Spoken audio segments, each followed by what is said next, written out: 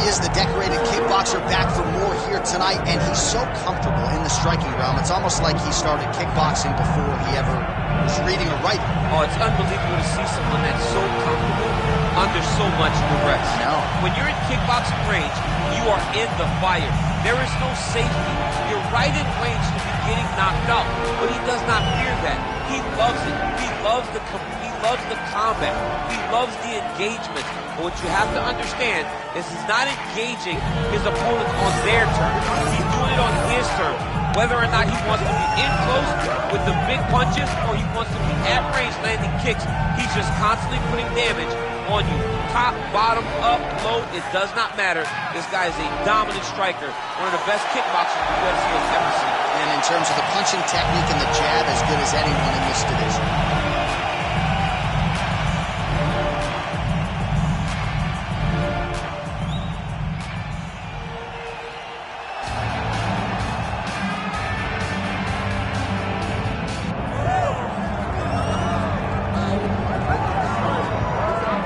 So here's a fighter that a lot of people have been talking about here during fight week, really just because of the nature of his skill set. I haven't seen much in terms of a glaring weakness on film. Your thoughts? It doesn't seem like there is one. You know, when you're watching the film and you're critiquing him, there's not much to critique. When you're trying to break down where the weaknesses are, there aren't many. The guy can wrestle, he can grapple, he's got tremendous cardio, great top control, insane durability. He's got it all. He's one of the best mixed martial artists we have seen come on the scene for a long time. But he's got to continue to prove it if he wants to stay where he is right now in the UFC. And perhaps his greatest asset, at least thus far, has been his instinctual nature in the octagon, right? Just knowing which skill to employ at the right time. And certainly he's got essentially every skill you would want in an MMA arsenal.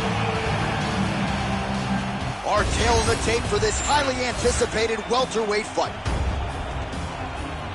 All right, now to get us started, we go inside the octagon where we find Bruce Buffer.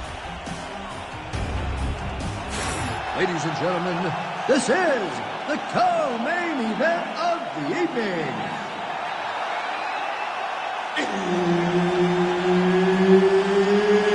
It's time! This fight is 5 rounds in the UFC welterweight division. Introducing first, fighting out of the blue corner, walking Numeza Barkley. And now introducing his opponent, fighting out of the red corner, Jack Della Maddalena. And there's Herb Dean. He will handle the action inside the octagon. Good. All right, here we go with round 1, featuring Perth, Western Australia's Jack Della Maddalena. You know what he can do with his jab. Undeniable death touch power in both hands. But at times his kryptonite has been the wrestling. Not to suggest that people have taken him down at will, but this division, unlike a lot of others, has mostly wrestlers and grapplers in that top 10. And you got to think Jack Della Maddalena has shored up that part of his game, knowing that most of these combatants are going to try to take him down.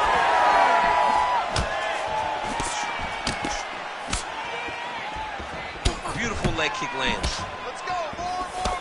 Oh, punches in bunches as he lands another combination there. Really doing a nice job stringing his shots together. He's doing a great job of stringing the shots together and also just mixing up the target and the attacks. Great job finding different places for his strikes to land. Oh, big elbow. How good is this action about a minute in? I think I'm gassing out just watching this thing. I'm exhausted trying to call all the strikes that these two men are throwing at each other. What a fun fight. Yeah, hate to be the punch counter tonight. All right, so that takedown could be big, could be a sign of things to come. At the very least, you know the kickboxer does not want to be on the canvas on his back. He doesn't, John. And if you're a kickboxer, you don't want to be playing catch-up. You got to defend before he starts his takedown process. If he's on your legs and he's working towards the finish, you're too late. Big ground and pound.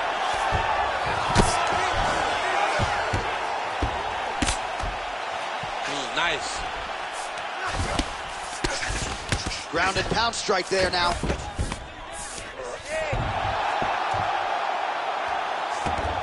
Oh. Well, he's on his back, but he's moving his... Oh, huge elbow!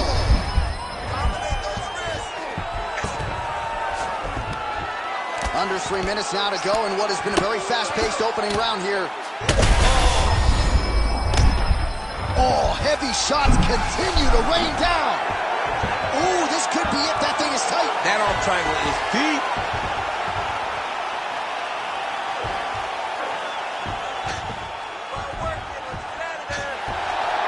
Oh, he's got the choke. He's got the choke. It's over. It's over. Oh, he gets out. He was able to get his momentum going back towards his opponent, then back in the opposite direction to get his hips back and his chest down towards the mat. And you just spilled your popcorn all over the broadcast table. I absolutely did, John. You know I love popcorn. Oh, tags him with the overhand. Well, now you see some visible damage on the side underneath the elbow. He told us he was going to invest in the body, and he hasn't missed a whole lot tonight. You didn't expect him to do it this effectively. He's done a fantastic job of following the game plan.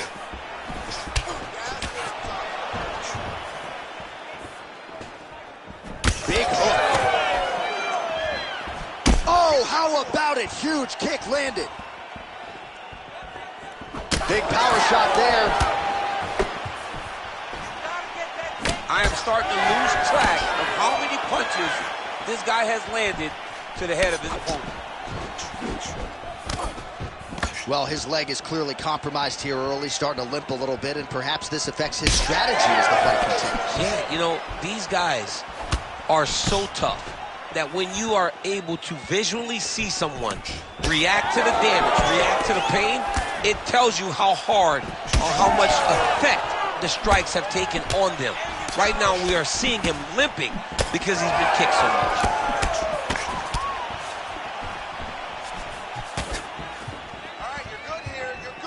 Under a minute now to go. All right, so a high-amplitude double leg takedown there. Now we'll see what he can do with it to try to advance position on the ground. You knew that he was going to attack the double because he's such an explosive guy. He got it on the hips, finished the shot very quickly. Fantastic job. Oh, so an interesting decision there as he decides to stand up and relinquish the dominant position. That is a huge shot right there, DC. You don't want to eat too many more of those. No, and he needs to start looking to finish now because he's got his opponent hurt very bad. Left hook, right hand. And now a left. So he's really starting to put together some significant body shots here. These are going to take their toll as this fight goes on.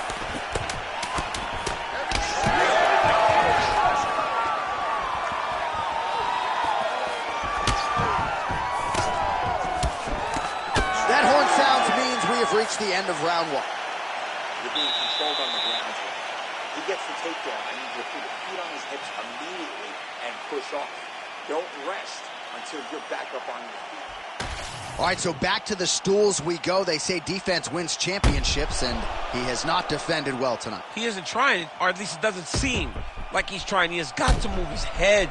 He's trying to react when the punch is already coming, and that's not working. If he takes many more of these shots, this fight is going to be stopped due to the swelling. You ready to fight? Ready. Go. All right, round two.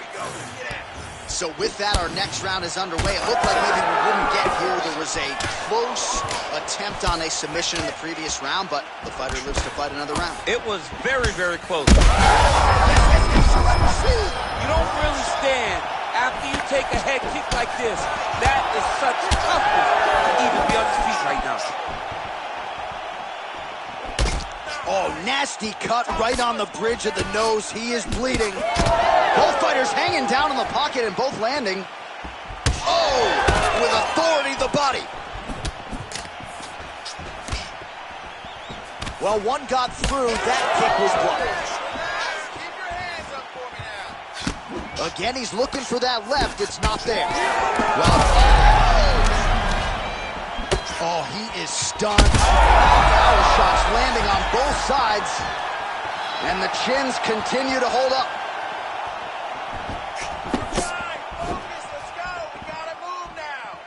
Well, he rocked him, but couldn't finish. He rocked him. He hurt him bad. He couldn't find that one shot to close the door. Could not shut the lights off. And now he's tasked with trying to find that shot again. Man, that is loud. Another strike lands for the kickboxer. He really found that flow state pretty early in this fight, and he hasn't looked back. He found it really early. And when this guy gets into his groove, he is hell on wheels. And right now he is showing why he is such a high-level, high-regarded kickboxer. He is outclassing this guy. Beautiful level change. Working off of his back here. Looks like he may try to hip escape. All right, so now blood is a factor. You see that he has been opened up in that eye area. Yeah, he's got hit in the eye, and now there's a cut. But it's nothing to worry about too much now. But he's got to be very careful with it as we go forward. Pretty good head movement. He's avoiding a lot of these ground strikes. Oh, he got to his spot. All right, working on the ground here. His opponent's feet on the hips. This pace is just absurd, and he has kept it up throughout the fight. Shades of Max Holloway against Calvin Kattar, punches and punches. I mean, being there, watching Max Holloway do what he did was super impressive. So to even list this performance alongside that tells you how this guy is fighting tonight. Oh, he smells blood in the water. Got to start looking for the finish here. Nice leg kick. Oh!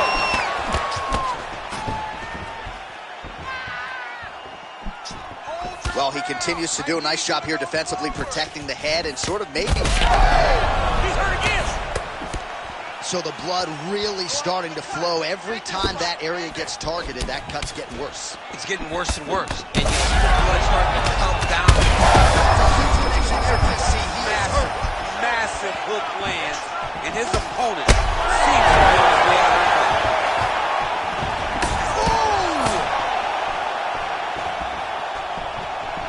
Oh, he lands a massive kick here. Oh, huge left. Big right hand. Down the middle. That was awesome.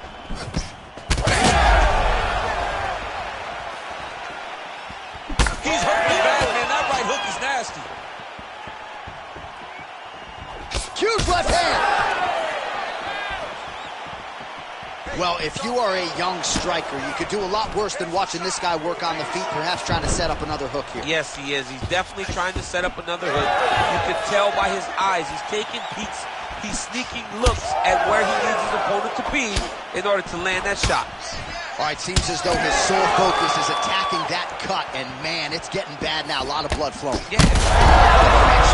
There, his opponent could be out of here soon, DC. He's almost done. I mean, when you get hit with a shot like that, you don't know whether to run, hide, grab, or wrestle. He's confused. He's as confused as he was on his first test in elementary school. Oh!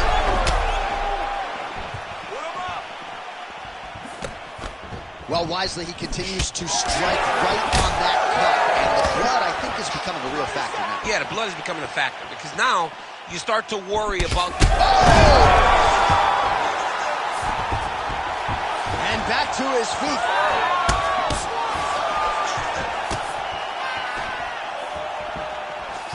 Punch got blocked there.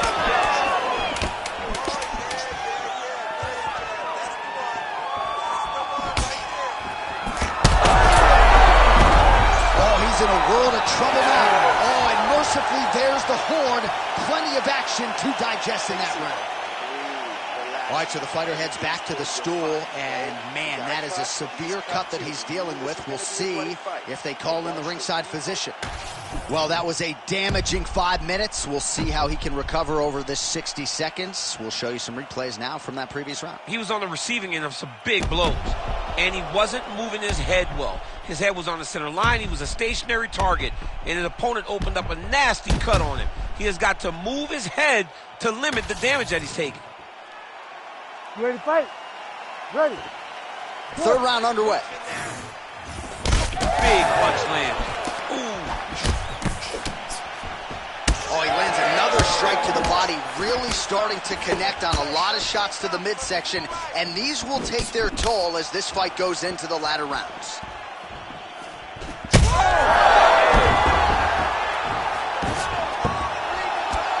Oh, lands an elbow, didn't open him up, but very well could have.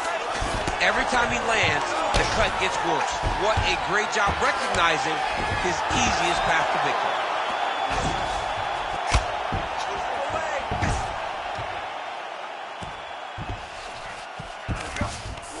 Yes, smart adjustment, yep.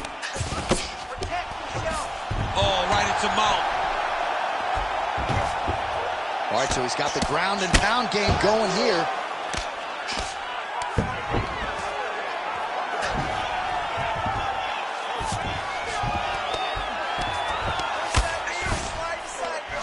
Nice transition.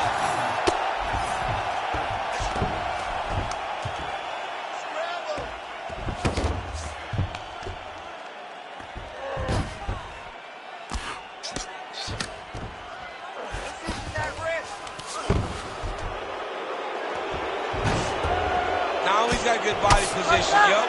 Well, if you like blood, maybe this is the fight for you, but that cut just continues to get targeted by his opponent. He's a bloody mess, Jay. He's been beat up. The guy has been targeting the eye, and now the cut is at a stage that I don't know if he's going to be able to be in there much longer.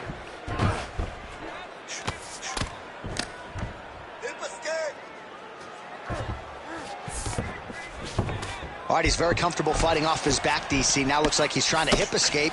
Yeah, he's trying to hip escape or maybe look for a Kimura here. He goes back to the well and lands another strike from the top. And now you can see the swell.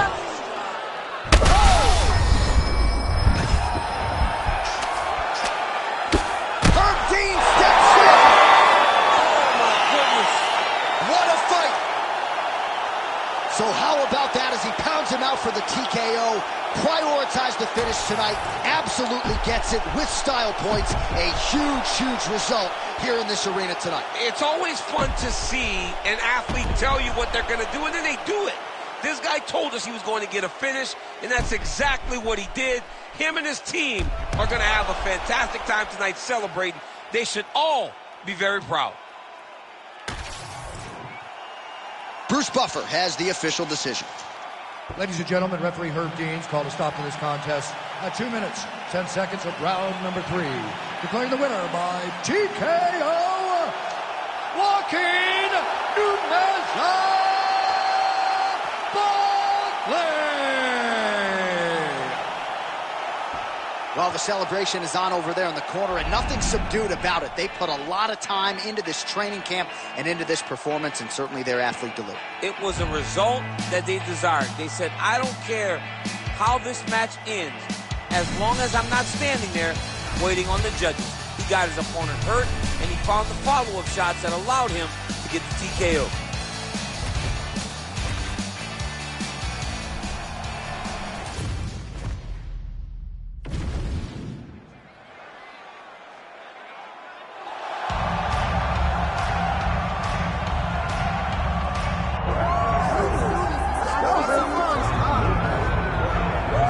All right, DC, you've had a lot of high praise for this mixed martial artist leading into the fight this week. He is as well-rounded a fighter as we have in this division, and kind of a case of pick your poison. He can do it all.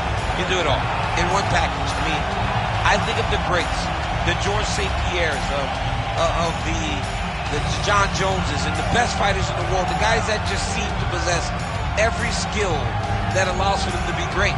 This man has that. He has that ability. How does he implement that? How does he use all those skills in order to get his hand raised? He's done it time and time again. Big task tonight. But I would imagine with that skill set, he can get it done.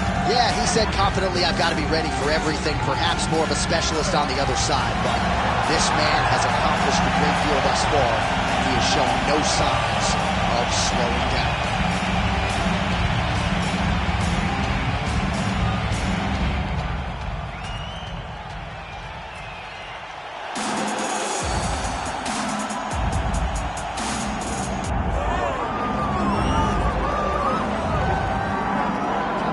Well, a lot of people felt like he was going to go be a professional kickboxer. There's more money in the UFC, though. That's why he's here. We'll see if he can kick somebody's head off here tonight. I mean, he's going to look for it. You know, we have seen great kickboxers come into the sport before. We have not seen many that come with the background, with the tradition and the history that this man has in kickboxing.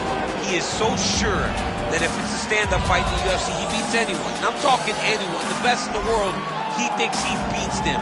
But he's going to have to show that he can stay upright. Because this ain't kickboxing. This is mixed martial arts. You got to make sure you defend those legs, or you end up spinning 15 minutes laying on your back. That's right. We did have some fun in our fighter meeting. He said, would you guys prefer a knockout with a kick or a punch? And we said, hey, man, we want to see you throw those feet. So we'll see if he can get the knockout here tonight in what is a very interesting stylistic matchup.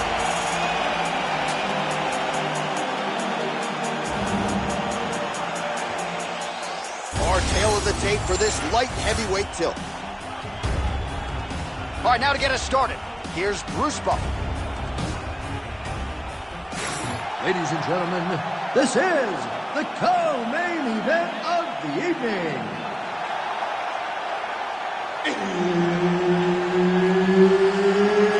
It's time! This fight is 5 rounds in the UFC light heavyweight division. Introducing first, fighting out of the blue corner, Atomic Alonzo Manafield. And now introducing his opponent, fighting out of the red corner, Ovis St.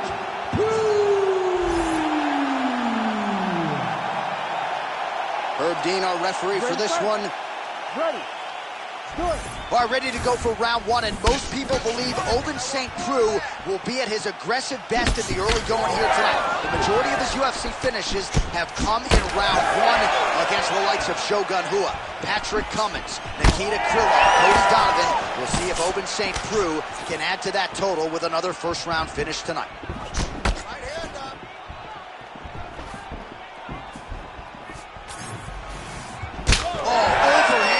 Dome. I don't know how many times he can get hit in the head and stay in this fight. Found a home for that punch. Trading huge shots. Let's see who's going to be the last man standing. Oh, strike lands cleanly there, champ. Calm down. Loads up on the right hand and lands. He's throwing bombs. Every time they come into contact, he is throwing bombs. These guys are letting it fly. What a pace that they're fighting at. Edge of your seat action as expected so far. Big left hand. Like that.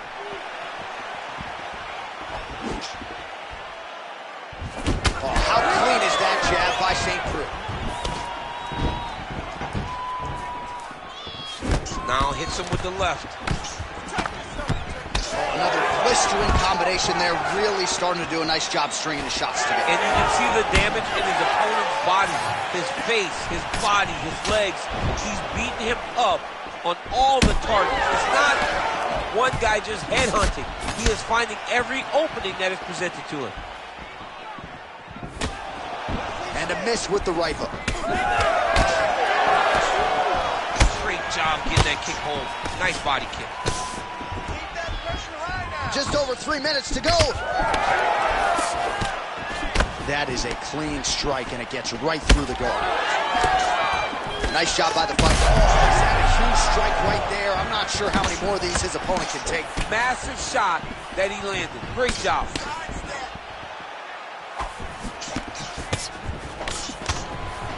St. Preux gets hit with that stiff jab there.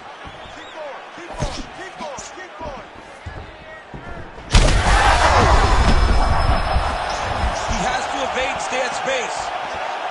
Oh no! Take your face. Move. Take your face. Take some shots. OSP gets the takedown there. Just over 2 minutes, round 1. Oh, and he escapes up to his feet. Very nice. St. Preux's eye appears to be closing up by the second. Oh, big head kick there.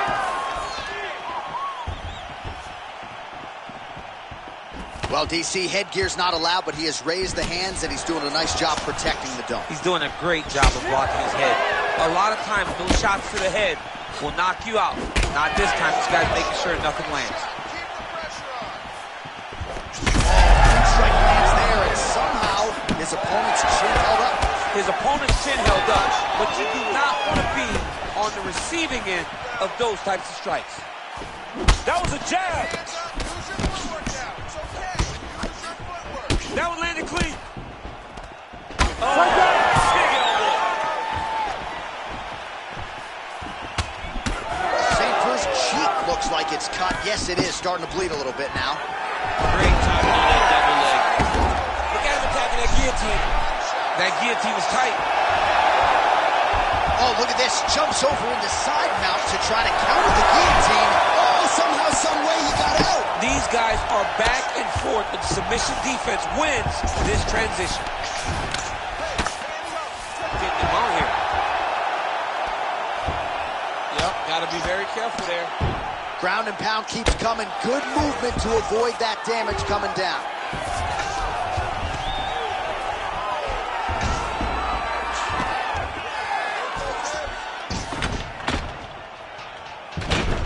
Seconds to go in round one. Postures up now and lands a vicious head strike. Moving his head here on the ground, Shane. I mean, this guy is very active off of his back, and it helps him to evade those strikes. Gotta be careful here. St. Cruz back in full mount. Round two next. Stop. All right, there's the horn indicating the end of the round. So potentially a big factor here, ladies and gentlemen. The cut on the cheek sustained in that round. Certainly better to be below than above the eye, but the cut man's got to get in there and close that thing up. All right, as they attend to the damaged fighter, we will re-rack some replays for you. A lot of damaging strikes landed by the opposition in that previous round. Well, him just not really paying attention on the defensive side has made his opponent look like an absolute world beater. He's a good fighter, but he has never looked this good, and that is partly because his opponent is not defending. You ready to fight? Ready. All right, let's get to round two. All right, so as this next round gets underway, hopefully the good action we there, he is officially rocked. A big, massive hook that really has put his opponent on skates. An uppercut landed. Now we're going. Back and forth we go. These two guys are trading huge shots. Back to his feet.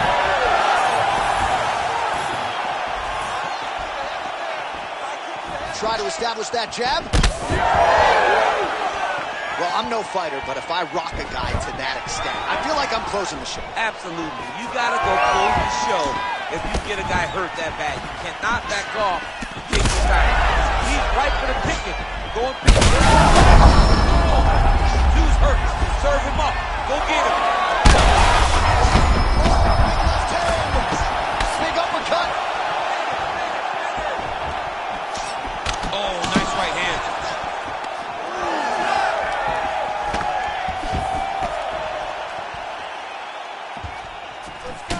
Well, this fight's been pretty crazy thus far. Both guys doling out a lot of damage, and neither seems too bothered by it, but clearly both parties are hurt. Both guys are hurt. Both guys are fighting beautifully. Both are showing a lot of... Oh, you hurt him bad. Man. Yeah, he's hurt really bad. Well, we may have the best cut men and women in the business, but I'm not... OSP! As many style points as you could produce. Whoa! Holy smokes.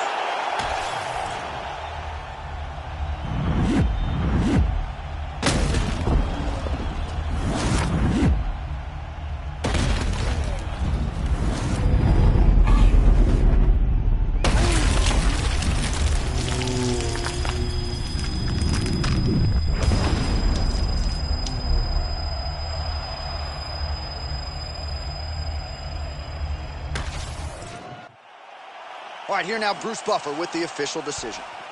Ladies and gentlemen, referee Herb Dean's called a stop to this contest at 1 minute, 41 seconds of round number 2. Declaring the winner by knockout, Ovis St. Cruz. And there is the man of the moment, and what a moment this must be like for a professional athlete, right? I know you enjoyed the birth of your kids, right? Yeah. But you knock out a man in a cage fight, I can't think of anything better. I mean, there's nothing like it. You know, you don't even hear the one that lands, that puts out your opponent's lights. And tonight, he got that done. And he should be very proud of the work he and his coaches got done tonight.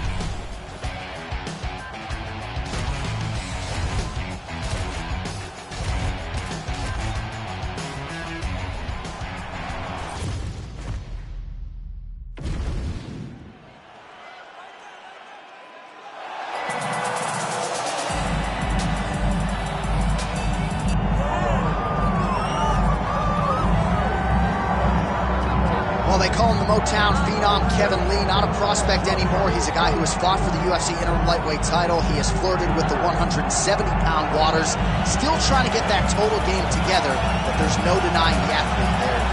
But he possesses all of that skill. Kevin Lee has tremendous wrestling ability. Kevin Lee has tremendous striking. He's a big, strong, powerful guy.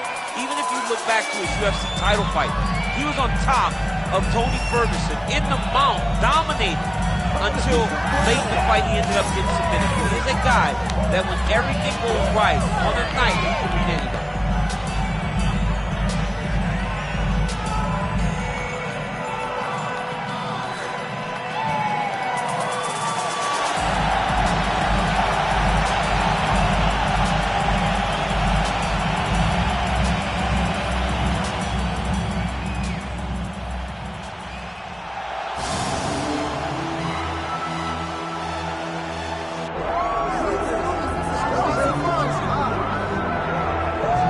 Well, if you like high-level Brazilian Jiu-Jitsu, perhaps this fight will be the one for you. You got to think his opponent is mindful of all the skills that he has in that area. Yeah, I mean, you have to be. If you are not aware of the dangers of grappling this man, you are doing yourself a disservice. You got to take note of what he does. He's so good on the ground. He's so comfortable on the ground that if you are there and you lose focus for 1 second, you're done. He's a high-level grappler, a guy that has a ton of accolades in jiu-jitsu, and you recognize it the moment he steps into the octagon. Yeah, a lot of different submissions on his resume, and going to be interesting to see how the opposition tries to handle this appreciable challenge in front of him tonight. All right, folks, with that, I'm getting anxious. Both fighters have graced the octagon, ready to go here from a sold-out Bell Center in Montreal, Quebec, Canada. And now our tale of the tape for this lightweight scrap. We send it inside the octagon to Bruce Buffer. Ladies and gentlemen, this is the co-main event of the evening.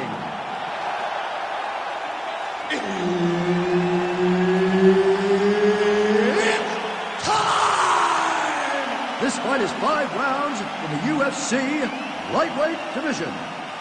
Introducing first, fighting out of the blue corner, Kevin the Motown Phenom Lee. And now introducing his opponent, fighting out of the red corner, Chase the Dream Hooper. Herb Dean, our referee for this one. Ready. Good. Let's see what type of start the Motown Phenom Kevin Lee can get off to here tonight. He has been a fast starter if his recent form is any indication, and he believes he's the better man in this equation in most lightweight contender matchups. So let's see if the Motown Phenom can get his hand raised yet again in this one. Well, as usual, suffocating work from the top here by Lee. And busy as he looks to improve position here. Another ground and pound strike gets home.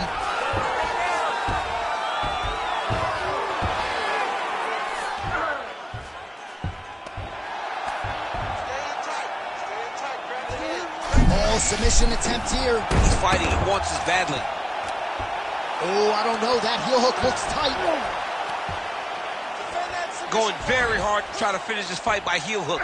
He has got to secure the leg and keep the hips past the knee. Oh, no. Nice job, Kevin Lee. All right, working inside his opponent's guard here. You cannot sit in these jiu-jitsu guys' guard. And you can't have one arm in, one arm out. Guys will start throwing up legs, chasing triangles.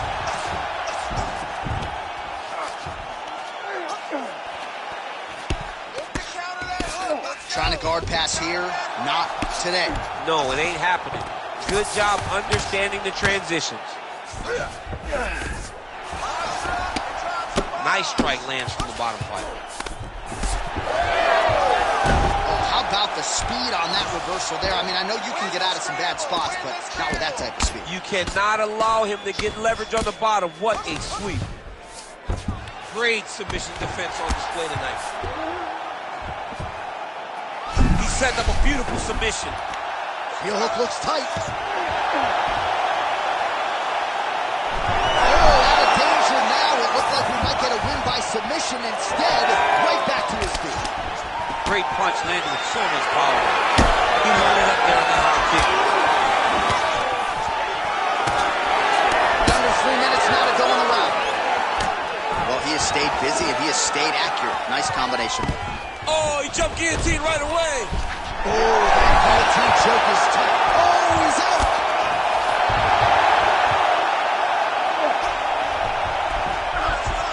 Nice defense. Well, defense doesn't always win championships in MMA, but how about the submission defense tonight, thwarting one attempt after the next? Yeah, and the fact that he's just constantly under attack tells you he was very prepared for the type of fighter that he was in front of. He knew there would be some submissions coming his way. He was ready to defend them, and he has done that beautifully. Lee's back in half guard, very comfortable here.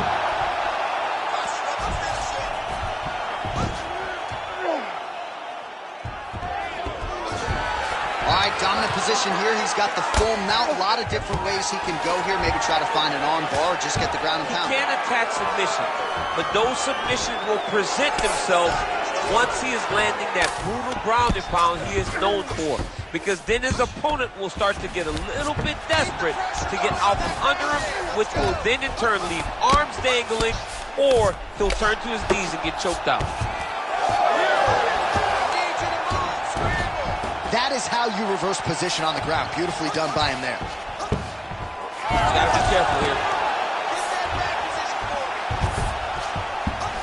That was nice. Not there yet, but might get the submission here shortly. Oh, lands with the ground and pound strike. All right, inside his opponent's guard here, DC. Don't play around here too long. No, you gotta either have 2 hands in or 2 hands out, or guys start to attack triangle. Under a minute to go. He's got to be careful here. Okay, just like that. Great submission defense. Landing strikes nicely here from top position. Oh, nice job to split his guard and get the ground strike home again.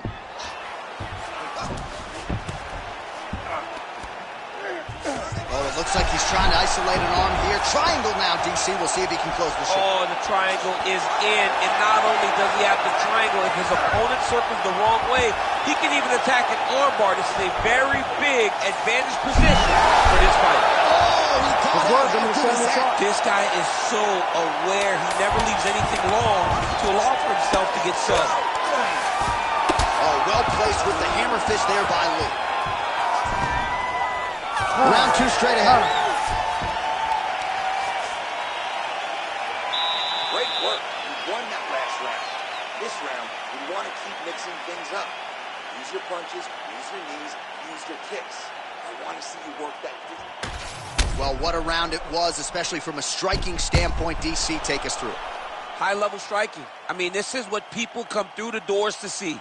2 men stand on a quarter, chest to chest, forehead to forehead, and let it all fly. I'm surprised nobody went out, but it does excite me for the next round. You ready to fight? Ready. Second round here. Okay, good. Let's take this. Lee gets caught by that straight punch, beautifully landed by the opposition.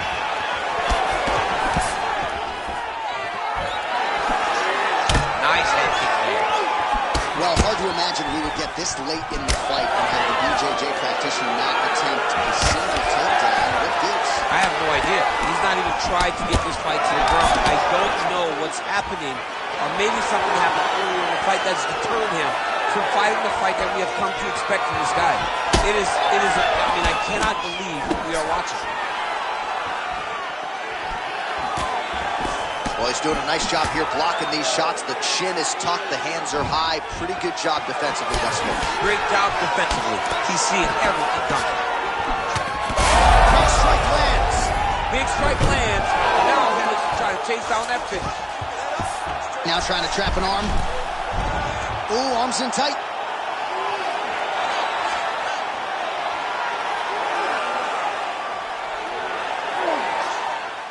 Working very hard to get this arm bar. He's close to the finish. He's got to extend the arm to get in the tap. He's having his way with him here. Gonna try to take his opponents back here, and he does.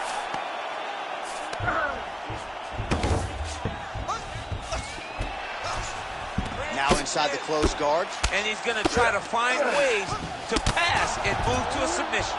Changing the position.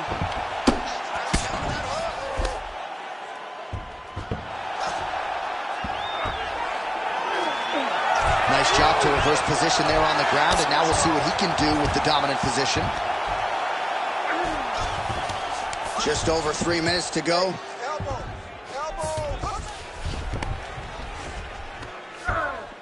Posturing up now. And now the damage is about to start. You can't take all those unanswered. He's working on the arm bar. What a tight arm bar. Oh, that's tight as he transitions to the belly down armbar. Oh, he's out. Notice how his opponent circles back off to his right. Back towards the side that his opponent was on, got his hips all the way across to release the pressure off of his arm. Beautiful submission defense.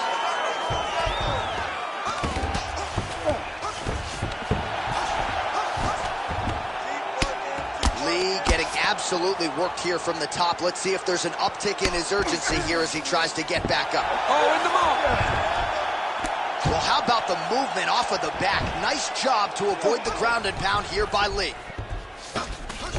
Oh, nice. Might be a submission attempt here, champ. I mean, you cannot sit in a full guard. When you sit in the full guard, you give these guys so many opportunities. Great shot from the top position. Ooh, going for a leg lock. Oh, I don't know. That heel hook looks tight. Great submission defense on full display by the opponent.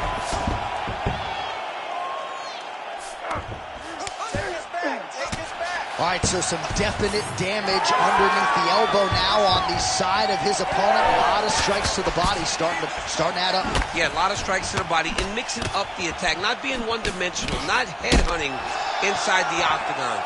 I think he has fought beautifully right now, and it's starting to show itself. So a much different approach for him here in this second round. He was a little bit tentative in round one, a little bit. Nice judo toss for him there. Look at him take the headlock, trying to pin his opponent's back flat on the mat. And you see him sort of move his body counterclockwise. Not much breathing room there. And the triangle. Oh, wow. Oh, submission defense on full display there. He said that he was very aware of what this guy brought to the octagon, and it showed in that defense. Ref will help you here. Just as the referee will never take a guy out of mount, they will not take a guy off of your back. You have to get him out of his position. 30 seconds to go in round two.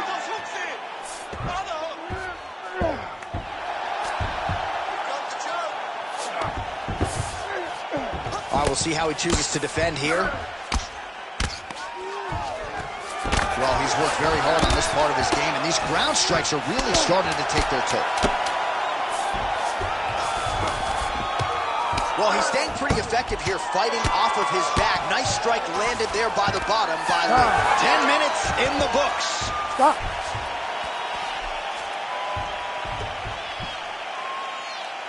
Great job that round. He won. Excellent. Deep breath. Relax. And let's go back out there and look for the finish. His arms are open. So, let's get the tape. Well, a lot of highlights from which to choose over those previous 5 minutes, DC. A lot of good work on the ground. You knew, John, going into the fight, that if he was able to get this fight to the floor, he would have the most success, and you saw it in that exchange.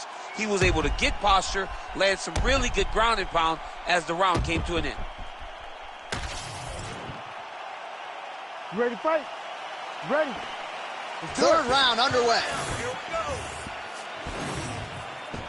Quick jab. He does everything so well. And he's huge connection by him there. He needs to get on his bicycle, John. He needs to get into space so that he doesn't get finished. Big right hand.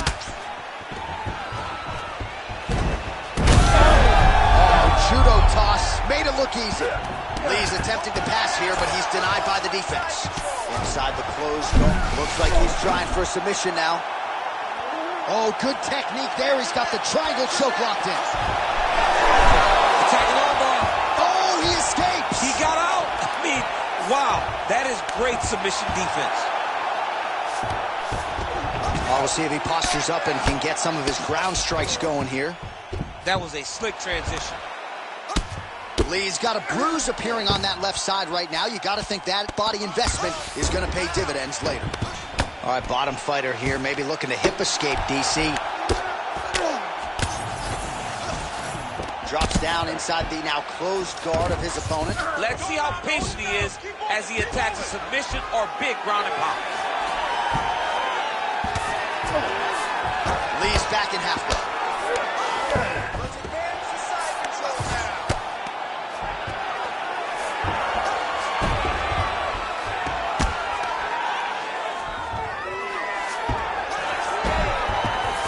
There it is. Now he's on the mount. This is a terrible position. Postures up and lands a brutal strike to the head. And there it is. Another strike gets through on the ground. Where's your guard? I mean, way to stay aware and stay safe defensively. Back mount now.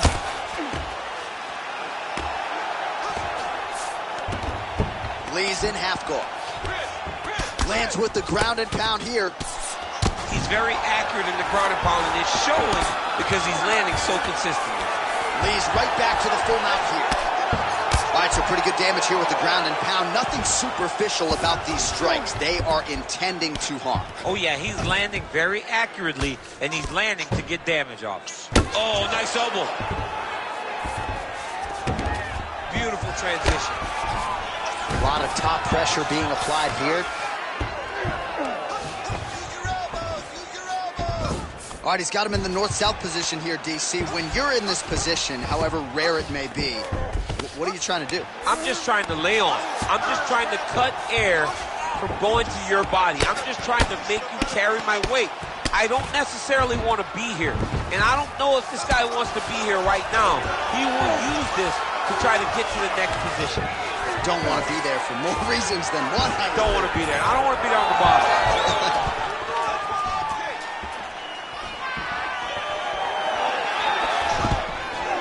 Takedown defense holds up. Oh, he's landed a high number of total strikes here in the latter stages of this fight. He's really picked up the pace and landing far more strikes than... Oh, he might get finished here. He ate that kick. He took that whole kick, yep.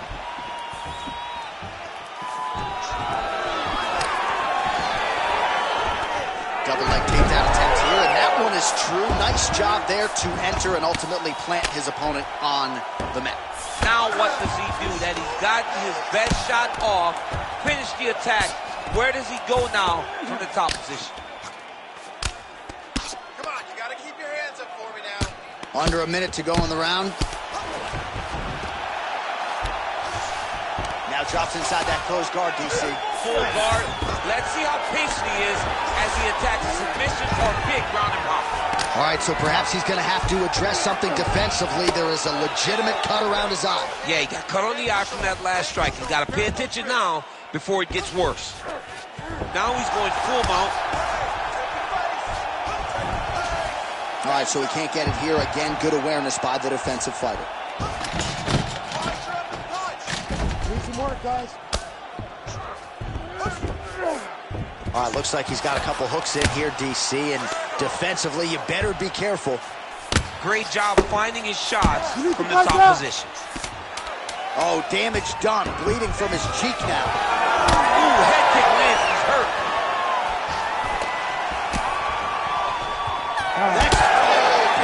Perfect shot there, DC, and one more of those, he might be out. I mean, the fight is going to be over. I can't believe he's still standing. That shot landed perfect. You've been here before. You've been cut. No worries. We like the taste of our own blood. Now's the chance to go out there and get it. All right, let us now look back at some of the highlights from that round, and there just aren't that many guys on this roster that can keep up this offensive wrestling pace over 15 or 25 minutes. But he's one of those guys. He is one of those guys that's able to continuously take you down even if you get up over and over. He has this ability to maintain that pace and pressure that he can wear his opponents down. That's why you see him get so many finishes as the fights progress. You ready? All right, here's round 4, fight scheduled for 5 5-minute rounds. Oh, you got to keep pressing here. Could be the beginning of the end. Oh, big left hand there. Man, these guys have some chins on them. Huge shots being landed on both sides. Oh, what goes up must come down as he slams him right on the canvas. Huge moment in the round. Oh, how about the judo toss there? Judo 101. In the half guard. All right, feet on the hips here. Trying for a submission here. That guillotine is very tight. Oh, he's out. Lee's now dealing with a cheek cut. Trying to recover full guard there. Oh, good shot landed there from the bottom. Oh, so an interesting decision there as he decides to stand up and relinquish the dominant position. And that one certainly found the target. He blocks the shot. Oh, we told you we'd keep an eye on it, DC. That cut is starting to open up wider now, and he continues to target that area wisely. Well, when you saw it right away, it wasn't that bad. But as he continues to target it, you can start to see it opening up. Look for him to continue to go down that route to try to get this victory. Nice spinning attack there, and able to land to the body. And both fighters exchange in the pocket. Push kick there to the body. Stuffs the takedown, no problem. Beautiful takedown by him there as he lands another one. He's keeping the stat guys busy tonight. I mean, over and over, takedown attempt after takedown attempt, and the cardio. The cardio to wrestle that much is so impressive because his opponent is getting back to his feet, but he's got this ability to continue to chase takedowns. Man, look how flexible those legs are. He's got him in rubber guard. I don't think I can do that. Really using his physicality to his advantage now. He lifted up the neck and slipped his arm underneath to try to get a choke. You gotta be kidding me. He's out. Great defense by this fighter. All right, half guard position for him here, and I can hear Dominic Cruz in the back of my head just screaming about underhooks somewhere. Yeah, he loved, I mean, but he's right? He's so right in terms of if you're on your back in the half guard, one thing you can't be is flat on your back. You need to be up on an elbow. Right. You need to be half on the side, and you need to control the far side underhook. It is a battle for underhook when you're fighting in the half guard position on the mat. All right, he's hanging out inside the closed guard of his opponent here, DC. You got to be careful. Oh, good defense, yes. All right, he's got side control here, DC. You know, he's got a lot of different submissions in his arsenal once this fight gets to the ground. A lot of top pressure being applied here. Lee's back to the side control now. Oh, he's got him in a crucifix now, DC. All of that body weight on his opponent. He's got all the weight on the upper body. His feet are free to do whatever. But the arm stuck between the legs, he is now going to start dropping hammer fists. He's going to start dropping. Takes his back now. Look at that. Recognize he was about to lose position. Lee's looking to pass out of the half guard here and get that side control, but he is denied by the opposition. All right, rubber guard for him now, DC. We haven't seen you lean on this, Neil. No, I can't get those legs up there. Come on, man, look at these tree trunks. They don't go up around nobody's shoulders. I like to keep my feet on the ground, and I like to grind. That's what I'm known for. But this guy has that dexterity. He has that ability to throw up the rubber guard, to be able to threaten from a position where his opponent was trying to find safety. There are many, many attacks here. Let's see which one he chooses to go after. 45 45 seconds remain in the round.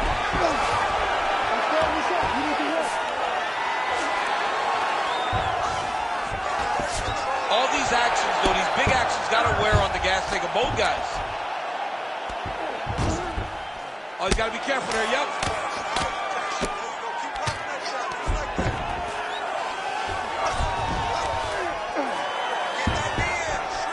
Oh, getting leaky now. The hard ground and pound has opened up a cut.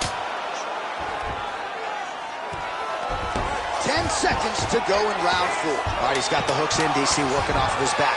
Now look for him to attack the neck of his opponent to try to get the rear choke.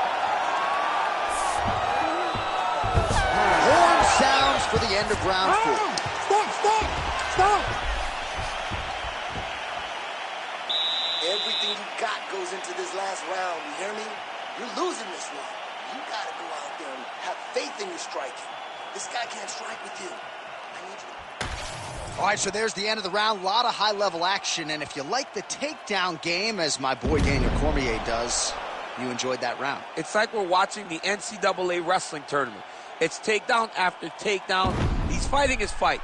He's able to change levels, drive into his opponent, and secure takedown after takedown.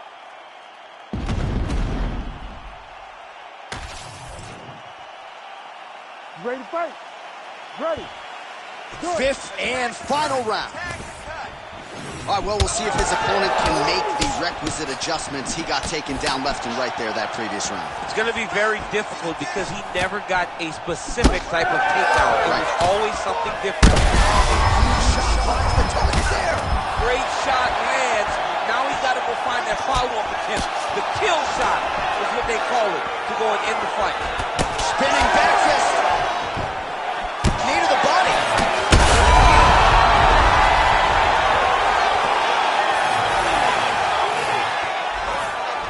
Nice leg kick. Well, we got a lot of blood now, ladies and gentlemen. I think my mother just turned off the TV, but every time that area gets targeted, that cut is getting worse and closer, theoretically, to the end of the fight. Yeah, and, you know, when you got a person like this in front of you that is so good at what they do, when you are bleeding like this and the work is showing, you got to try to find a way to stop there.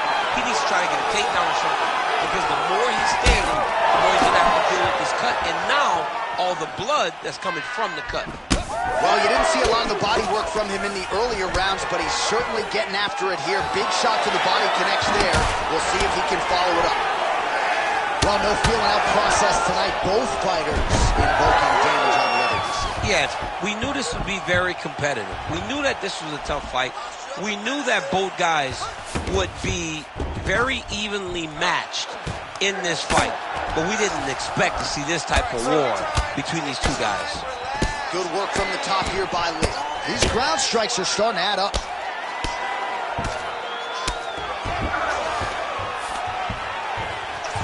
Just over 3 minutes now to go in the fight. Well, he continues to manhandle him here on the ground. Oh, reverses the position there. Nice transition by Lee. He passes to half. Watch yourself. Control the wrist. Man, how fun is this to watch as he continues to dole out damage with the ground and pound? Take it back to the days of guys like Mark Coleman, just beating people up in the ground and pound. This guy is a throwback fighter. It's very fun to watch. Yeah, the Godfather would be proud. Oh, man, the blood is flowing now. I know a lot of you like it. Oh, now he's going to find himself in a little more danger. Lee's in half guard now. Oh, right into mount. All right, close guard now. You got to be careful, though. He's got a lot of submissions off his back. It's okay. Use your footwork. 2 minutes now to go in this one. Lee's back in full mount.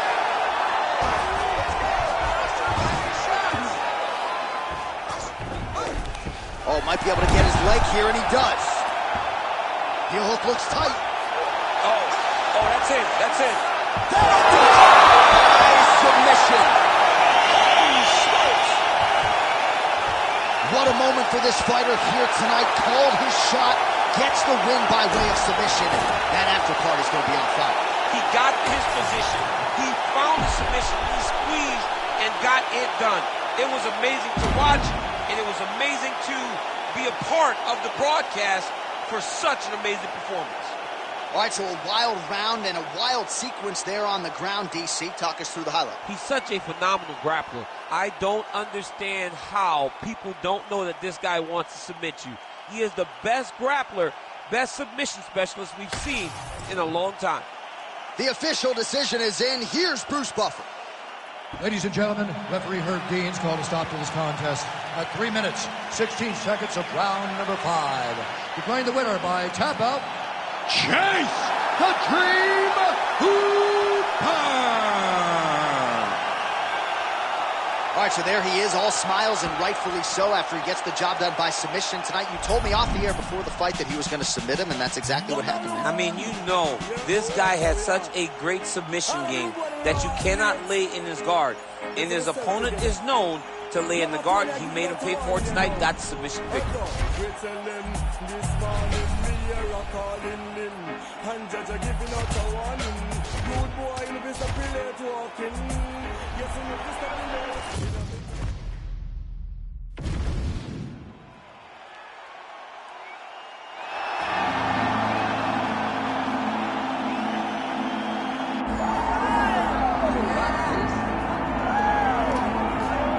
All right, so the kickboxing world didn't have a whole lot more for this young athlete, so she crosses over into mixed martial arts, and the results have certainly been there in the UFC thus far. The kickboxing was fun, but she wants that $3. She came to the UFC to get paid, and that's exactly what she has been done. She has been a bonus machine, knocking people out and taking them out. She wants to win fights standing, and she wants to be exciting. That is exactly what she has done, and with her skill set, she can replicate that time and time again. And she really is a joy to watch, right? When she starts switching stances with the footwork, great defensively, attacks the body. She's got a beautiful kickboxing game, and she is looking to display those skills to the world on the biggest stage of her career here tonight.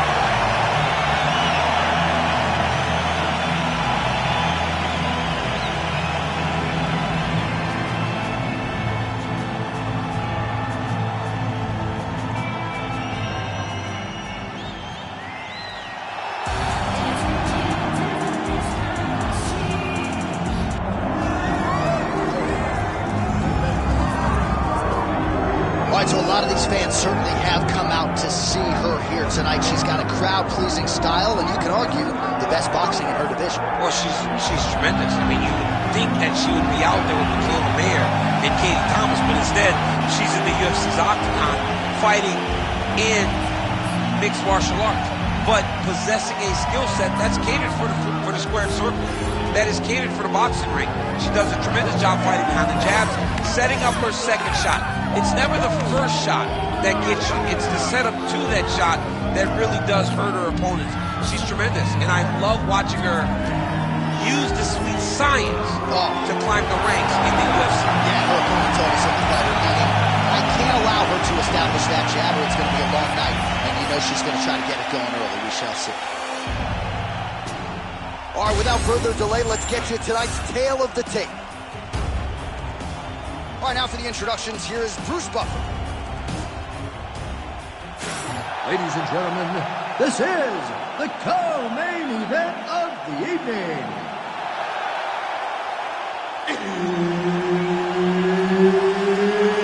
It's time! This fight is 5 rounds in the UFC bantamweight division.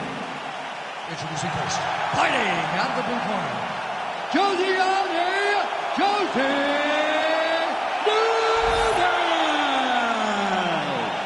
And now introducing her opponent, fighting out of the red corner, Arena Eldora!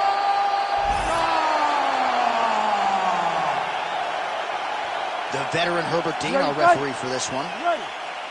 All right, so here we are back at Bell Center here in Montreal, Quebec, Canada, and D.C. This is the loudest MMA venue that I have ever been in my life. John, I feel the same thing. UFC 124. When I walked out of the back with Josh Koscheck, I had never heard anything like the crowd in the Bell Center before he fought Georges St. Pierre. These people cheer, and they cheer loud for their guy. Just missed with the left there. Catches the kick there. We'll see what she can do with it. Trying to establish the jab early on here.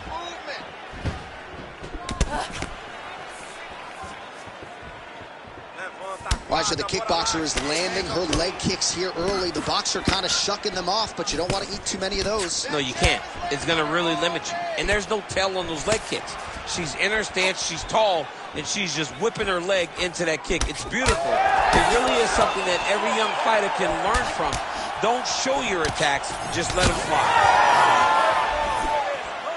Frantic pace early on to this one. Always be closing. Busy in the clinch here. The punch is good. Nice hook lands by her early. A little bit of extra sauce on that one as well. She felt like she'd be able to get inside and did a nice job to close the distance there. Well, she knew that if she threw it, she had to throw it with intent. That was with intent and landed with a lot of impact. Well, I hope the judges recognize that she's blocking the majority of these shots. She's doing a beautiful job, I think, defensively. She's doing a great job defensively. Oh, nice body shot.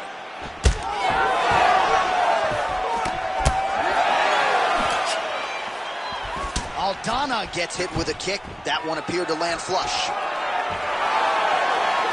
We march on, 3 minutes to go. Sniff that one out as she blocks the kick. Oh, and there's another leg kick. Just out, right? I mean, now she has sort of rendered her opponent, as you see the damage, a one-legged fighter. She is fighting a one-legged fighter, a wounded gazelle right in front of a hungry lion. That is not a great position to be.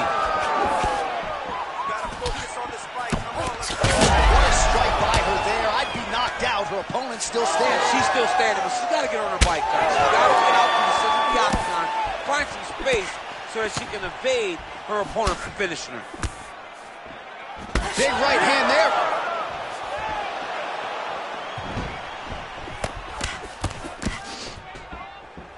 Well, masterful job by her defensively yet again. You're not winning all the time when you're playing defense, but a nice job to raise the hands there. She keeps her hands up, keeps her chin down so her opponent is not getting through with any of her headshots. Ooh, uppercut lands. Let's go, use your hands. Come on, keep it moving. That leg kick hurt. That one was thrown to end the fight. Yeah.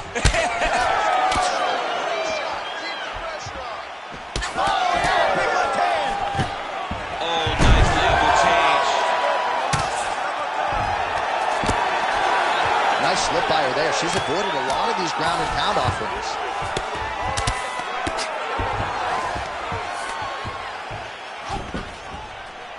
Pretty accurate there from bottom position. Get that side control going.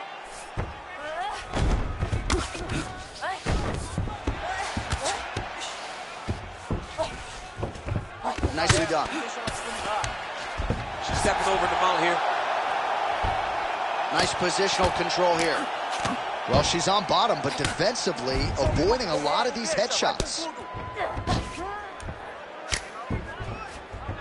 Under a minute now to go in the round. Let's go. You got to control the situation by holding out wrist. And very effective with the ground and pound. Let's go. I need you to posture and attack.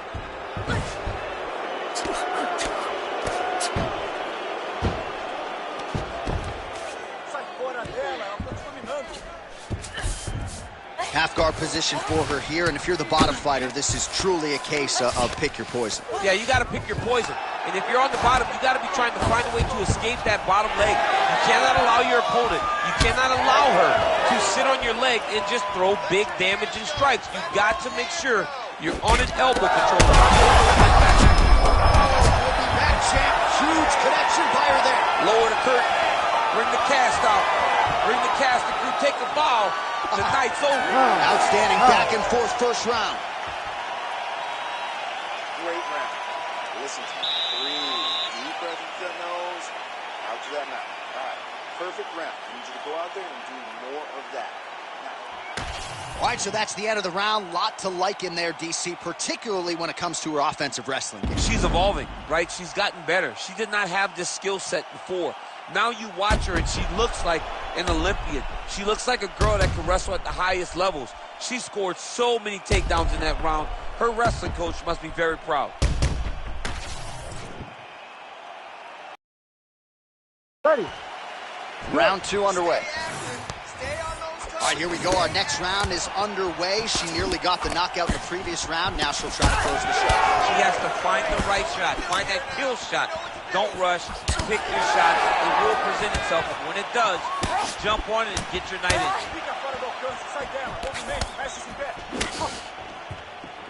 Aldana gets hit with a kick. Olha o direto, vamos lá, usa o direto. Whiffs on the right hand. Nice. Is that a huge strike right there, DC? Great shot landed. Now she's got to go chase her down and get another one off to finish the fight.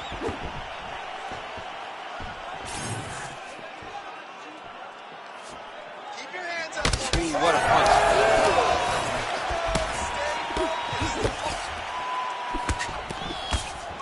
Real quick leg kick. Nice, good. Keep that pressure. They're about to break. Irene Aldana gets lit up by that straight punch. Bora, levanta a guarda, bora, keep those hands up. Well, she keeps prioritizing that calf kick, and now her opponent's calf starting to show signs of bruising. She just took them. She had to check them before they started to accumulate. She's starting to really struggle with that calf now.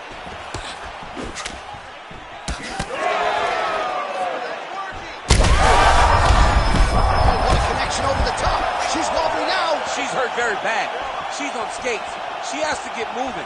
If she stays in front of her opponent, she's going to take one more. That's going to end the night. Well, her striking has been great. Oh, she's hurt. Yep. Big right hand. Massive left hand.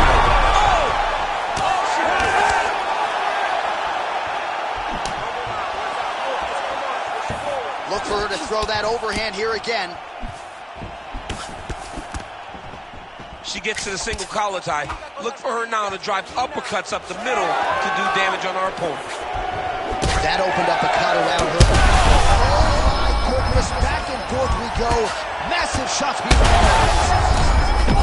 Feels like the beginning of the end. What a fight. Looks as though her leg might be hurt here, limping a little bit.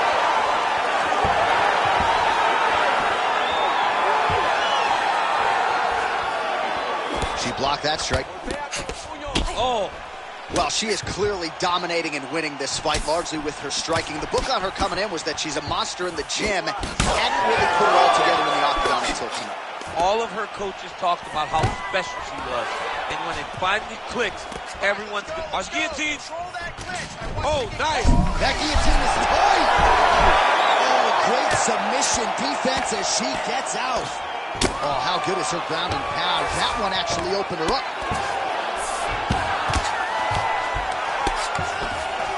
She's got side control now. Maybe some of those knee strikes to the body. A lot of different things available to her here. Now, in the side control, you may feel like the bottom person that you have a lot of outs, but there is a lot. Oh, heavy shots raining down.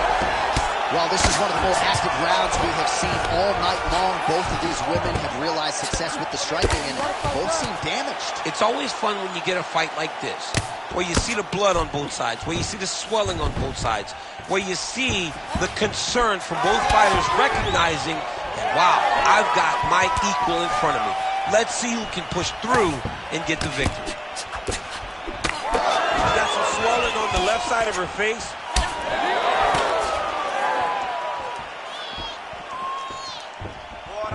Missed on the right hand. Nicely done as she closes the distance to attain the single collar tie. All right, referee steps in here, and I think it's the right time to do so. He's going to call on the doctor to look at that swelling around the eye. We'll see if she is allowed to stay in this fight. She wants to fight, but I don't know if she's going to be able to continue. There's a lot of swelling around that eye. She says, I'm fine, I'm fine. The doctor corrals the referee, and at least for now, this fight's going to continue. Very rarely do you win that argument with the ringside position. I'm good, I can still fight. They're like, yo, we got to save you from yourself, but she got the job done. She's going to have to make some adjustments.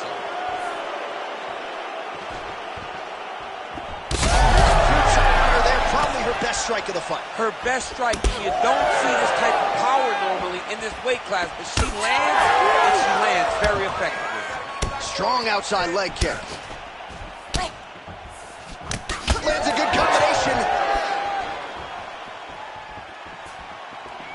And just misses. Oh, big shots landed by her now.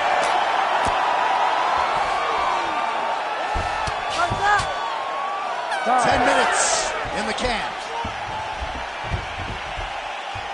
All right, so the round is over, and this fighter's eye is swollen shut.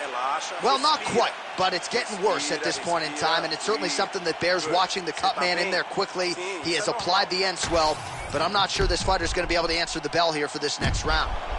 Well, she is unrecognizable with all of that swelling. Let's see if we can isolate exactly what caused it. What happened to her face, John? She's not the same person that we saw walk into the octagon. She has not been good defensive. She's got to change something. Maybe a takedown. She's got to limit the punches landing to stop all this swelling. Ready. Third round underway. All right, our next round is underway, and if you're a UFC fan and this is your first... Oh, huge right hand!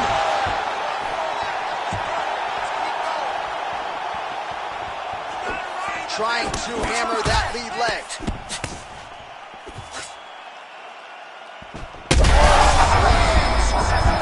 I mean, that is a big shot to the head. I cannot believe she's still standing. Oh, nice kick.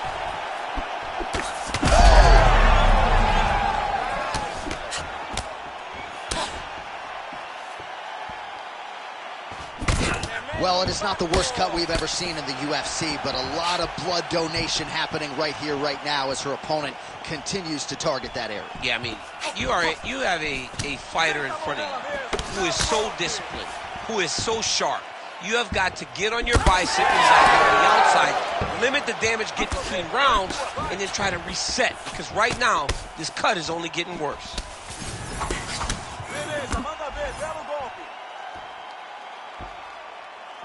Nice kick, yep. Well, she has not responded well since getting knocked down by her opponent earlier in the round, and she's clearly losing this fight. She's losing this fight. She looks defeated. She looks deflated. How is her corner going to get her back into the fight?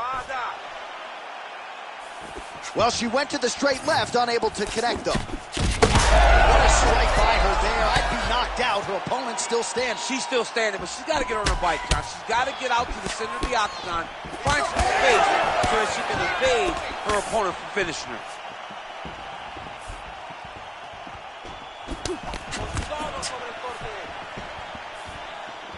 She lands a beautiful leg kick.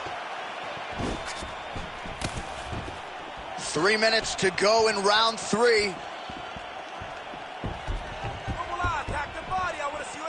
Just out of range with that left hook. Could be the beginning of the end here.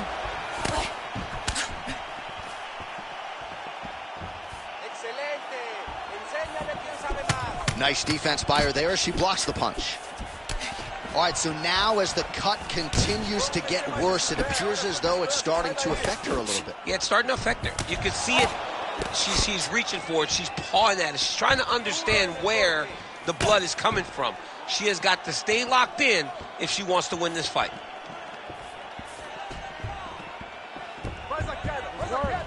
Well, how urgent is this fighter down the stretch? She is really lighting her up now. She found her range in the middle of this fight, and she is making up for lost time.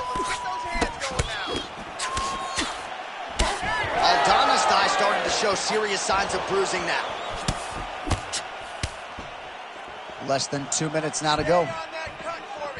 Looking to establish the jab here. Nicely done by Aldana.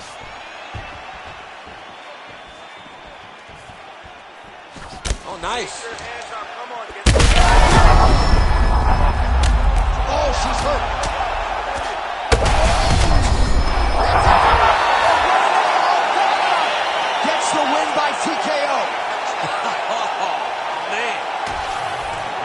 Well, there is going to be no denying her now. A huge TKO result here tonight, and this crowd is letting her know.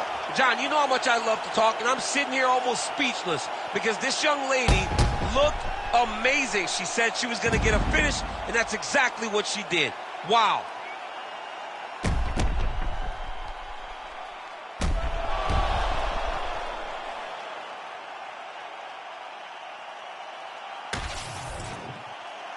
All right, here now, Bruce Buffer with the official decision. Ladies and gentlemen, referee Herb Dean has called a stop to this contest at 3 minutes, 21 seconds of the third round, declaring the winner by TKO, Arena Aldana.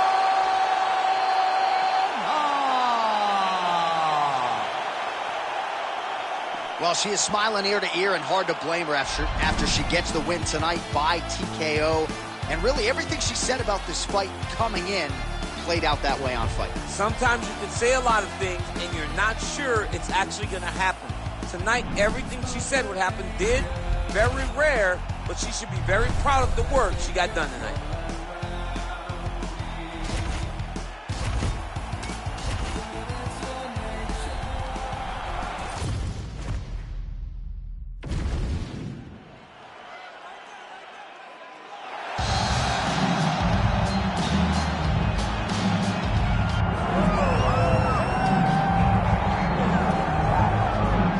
Well, it's always tough when you draw that high-level wrestler who has a lifetime of experience in a one-on-one competitive situation. Prevailing wisdom is he'll have the wrestling advantage in this one too. As his dad said, the moment he introduced him to the sport, he knew that he was made to be a wrestler. The kid slept in his headgear. He only wants to wrestle, and by doing that, he puts you in danger. He's constantly in your face, constantly trying to dig at your gas tank.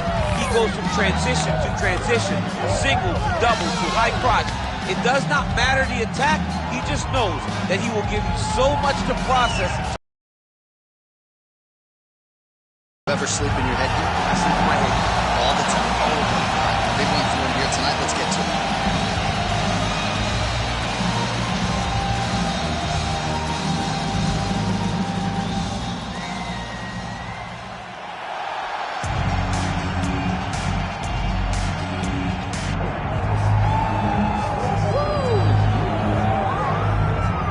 Here we go. If you like fascinating stylistic matchups, perhaps this one is for you. We have got a decorated BJJ practitioner here, and a lot of no-gi success. So most people believe that as he crosses into the UFC and gets deeper in his MMA career, he's going to realize a lot of success. Well, that translates.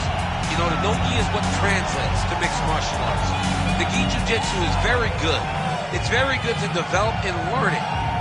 But the no-gi relates more to fighting than anything. The no shirt, the no nothing to grab.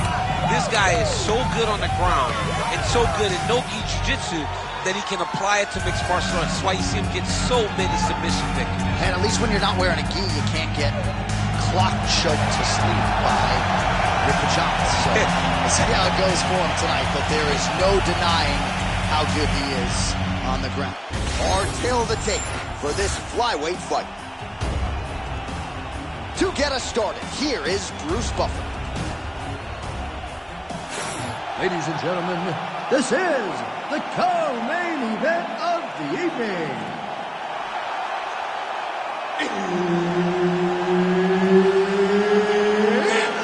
Time! This fight is 5 rounds in the UFC flyweight division. Introducing first, fighting out of the blue corner, Joseph Joe B-1 Kenobi Benavidez. And now introducing his opponent, fighting out of the red corner, Tim Elliott. Herb Dean, our third man in the octagon for this one. Let's do it. All right, here's Tim Elliott as we get this round underway. He is a certifiable wild man, but perhaps that shortchanges his skill set just a little bit. He's an outstanding jiu-jitsu player. He has shown definite development on the feet. James Krause Jason High and his coaches deserve a lot of credit for that career progression, but the focus for Tim tonight is to be unpredictable. Certainly his opponent expects that this fight is going to hit the canvas at some point in time, but Elliott wants to give him a lot of different looks, switch the stances, and perhaps find some openings on the feet as well. Benavidez getting work here from the top. Let's see if he goes for a sweep to try to get back to his feet. Oh, nicely done there as he escapes back to his feet. Hook to the head lands flush there by Elliott. Oh, and there's that head kick. He kept talking about the opening that would be there on Thursday. Those words proving prophetic right there. I mean, his vision and his timing allows him to get that technique off. Benavidez gets caught with that punch. And now leather being thrown on both sides. All right, so 1 minute into the fight, and I'm not sure these fighters realize that we got 3 or 5 rounds tonight. No feeling out process at all. The moment this fight started, these two... Oh, guillotine here! That guillotine is officially tight. Oh, how good is that as he gets out? That is great submission defense, keeping everything short and not allowing his opponent to get the submission victory.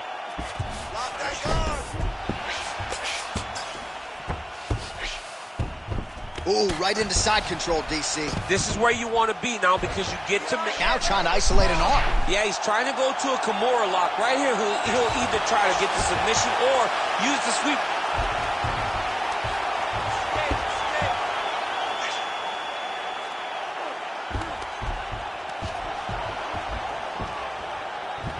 There you go. Now you got it. Now you got it. Stay tight. Finish it. That's it. That's the end of the fight. It's got to be. Let's work on standing this up. This could be the end of the fight. He gets out, though. Wow! Yeah, he did a great job of straightening his arm. And when his arm straightened, he followed the momentum going in that direction to free himself from that Kimura attempt. Oh, nice jab to the head there by Elliott. Oh! Big left hand there inside. Nice level change. He passed the half guard. Oh, great reversal to top position by Benavidez. All right, we'll see if he can apply pressure inside his opponent's guard here, DC. Getting him out here. Just over 2 minutes to go in round 1. Oh, he's got his back. Push. Get free. Benavidez is in half guard. There it is. Now he's running him out.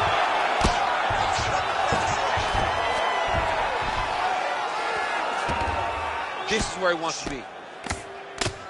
Oh, big elbow.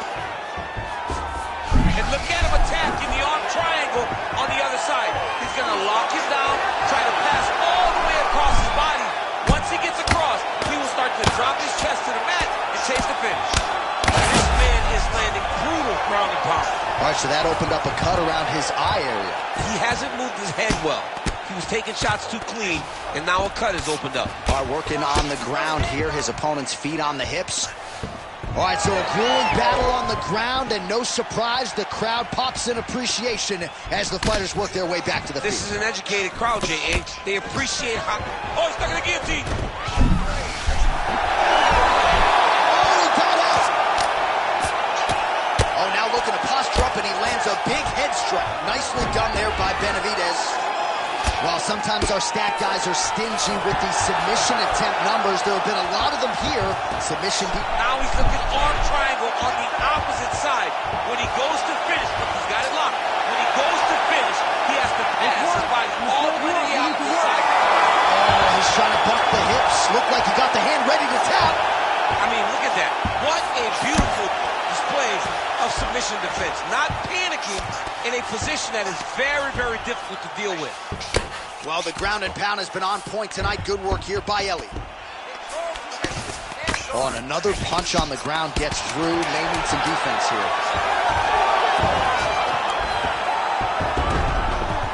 All right, we'll see if he postures up and can get some of his ground strikes going here.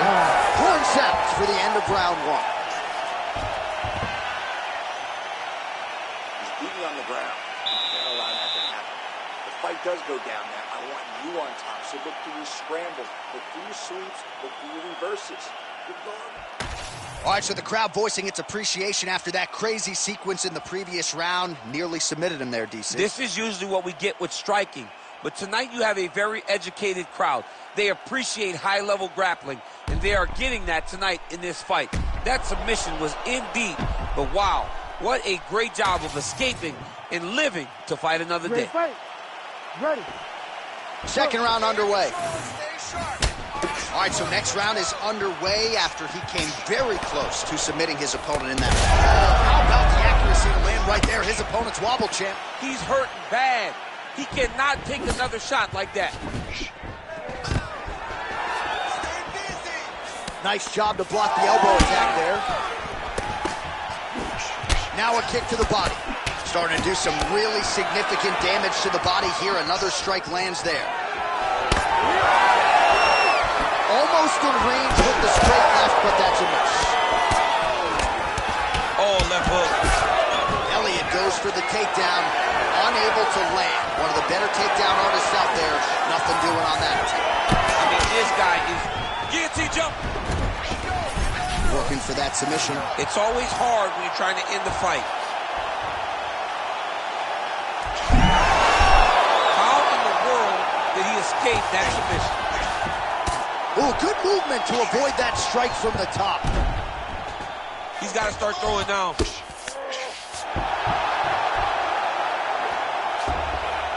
Posture's up now. Oh, and delivers. Huge punch to the head there. Another ground and pound strike lands. Yes, smart adjustment, yep. All right, side control now. We'll see if he can advance position. Well, the ground and pound is there once again. Strong work here by Elliott. That Darce is tight. Darce choke locked in. It's only a matter of time. But he cannot rush. He's got to control his opponent so that he doesn't lose him in the scramble. Oh, and now he gives up on the submission. Oh, he flats him on his back now.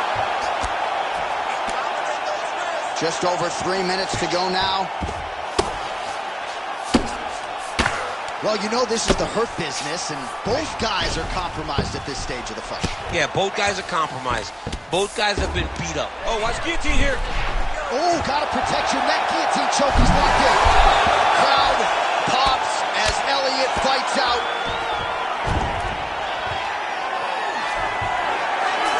All right, he's in a half-guard position here, DC, and in a good spot to dole out a lot of damage, I would think. A lot of damage could be done from the half guard. You sit back on that leg, you press down into your opponent, you drop elbows, you drop punches. What is very key is you controlling the underhook on the far side. If you give up that underhook, your opponent can use the half guard to build up to an elbow, sweep, or just chase down a single leg. Well, it looks as though that strike maybe opened up a cut around the eye area. Yeah, it looks like that strike opened up a cut, John, but it's nothing to worry about now, but he's got to start to protect him. I'm not sure his opponent knows where he is. No, he is on D Street right now. He's seeing Tweety Bird over the top of his head. When you take a hook like that, you are on wobbly legs. Both fighters throwing heat now. Back to his feet. Another strike hits that eye area, and it is getting messier by the minute up there. Well, he's getting targeted now. He's been hitting that spot so many times that his opponent sees the cut, and the cut is advancing. He's going guillotine.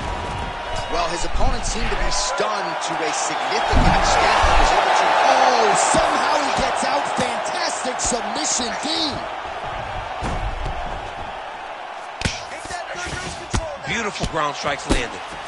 Oh, his ground and pound is on full display here tonight. Now he's going full mount. I need you to scramble. Nice. Benavidez is right back to the full mount. All right, well, if you like blood, perhaps this is the fight for you. That cut is really started to open up wide now. It's starting to open up, but it doesn't seem to be affecting him too bad right now. It's still bloody, but it's not really... Oh, he's going triangle here. Oh, looks like he's got that arm pin in the triangle now. You gotta be kidding me. How good is his submission? This dude is constantly dodging bullets, Jay. Oh, that rear naked choke is tight. This is getting tight.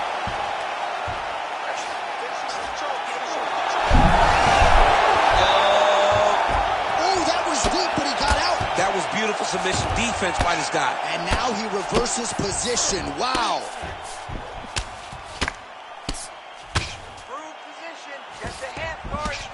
Benavidez going to work here from guard and doing a pretty good job, I might add. Oh, he passes the half guard now. And he's not posturing the leg punches, so look for a submission attempt. Pretty good work with the ground and pound here by Benavidez. All right, that's the end of round number 2. All right, bud, take a deep breath. Relax, breathe. We need to refocus it. You looked a little sloppy on your takedowns out there, okay? It's time to suck it up, get sharp, and get focused.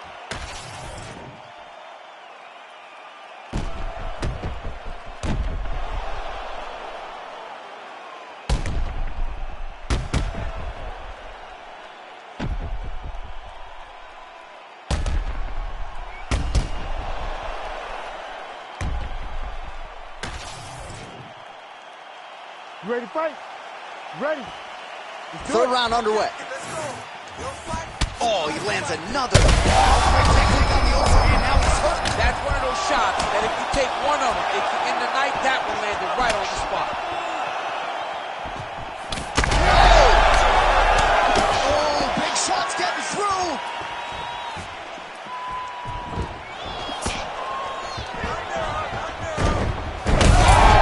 Little judo throw there to take him down. High praise, I would think, from the Olympian, DC. Nicely done. I mean, it was beautiful. The way that he stepped across, got his hips in and started driving into his opponent. What a phenomenal technique. Great position. Great knowledge of knowing how to manipulate someone's body. While working pretty effectively from the top here. Nice ground and pound by Benavidez. Man, another one lands. He's trying to pound his opponent's head through the canvas. Oh, and transitions right into side control. And again, dealing with that cut around his eye. Got to be careful. He's got to shore up the defense, because if he keeps getting hit there, it's only going to continue to get worse. Back to his feet.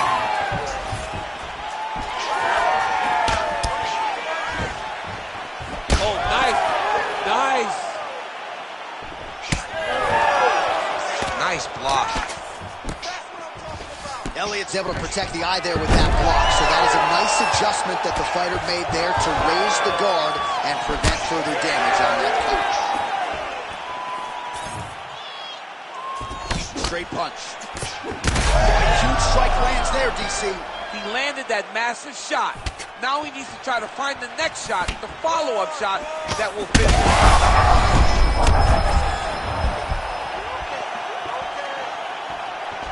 Nice head kick gets through.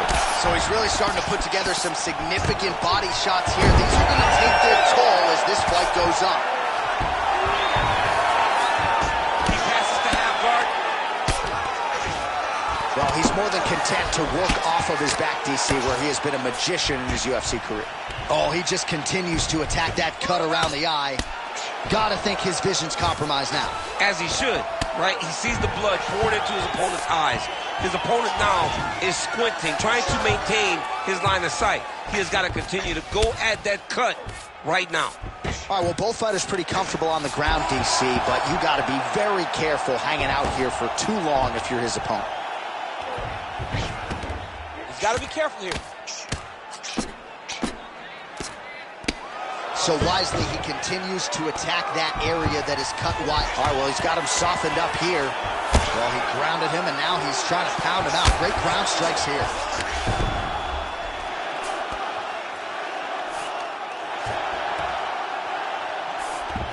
Take the back position. Under 2 minutes to go in round 3. All right, close guard now. Back. Now get the hook. Get the Now the hammer fist here by Elliott. Beautiful strike there as he continues to attack that cut. The cut man's going to have some work to do if we get to the stool between rounds. But that's why we got the best in the business. We got the best cut men in the business, and they are going to need him right now. And now he's got the back. Keep moving. In the half guard.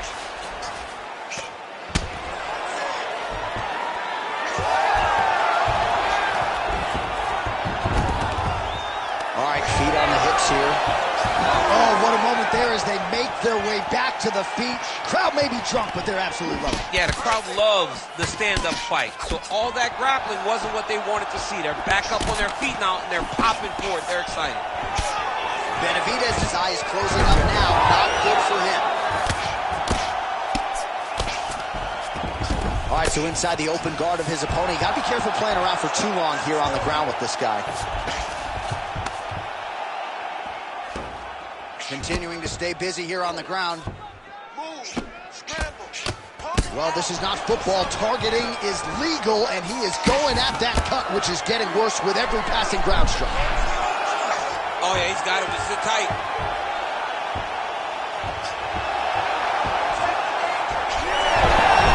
He's up. What's the defense on display? Oh, you gotta love the ground and pound strikes here. Fighters back to their feet here. All right, so now we start to see some redness underneath the elbow. You gotta think he's gonna continue to attack the body with all of his strikes. Well, his opponent has not done anything to deter him. He should keep doing this, keep going to the well.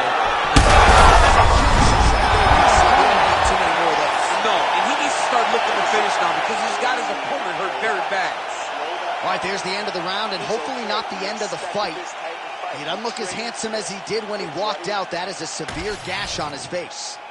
All right, back to the stools we go. Offensively, a lot to like from him, but on defense, he hasn't been able to stop anything tonight. Yeah, it's got to be the whole game, though, John. He's got to be willing and able to do everything. He's done a good job on the offensive side, but he has not defended well, and now he's dealing with that nasty cut. That cut is going to be an issue as the fight goes forward. He's got to change something. You ready to fight? You ready? We have arrived at the fourth round, fight scheduled for 5 5-minute rounds. Nice punch by Elliott.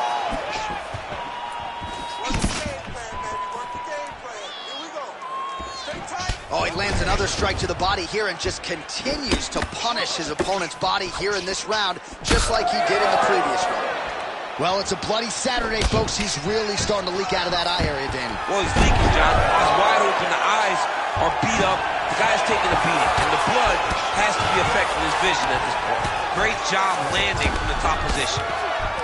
Another strike gets through from the top position. What a fight, what a display of physical and mental toughness on both sides. I'm not sure who's more injured, but they're both hurting for certain. Yeah, John, they're both beat up, but I think that is the key. The mental is what's going to allow you to get your hand raised in this fight. This will not be easy. You're going to have to go to some dark places whenever you're in front of a guy that is as good as you in every aspect of fighting.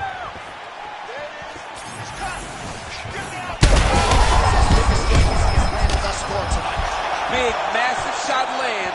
Oh, well, that swelling has essentially rendered him a one-eyed fighter, and to that end, the referee has paused the action. He calls for the ringside physician. And here comes the doctor. Doctor's going to take a look at him, check out the swelling, give him the old finger test to see if he can see his opponent in front of him and decide whether or not he can continue.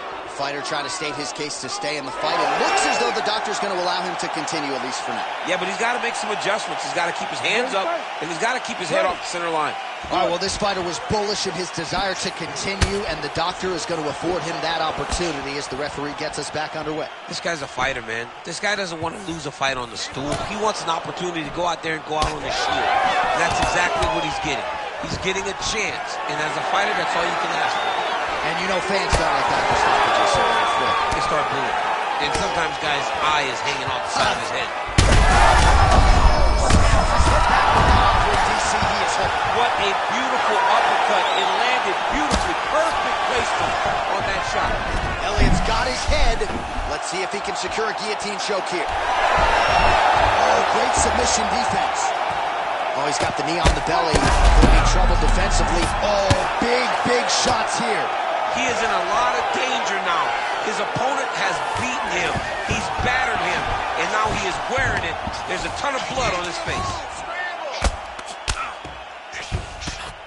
Striking from every position. Lands a strike from the bottom. Oh, right into mount. He's doing a really good job putting himself in position. Pretty athletic off his back to avoid that strike from the top. All right, half guard position here, DC. You have an extra hop in your step when you talk about fighters working out of this half guard. Oh, man. I like half guard as a top fighter. I understand half guard as a bottom fighter. Don't want to be there. It's very dangerous. But if you are there, you have to be winning the position of the underhook. It opens up so many opportunities for you to either escape or sweep. Benavidez is looking to lock up an armbar here. Oh, he's got that arm in tight, DC. Oh, somehow, some way he got out. These guys are back and forth, but the submission defense wins this transition. Well, the fighter's going to have to address this offense coming his way. He's getting really bloody around that eye. Yeah, now it's just become a big target because his opponent is just seeing the blood and he's just going after it. He has got to move his head before the strike starts coming in his direction. Well, the cut men have done everything that they can tonight, but Elliott's attempting a triangle here. Let's see if he can finish the deal. Oh, compromising spot here. Triangle choke is locked in. This is some exhausting work, man. I mean, it is so tiring to be fighting in this way. So much wrestling, so much grappling, expending all this energy trying to hold the guy down. I mean, no takedown is not fought. No reversal is not fought. Everything they're doing is fought to the very last minute before it gets given up. All right, well, his hooks have been a big storyline in this one, and there it is again. So just when you thought maybe the opponent had made the requisite adjustments, he gets cracked again. He gets cracked again, and it does not take many of those hooks to end your night. Elliott's an absolutely bloody mess right now. Cut man knows he's got his work cut out for him between rounds. Oh, beautiful job to get the takedown late in the round. He is about as conditioned as it gets. He's not looking at the clock necessarily. He's not running clock. All offense all the time. He knew he was going to wrestle, and he knew he may have to wrestle early and often. And right now, this situation is often because he's been attempting takedowns over and over again. He finally gets one as we get to the end of the round. And there's the buzzer indicating the end of round 4. Stop. All right, we're going to stay with him and follow him back to the corner to the stool because that is a really severe cut that he is dealing with. We'll see if the cut man can stem the bleeding here. Cut, but he's cut too. We knew this was going to be a bloody fight. I want you to refocus. All right, so as the cut man gets to work, we'll re-rack some replays from the previous round. Well, he's got some work to do. The cut man's going to have to work a miracle because this guy was on the receiving end of some real damaging shots. And if he doesn't do something different defensively, it's going to get worse. And if it gets worse, the fight may be stopped. Ready to fight? Ready. We have arrived at this 5th and final round. Now lands a kick to the body. Well, he was setting up the hooks early and often tonight. Watch for him to try to set it up again here. Let's go. Let's open up. Action by him there. His opponent could be out of here soon, DC. He's almost done. I mean, when you get hit with a shot like that, you don't know whether to run, hide, grab, or wrestle. He's confused. He's as confused as he was on his first test in elementary school. Well, I don't think his corner is going to step in here, but maybe the referee will take a close look. I mean, that eye is disgusting. His eye is done. He's been beat up. He got cut early in the fight, and he's just been targeted in that area. He has not made any changes to his defense, so he's continuing down his path. The doctor's going to take a look. Well, I think I can smell the blood at this point in time. That canvas didn't look like that a few fights ago. Blood is flowing from that cut with every passing strike. Every strike. And it burns. John, it burns so bad. When you get cut like that, every time a shot lands, it just burns. So this guy needs to try to find a way to not take and limit the damage he's taking to this cut. Easier said than done, though. Push off an elbow.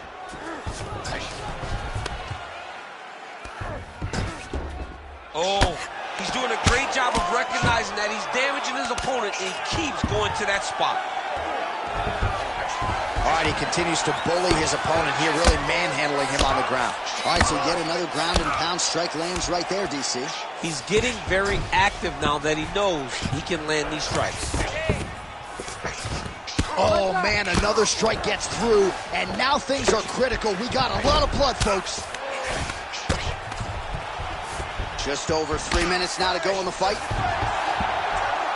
Well, as usual, suffocating work from the top here by Tim Elliott. Oh, he got to his spot. All right, so he's got the body locked down here, DC, or so it appears. This is not a guy you want anywhere near your back. And it looks as though he'll let his opponent stand up here. Yes, he will.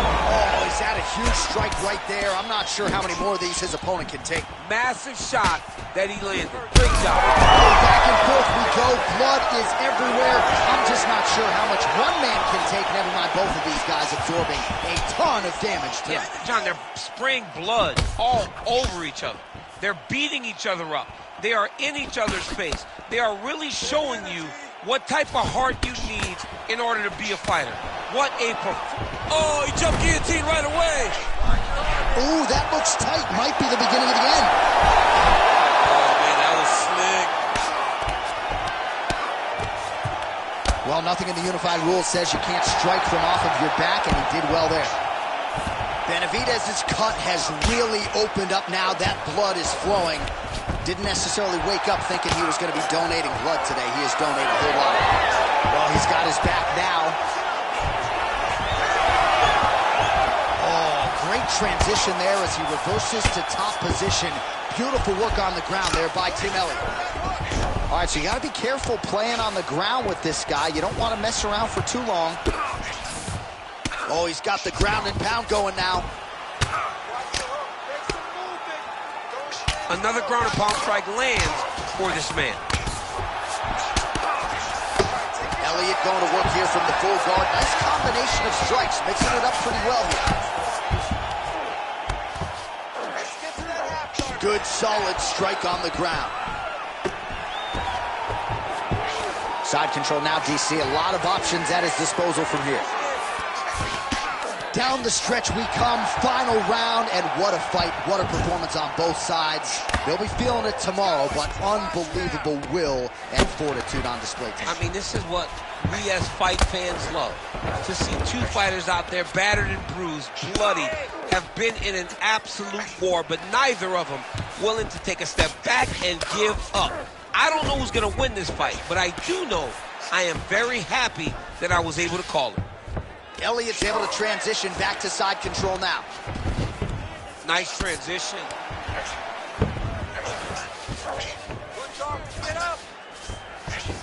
All right, he's sort of hanging out here unguarded, DC. Not sure if he's trying to... Yeah, he's trying to get to the darts here. Oh, that Darce choke is tight. It looks like the Darce choke is in. He's got it locked in now. What he's got to do is start to feed himself, trying to hook the leg so that his opponent can't roll to his back. Oh, nice transition. Flattens him out now. This could be trouble. All-out action right through the final minute. Nobody in this arena is sitting down. What a fight.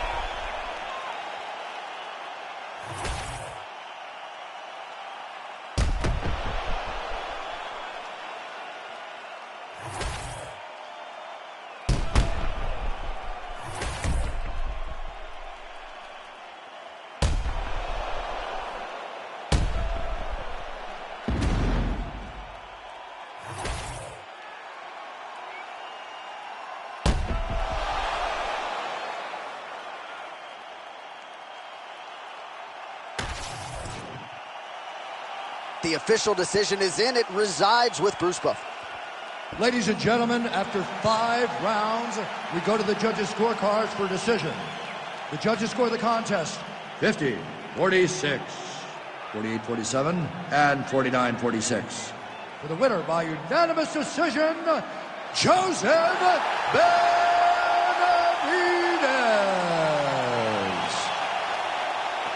All right, so congratulations to Joseph Benavidez. Another tight, clean performance here tonight out of the perennial flyweight contender. Not sure if it'll be enough to earn another shot at the flyweight title, but they are celebrating, and rightfully so, after another big win for Team Benavidez here in this building tonight.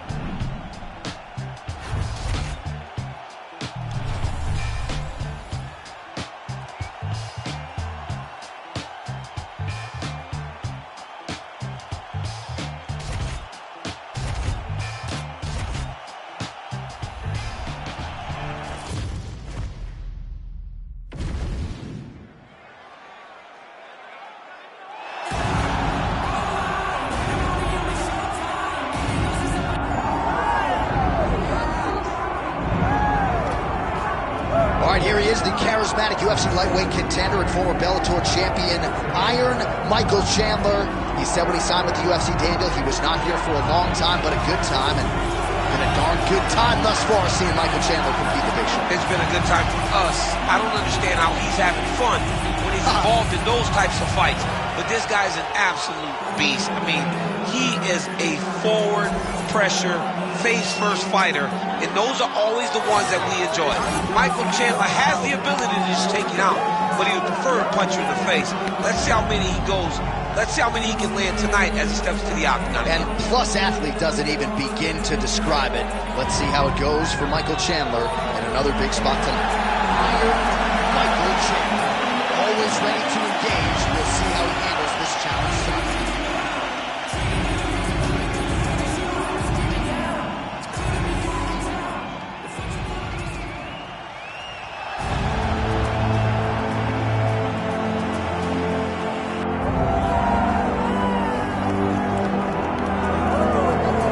Sometimes lost in the shuffle of all that is Colby Covington, we don't talk enough about just how elite a welterweight this is. Realized the UFC interim welterweight title back in the day, and he's a guy who many people believe on any given Saturday night he can be the top 170-pound fighter. Absolutely, and it's the work ethic. It's the work ethic of Colby Covington that stands out. When I was at Oklahoma State as a coach, I wanted to recruit Colby Covington out of junior college because he was such a phenomenal workhorse. Everybody recognized him from day one, and when you watch it in his approach to his fights, he fights in that very same way. He's in your face, he's grabbing you, he's clinching you, he's taking you down, and he'll even stand and strike and throw big shots with you as the fight progresses. Don't mistake the tone for a guy that cannot back it up with action. Colby Covington is a savage. Fear is not a factor for Colby Chaos Covington. Our tale of the tape for this welterweight fight. Here's Bruce Buffer. Ladies and gentlemen, this is the co-main event of the evening.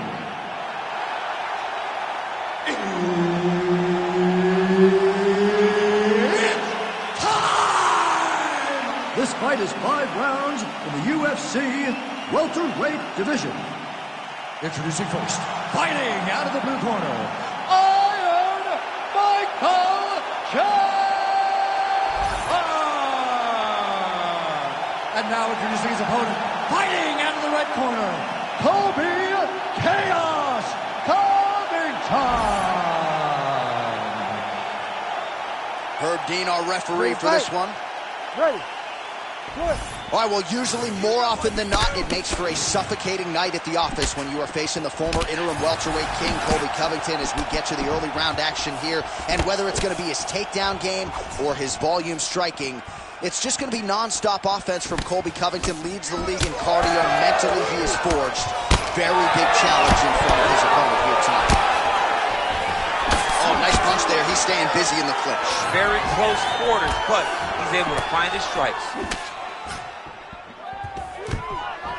And a nice job at least staying upright on that.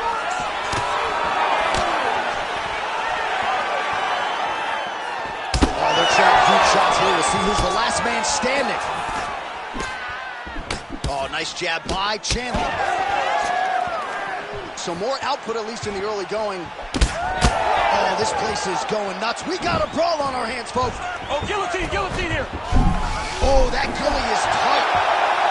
Oh, what a beautiful, seamless transition to side mount as he counters the... Oh, he got out. How good is that? This guy is so aware. He never leaves anything long to allow for himself to get subbed. Can't get it. Good awareness by the defensive fighter. Getting him out here.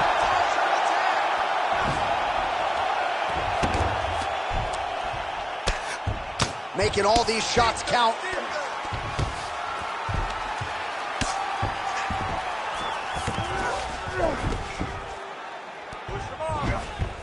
All right, so he's got the ground and pound game going here.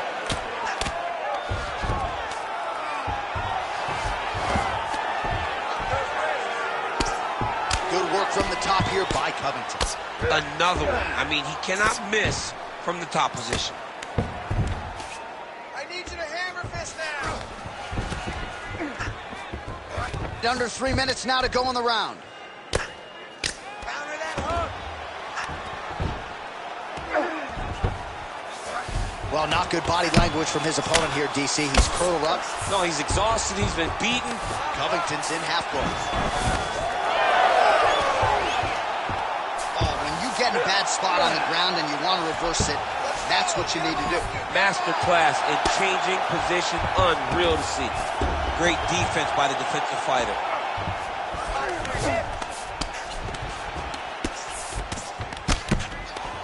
Great shot on top by Chandler. Scramble, scramble, scramble. Well, he's in a compromising spot here, DC. You got to figure out a way to get back to your feet. Chandler's back in full mount. 3 minutes have gone by here in round one. Slow it down. Yes, smart adjustment. Yep. Chandler's back in half guard. He's very comfortable here. Nice shots landing from the top position.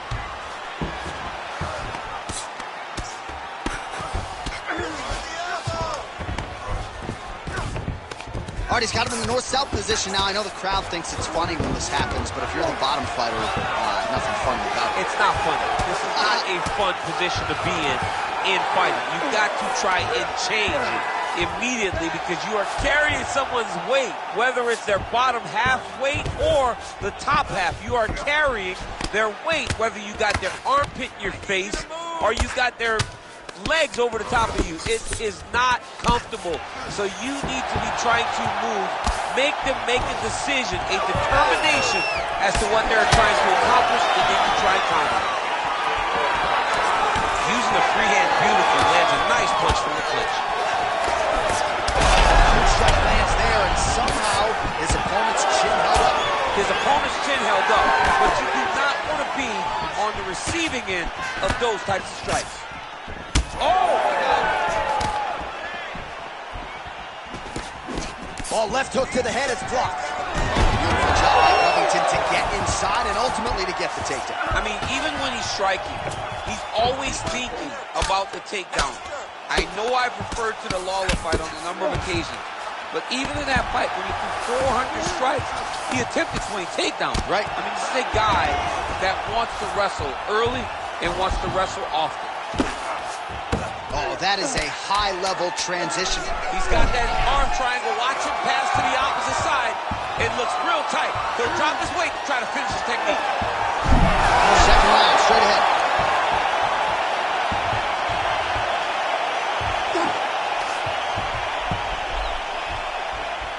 All right, take a seat. Deep breath. Good. Relax. Take a drink of water and listen. All right, man. I want you to set those kicks up. All right, now we check out some of the action from that previous round, DC. How about the display of striking? Just high level. I mean, you would think that we're watching a K1 level kickboxing match opposed to being in the UFC. Both displayed great technical skills, unbelievable striking.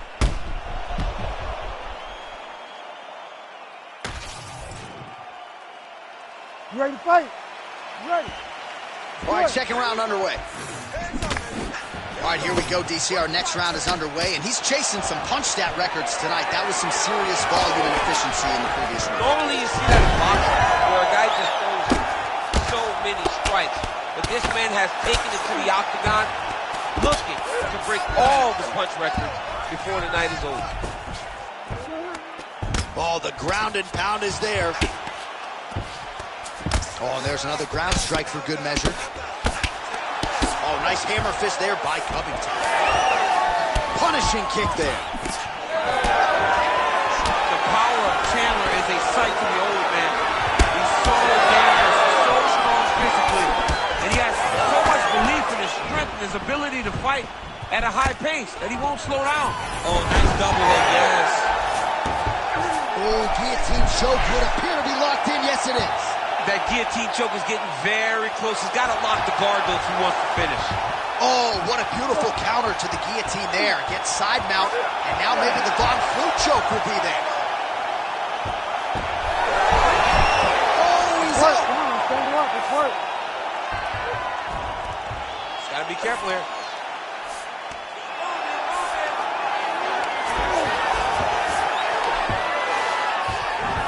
There it is. Now he's running him out.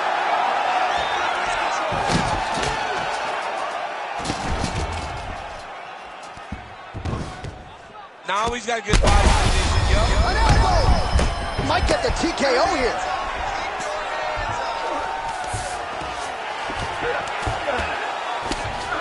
All right, side control now. All right, it's a good ground and pound by him here, certainly staying busy, and not just busy, but effective.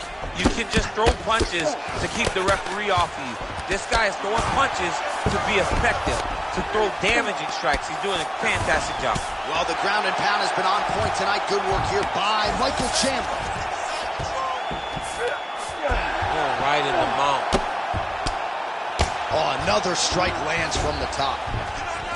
Get on your side. Don't let him keep you flat. Yep, got to be very careful there.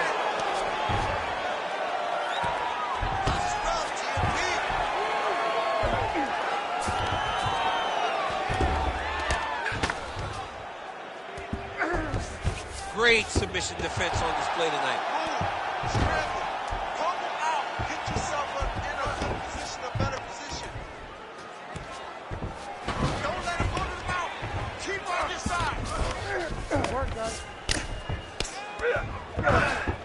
Using a lot of good movement. Don't let him pass that half guard. He's got to be careful here. Well, the ground and pound is there once again. Strong work here by Chandler. These ground strikes really started to add up. There's another one. He is really doing a nice job with his head movement here defensively on the ground to avoid further punishment. He isn't waiting until his opponent throws. He's being proactive. And when his opponent throws, he's already moving, so he's missing it. Chandler going to work here from guard and doing a pretty good job, I might add. Pretty productive with the strikes here off his back. All right, he's trying to control posture here. Now trying to hip escape. He's just trying to move out of this position up the bottom. Side control now. Lands the ground and pound strike. Another ground and pound strike lands.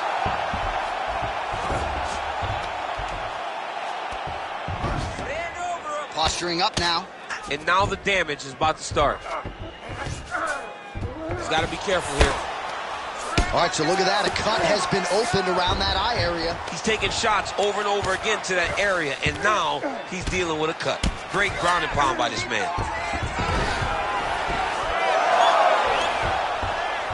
Oh, how about that transition to top position? Beautiful work by Covington. Now he's going full mount.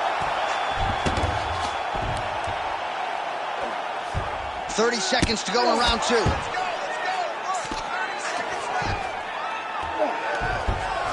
He's having his way with him here. Oh, hard ground and pound strike there. I believe that one opened him up. Big ground and pound. Big strikes continue to land. Covington is able to flatten him out now. This could be real trouble now. 2 rounds in the books. Hey, stop. All right, so the round is over. You see, obviously, the fighter has a cut on his cheek sustained in that round, but better to be below the eye than above it. The cut man is in there trying to close it up. You need to regain composure. Slow it down a little bit and think. All right, so the cut man attends to the fighter who has essentially been rendered a one-eyed fighter at this point in time. Some replays from the previous round. No defensive intent, no defensive intensity. No attention to his defense, and this costing him. Now he's dealing with a massive cut over his eye, and that's going to make it hard for him to see. He's got to change something, man. He's got to. You ready to fight? Ready. Third round underway. Fighter connects there.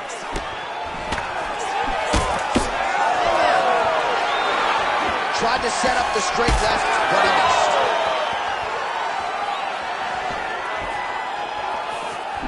Oh, he lands another strike to the body, really starting to connect on a lot of shots to the midsection, and these will take their toll. Big strike lands. Now he looks to try to chase down that finish.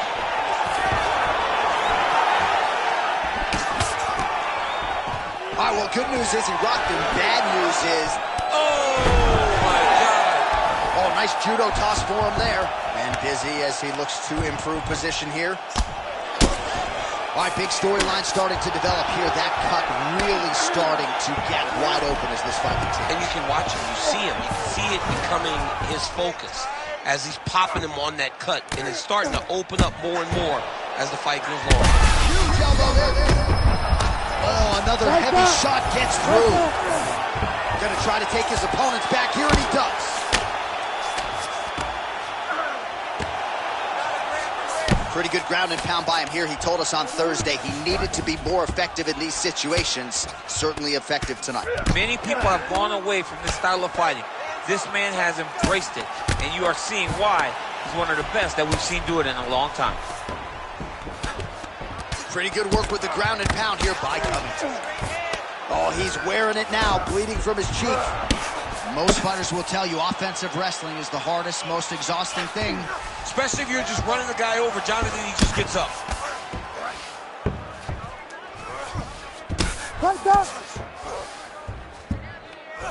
Just over 3 minutes now to go. I can see the ringside physician starting to get up because that cut has gotten to a very bad place. Well, working pretty effectively from the top here. Nice ground and pound by Covington. Look at him attack that arm triangle on the opposite side. When it's time to finish, he will lock his hands, pass his body all the way to the opposite side, drop his chest to get all the way down to his opponent's neck to try to choke him out and finish the fight. Oh, he's attacking guillotine. Yep, that guillotine's deep.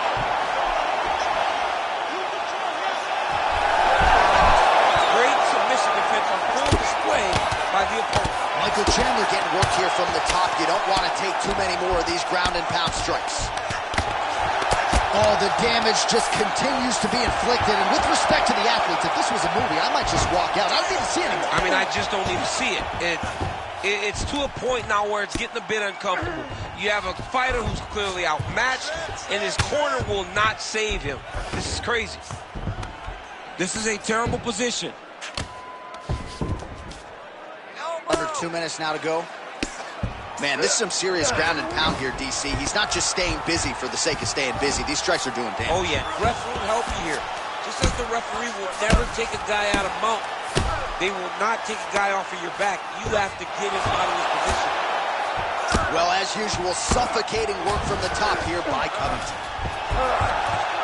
Oh, staying busy from top position. He lands another ground strike there. Well, this is exactly what you like to see. Nice combination of ground and pound punches. Outstanding pressure and activity by Covington. Beautiful submission attempt here.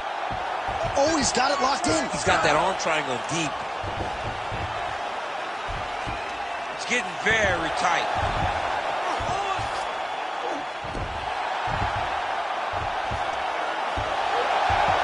He's got the choke in. Let's work. I'll stand this up. We need to work.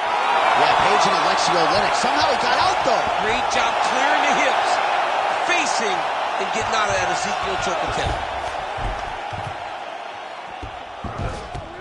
Oh, he's got to be careful there, yep. Good movement on the ground here defensively by Michael Chandler. Oh, man, you got to credit him in back mount now. Lands with the ground and pound. Thought about a choke, instead flattens him out. And now he's got a lot of options offensively, Champ. Yeah, he's got all the options available to him. Now he just has to get all that hip pressure into his opponent's back and just start raining down. Oh, these ground strikes are just brutal. Good work from the top here by Covington. Man, he's killing it on the ground. Another strike gets through. And that'll do it. 15 minutes in the books. All right, there's the horn signifying the end of the round, and he heads back to the stool, and hopefully he can stay in this fight because that is a severe cut that he's dealing with right now. Let's get this fight. All right, DC, we got a few clips of the damage done in that round. Can see where things really started to escalate. Yeah, really opened up that cut, John. The blows are just devastating. He's got to get out of the way more. I mean, if this guy won't do it himself, somebody's got to help him. Yeah. Because you cannot keep taking these types of shots. You ready to fight? Ready. Fourth round now, fight scheduled for 5-5. That is as good as it gets on the feet. His opponent in a lot of trouble now. That was Cain Velasquez's punch of choice. Every time he landed that overhand right, he hurt people bad. And this both of them are landing massive shots. Dean steps in. Oh my goodness. What a fight. Just a relentless effort out of this fighter here tonight. The ref had no choice but to step in, and that is how you leave the judges out of it.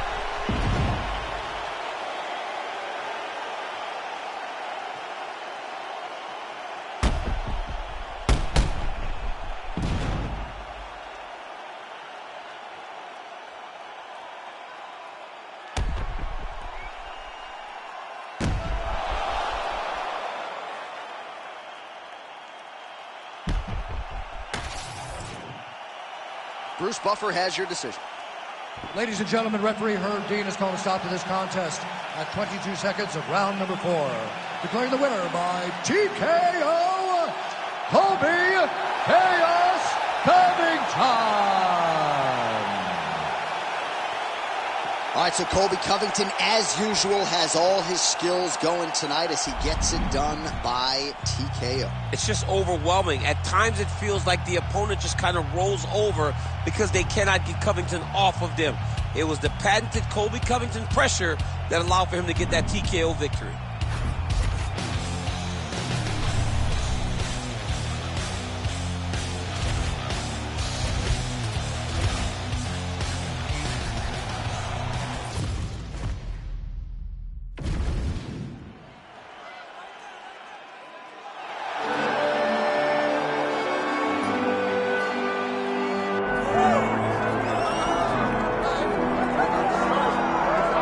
Well, pretty much every time out in the UFC, DC, this man has put on a striking clinic, and that is his methodology coming in here tonight. He'll try to keep the fight on the field. And that's why we tune in, right? That's why we tune in. We tune in to see guys that are dynamic. We tune in for the speed. We tune in for the knowledge of the striking game. The ability to set traps, the ability to find the jab, the ability to find the right hand, the right kick, the left kick, the knees, the elbows. He truly uses every weapon that he has in his arsenal to try and finish his opponent. You make one mistake, night's over. You cannot make mistakes against a guy that has the striking acumen of this guy right here. And the jab is not as underutilized a weapon as it was in MMA, say 5 or 7 years ago, but he's got as good a jab as anyone in the business, and that is where all of his striking flows off of. We'll see how it goes for him in this matchup tonight.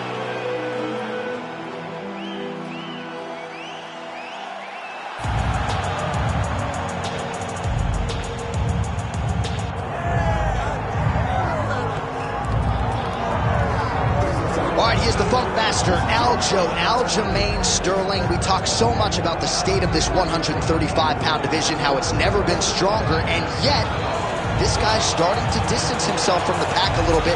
Outstanding grappler, and more often than not, he's going to have a big advantage in that one.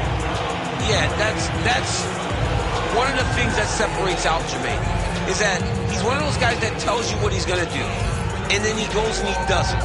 Nothing's more discouraging for a fighter than to know what you have to defend and still not be able to defend it.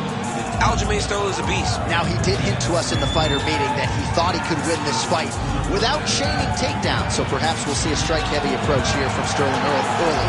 We shall see. The Funk Master, Aljamain Sterling, ready to engage yet again here tonight.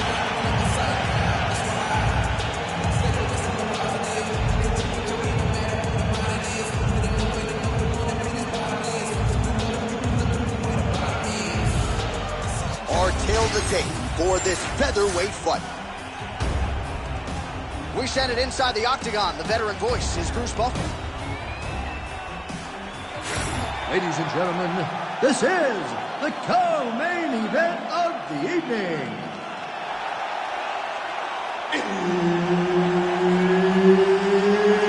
It's time! This fight is 5 rounds in the UFC featherweight division. Introducing first, fighting out of the blue corner, King of Ninja Chikadze! And now introducing his opponent, fighting out of the red corner, presenting the former UFC Bantamweight Champion, Aljamain Punkmaster Sterling! All right, Herb Dean, third man in the octagon for this one. Ready. Good. All right, big spot here as this round gets underway for Giga Chikadze. A little setback against Calvin Kattar, so as such, title fight hasn't materialized as yet.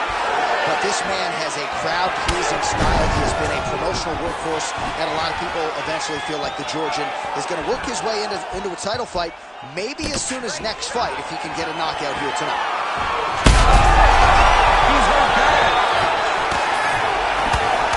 Chikadze's nose is bleeding now, so we'll see how he handles that adversity, but nothing ideal about it here in the middle of this fight. Well, Sterling's got a very unorthodox striking style, a lot of different weapons in his arsenal, and a lot of those have been on display here in this one. Nice jab. All right, so an early takedown for Aljamain Sterling, a good sign for him. We'll see if he can transition to the back at some point. Aljo does a good job of using his length to secure takedowns. He fakes and he shoots that hard double leg to take his opponents down. All right, side control now, DC. You know he's in his element on the ground. A lot of tricks up his sleeve. A lot of tricks. Well, anytime you are in a ground fighting situation with this fighter, you're potentially playing with fire. Really maximizing his shots here on the ground. Again, not much defense there. Another ground strike gets through. Sterling's back in side control here. Making all these shots count.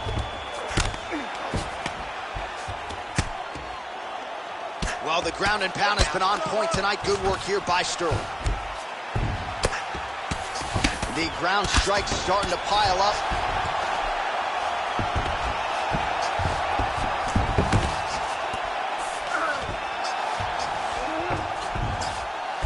Two minutes have expired here in our opening round. Well, the ground and pound is there once again. Strong work here by Sterling. And there it is, another strike on the ground gets through. Standing over his opponent here and making these strikes count. Beautiful sequence there by Sterling. Well, champ, I don't see that well, but it's hard to miss the redness underneath that elbow. A lot of bodily investment from his opponent. Oh, in good position to rip off a Kimura here. Oh, looks like that submission's almost locked in. Starting to get pretty deep here. Oh, the submission defense holds up. He gets out. He said that he was ready for everything that would be thrown at him. In that position, he showed that and proved it. All right, trying to pass here. As Glover Teixeira might say, not today. Not today. Great job of following with the hips, keeping those legs locked and keeping them in full guard. Beautiful ground and pound. And it looks like he has a cut now.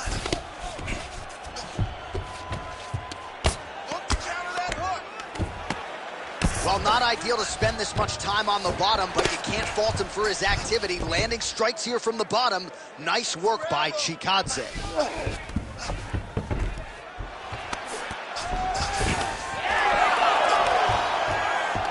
Oh, look at that high-level grappling as the fighter reverses position and attains a dominant position.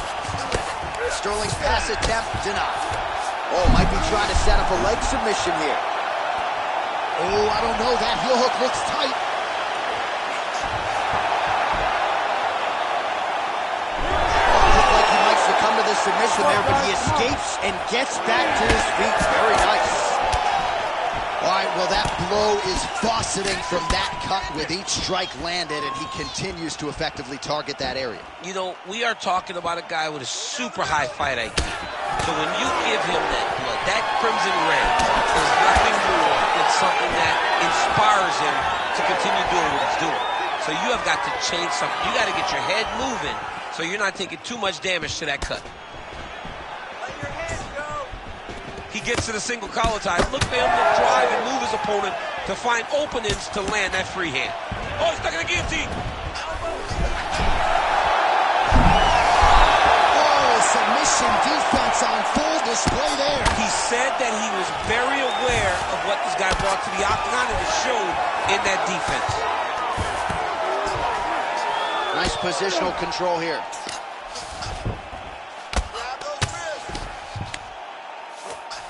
Oh, right into mount. 10 seconds to go in the round. Looks like he's got a couple hooks. Sterling's going for the rear naked choke. That is tight. Oh, he escapes. There goes another one. And once again, he just backs it away. Great submission defense. All right, so the round is over, and you see some obvious bleeding now. Looks like the cut is on the nose. Yes, it is. Cutman will try to get in there and shut it, but of course, as soon as he absorbs a strike this next round, that thing could reopen. Certainly bears watching here moving forward. All right, let us get you some replays from that previous round. His nose is significantly damaged after his opponent's handiwork in that previous frame. It's smashed. It's smashed, John, and you see the cut on it. You see the bruising. It's bad now, but in a couple days it'll be much worse. Yeah. Because that's when you get the black eyes and you start to look like a freaking penguin. The guy is taking too many shots with his head. He's not doing a great job of moving his head off the center line. If he wants to win this fight, he has got to be smarter in his approach. And he is toughness personified, but you got to think that that nose, in terms of his breathing pattern, is going to start to give him issues as this fight presses on.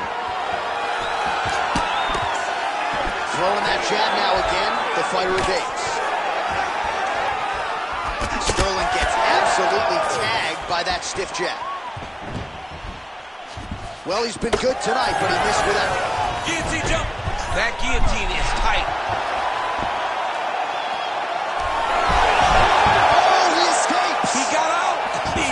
Wow, that is great submission defense. Setting up another submission. Oh, look out, folks. That is tight. It looks like it's getting going. It looks like he's trying to get an arm triangle, but he's got to get to the opposite side, get his chest to the mat, and find that finish.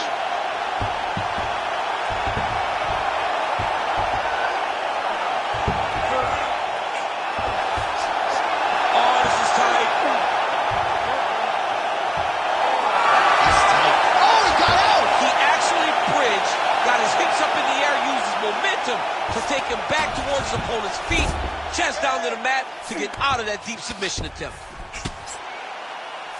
Oh, good ground and pound here. And another one. Another strike from the top lands for him. I love watching this guy move on the ground. Another nice transition there. Such a high-level grappler. You don't see that very often. Takes his back now. That was nice.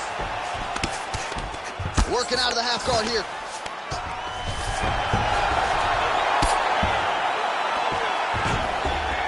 This is where he wants to be. Constantly a moving target.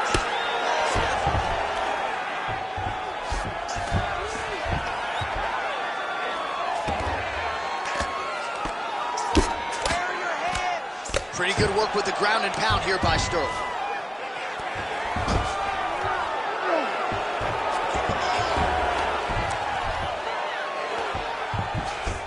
Oh, now he's attacking an arm triangle. Oh, tense moment here. That arm triangle's tight. Oh, he's out. Man, submission defense is a powerful thing. Offense keeps going for it. Defenders held up every step of the way. Yeah, the defense has done a great job just making sure he leaves nothing long, no submission attempts. Even when they get him, he continues to stay calm and patient, and he's defending these submissions. Well, you know he's comfortable fighting off of his back. Rubber guard for him now, DC. Some people believe this is nothing more than a stall tactic. What do you think the offensive fighter is trying to do? He needs to regain his posture, right? He needs to shove that foot down from around his neck, shove it down, build your base, get that arm free, and then get back to work, trying to advance position to your ground and pound. Right. If you play in there, if you're not careful. All right, he's got him in the north-south position now, DC. We'll see if the crowd can be mature about this. Yes, they have to be mature about the fact that this is a real fighting position, and the guy on top has a lot of opportunities to finish. If he's going to attack this north-south choke, he's got to drive that shoulder deep into his neck, really start to sink his weight away, which will in turn cut the oxygen from his opponent, allowing him to get the finish. Closed guard here. He's very comfortable here working off of his back, DC. Sterling's back in half guard. Big ground and pound.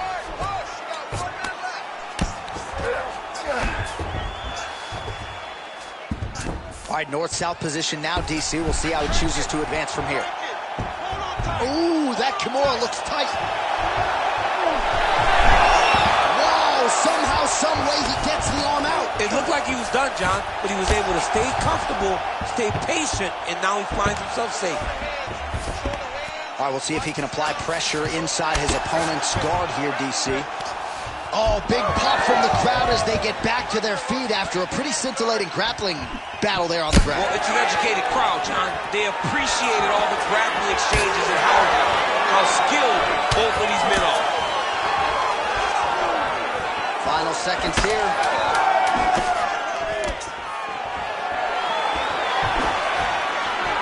Nice job to get inside and get the single collar tie. And the horn sounds on round 2. Take a seat, bud. Good round, okay? You won that round by controlling the position on the ground. I need more of that. If you're on top, I need you to keep that.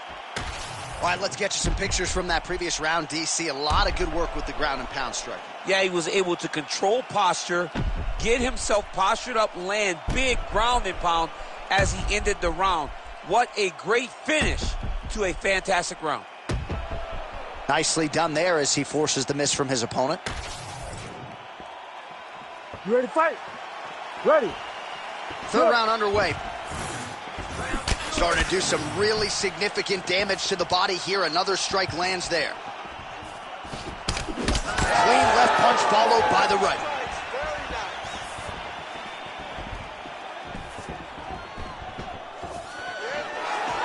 There's that kick.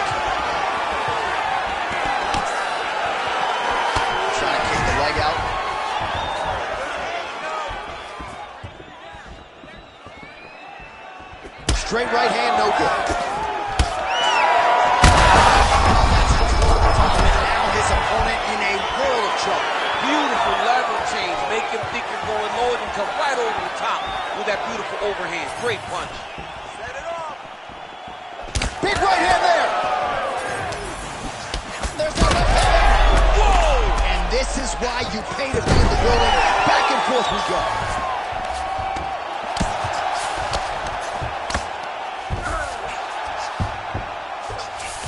Lands a strike now from the bottom. Nice work there by Chikadze.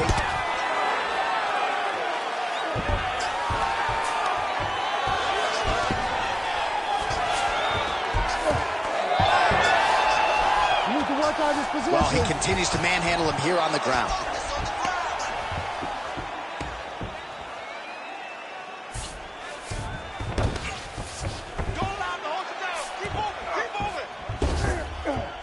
Chikadze's in half guard. Trying to pass the guard here, but a nice job by the bottom fighter defensively. Bottom fighter did a fantastic job of following with his hips, making sure he blocked any attempt to get past his guard. Chikadze's eye is starting to swell shut. Rubber guard now, DC, some submissions at his disposal if he so chooses. Yeah, he does have a couple submissions. They're very rare submissions, go-go plata, omoplata. But if the guy has any understanding of submission defense, he knows how to stay safe in this position. So there are advantages to being here, but the danger isn't so vast that you should panic. Yeah, we've only seen a handful of omoplatas in UFC history. Changing the position. He's got to find a way back to his feet. Well, on paper, it looked like a grappling advantage for him coming in, and largely, DC, that's the way it's played out. The takedowns, the ground control. Sterling's going for a choke here. Oh, that arm triangle's wicked tight. He's starting to get it in very deep. Trying to finish the arm triangle here.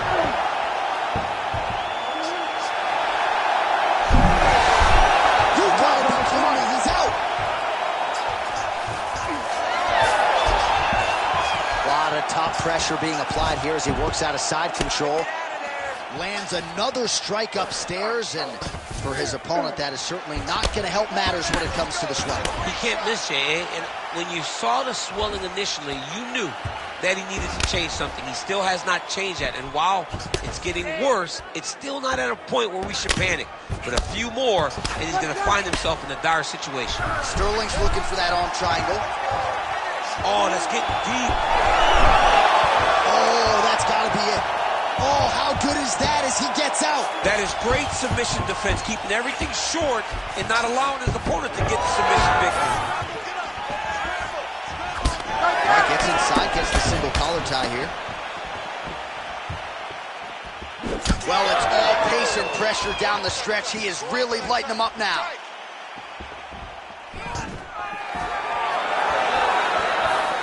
Push kick there to the body. Oh, how good is that jab by Chikadze? Takedown defense is there. Again, shoots for a takedown, not there once again.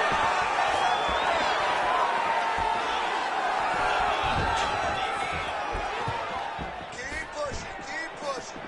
All right, 45 seconds now to go in the round. All right, so now blood is a factor. You see that he has been opened up in that eye area. Yeah, he's got hit in the eye, and now there's a cut. But it's nothing to worry about too much now. But he's got to be very careful with it as we go forward. Oh, beautiful knee to the body by him there. Again, we talked off the top about his size advantage, and he put it to good use there. Stuffs the takedown, no problem. 20 seconds left. He's got that single collar tie. Oh, nice punch there in the clinch. Single leg takedown.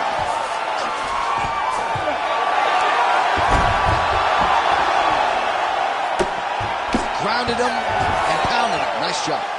In a very close round, a takedown like that might be the difference. All right, take a seat. Breathe and relax. I need you to suck it up this round, okay? You're missing those takedowns because you're not setting them up. You're going to get countered if you do not.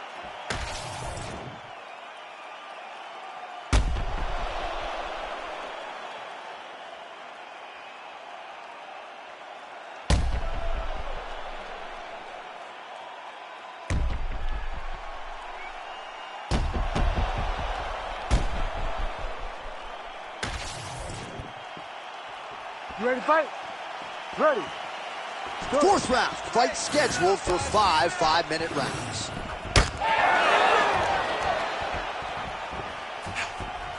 right, keep your hands up this round for me. Keep your hands up.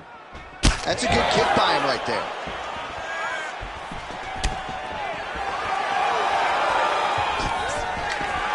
All right, well, Aljo probably an underrated striker at this point, but he goes for the takedown yet again and is able to produce. His length gives problems at 135 pounds. He's so long that he can shoot takedowns from a space that you don't really expect him to come from.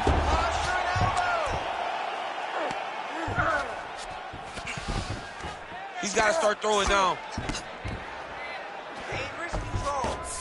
Sterling's going for that arm triangle. Let's see if he has it. Ooh, arm triangle's in tight. It's getting in very tight.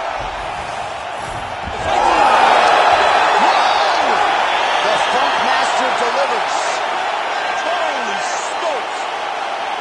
Well, everybody in this arena still digesting this result. What a win for him tonight, and he gets it done by submission, no less. He said he was going to get it done by submission. To watch an athlete call a shot is always fun. He should be very proud. All right, let's take a look back at the replay as he gets it done by submission tonight, champ. I mean, you know, this guy has such a great submission game that you cannot lay in his guard. He's so skilled, he's so tricky, and he's so good at weaving a web that gets you lost in it that he made him pay for it tonight and got the submission victory. And here once more, Bruce Buffer. Ladies and gentlemen, referee Herb Dean has called a stop to this contest at 52 seconds of round number 4. For the winner by submission, Aljamain Punkmaster Sterling. All right, so another submission victim for the great Aljamain Sterling. It's a case of pick your poison with this guy. More often than not, that poison is the ground game, and he got his opponent out of there tonight. As we saw in the Corey Sandhagen fight, he got his back, the human backpack, got the submission. he did the exact thing tonight. Knowing his position, got there, and he got the finish.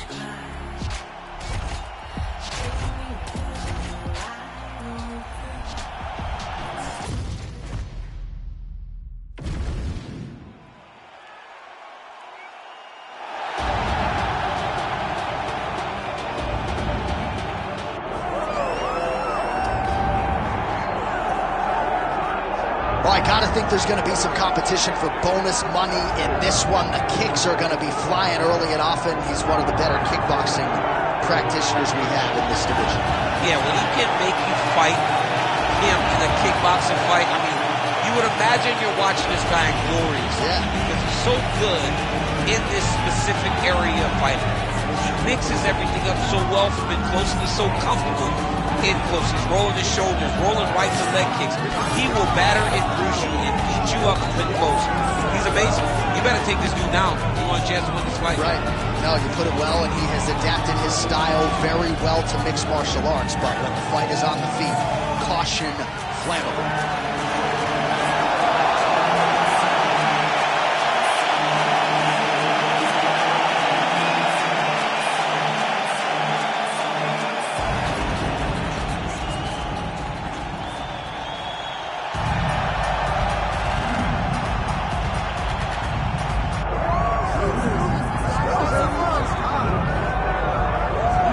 So here's a Brazilian who has really taken this light heavyweight division by storm. Johnny Walker back for more here tonight. And the moment he got to the UFC, Johnny Walker made a beeline towards the top 15 in the world.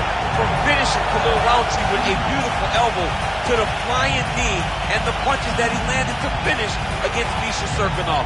You cannot start any better than Johnny Walker has started up to this point. He had 3 first-round finishes, all of them sub 2 minutes. He believes he's ready for this division's elite, and I think tonight's result, tonight's performance could give us some answers as to just how high the ceiling is for Johnny Walker Blue.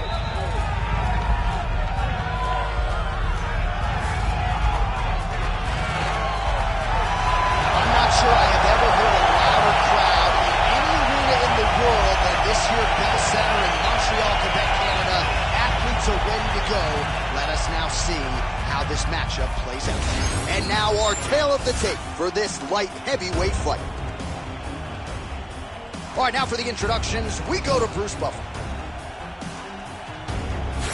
Ladies and gentlemen, this is the co-main event of the evening.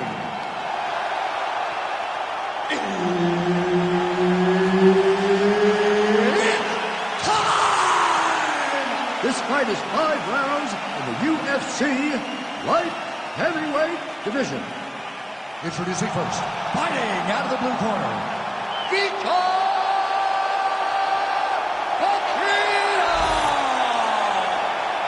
And now introducing his opponent, fighting out of the red corner, Johnny Walker! Herb Dean, third man in the octagon tonight.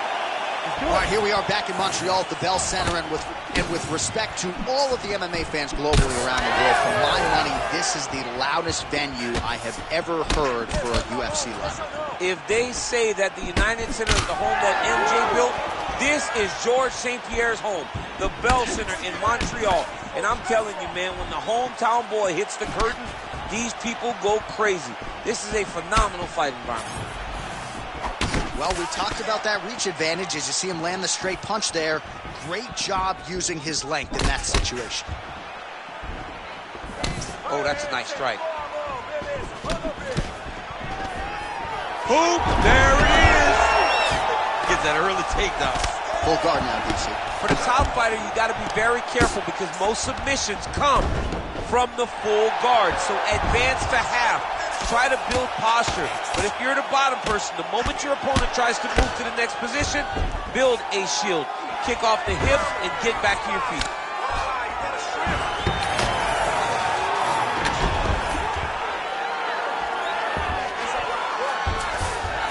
In the half guard. Walker's right back to the full mount here. Making all these shots count.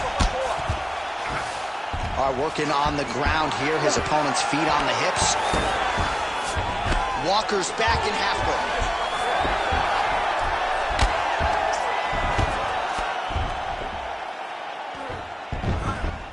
got to be careful here. Come on, elbow.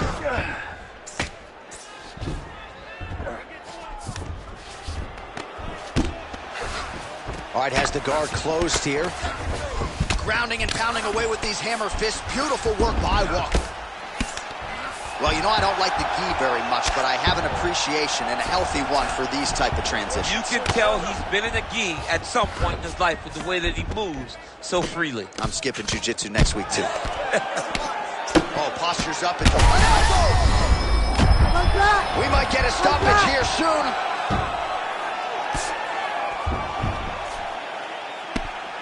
Another ground and pound strike gets home. Continuing to stay busy here on the ground. All right, he's got the hooks in, DC, working off of his back. Now look for him to attack the neck of his opponent to try to get the rear choke. Lands the grounded pound strike here.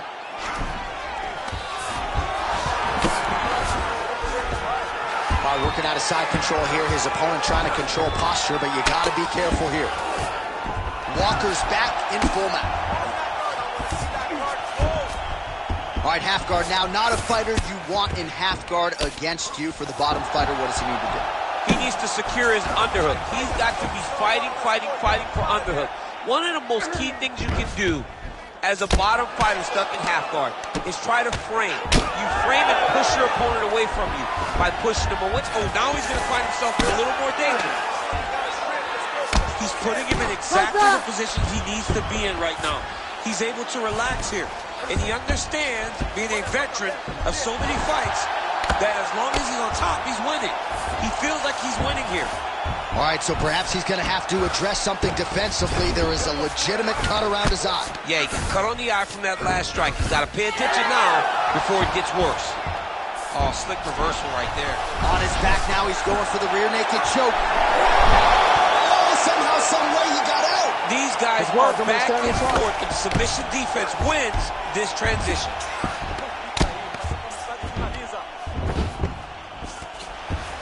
So the crowd absolutely loving it as these fighters work their way back to the feet. The fighters are back to their feet now, and they can take it down. So bad.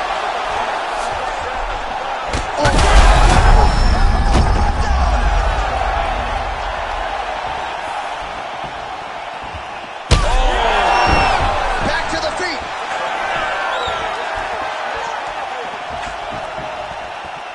Well, no denying the durability on the other side, but at this point, you just got to find that kill shot and get him out of there. A lot of times that comes with reps, that comes with taking your time.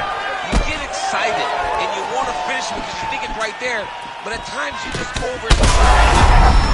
Not take too many of those. Oh, beautiful level change. Working off of his back here. Looks like he may try to hip escape. Oh, and there's the horn at the end of the round. So the fighter was really caught in the submission there just as the horn sounded. Safe to say he was saved by the bell there. So back to the stools they go. 60 seconds to recover here. We're going to fight on, ladies and gentlemen. Another round coming up. All right, so his legendary chin holds up despite getting knocked down in that previous round. DC, take us through the highlight. He's as tough as they come. There has not been a guy that can take shots like this. Most times the night would be over, and gladly over after you take a shot like this. But this man's just too tough. Some people say he's too tough for his own good. He would not agree with you. He wants to fight.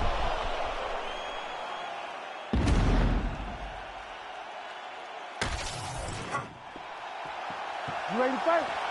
You ready? All right, round two.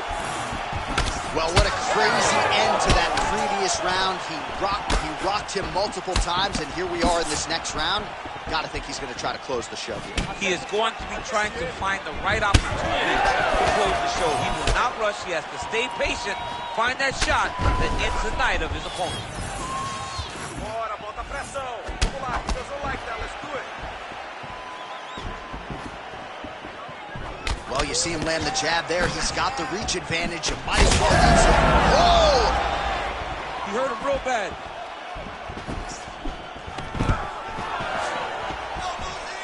Nice job by him defensively there.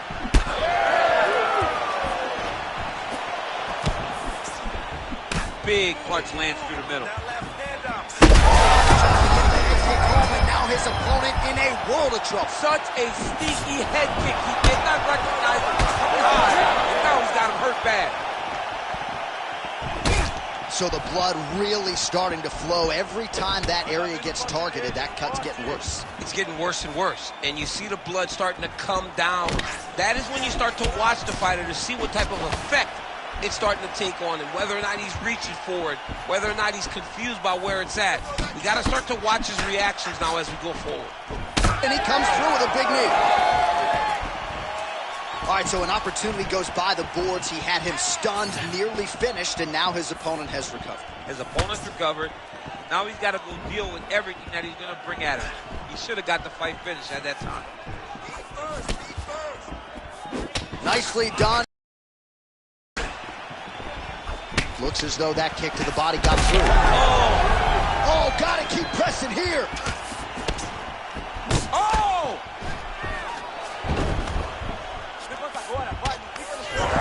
Now he's on top, exactly where he wanted to go. Under 3 minutes now to go in the round. Right into side control. Oh, he's got a choke. Oh, that looks tight.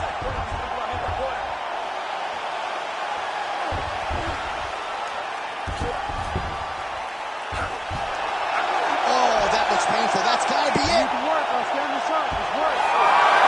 Oh, somehow he got out. That was beautiful. Look at how he brought his hips up in the air. Used his momentum to swing himself back to his chest being facing the mat. What a beautiful display of submission defense.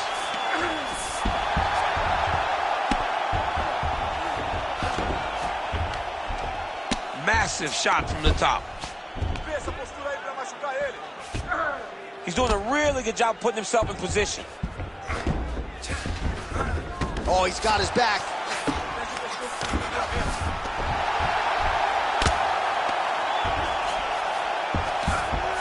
All right, half guard for him here, and a lot of offensive options, I would think, at his disposal. Oh, he's got a ton of options. He has submission options, but I believe the safest option for him here is going to be to use his ground and pound. Build a base, posture up, throw big strikes, get back in position, build posture again, throw big strikes, and just really wear him down with a really secure position in half guard. Ground and pound, the hammer. Mark Coleman would be proud. Oh, nice job to split his guard and get the ground strike home again. Oh, trying to pass here, but Dikembe Mutombo style, he gets denied. Blocked! Great job blocking that pass by the bottom fighter. Look at the torso on the right side. Maybe a huge connection by him there. He needs to get on his bicycle, John. He needs to get into space so that he doesn't get finished. Oh, my goodness. Oh, looking to land the leg kick. That one checked.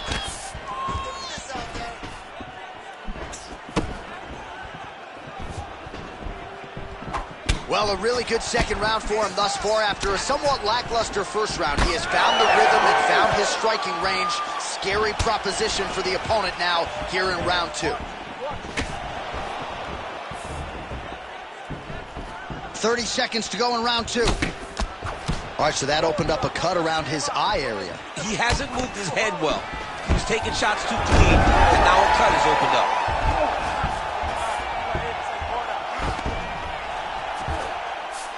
All right, he's very comfortable fighting off his back, DC. Now looks like he's trying to hip escape. Yeah, he's trying to hip escape or maybe look for a Kimura here. Oh. Postures up now and lands a devastating strike to the head. Round 3 next. All right, so the round is over, and you see the cut man not wasting any time as the fighter makes his way back to the stool. The cut man will try to shut that cut on the bridge of his nose and prevent it from becoming a factor here moving forward.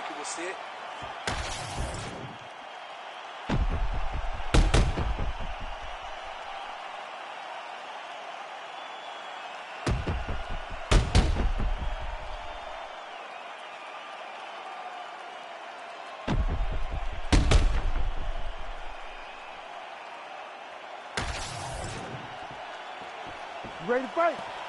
Ready. Third round underway.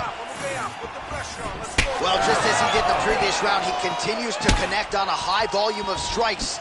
And a good sign, too, doesn't seem to be slowing down whatsoever. There's the kick, it's blocked.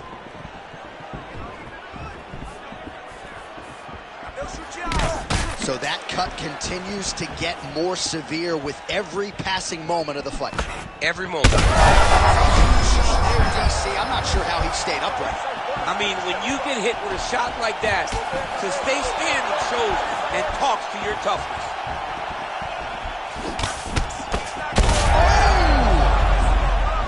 He got hurt again. Walker's cheek looks like it's cut here, starting to bleed a little bit now. Nice timing and against the takedown.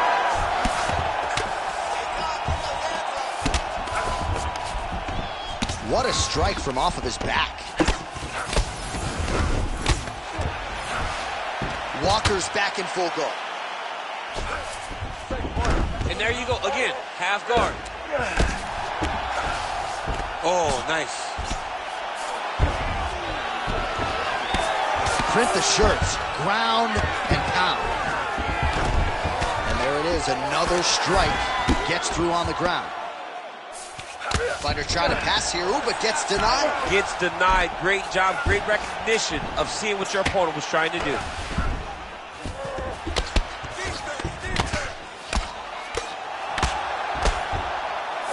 And he's back up. Man, looks like he's trying to set records here, landing all of these strikes. He is aggressive to a fault and really has been all night long as he continues to pour it on. Got to be careful here, though, not to gas out. Terrific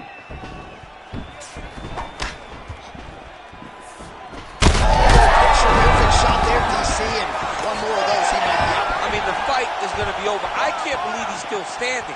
That shot. Man, this is wild. These guys are both throwing everything with fight-ending intentions.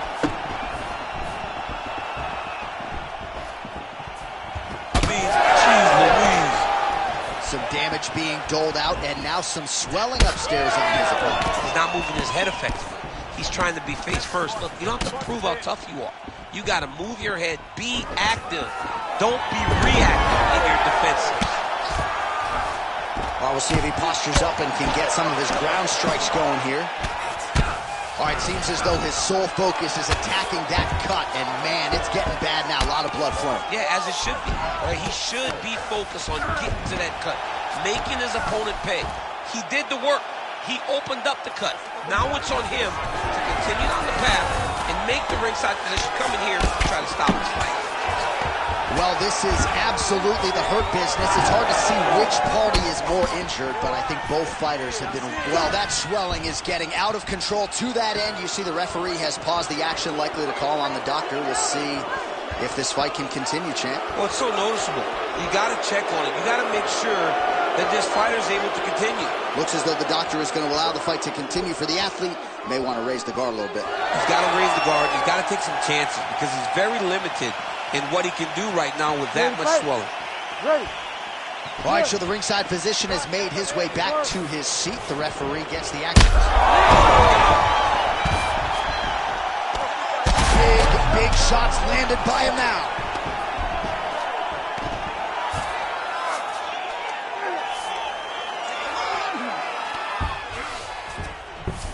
Getting them out here.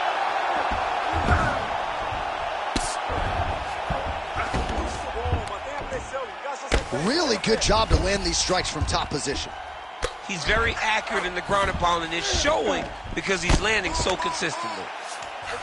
Oh, he got to the spot.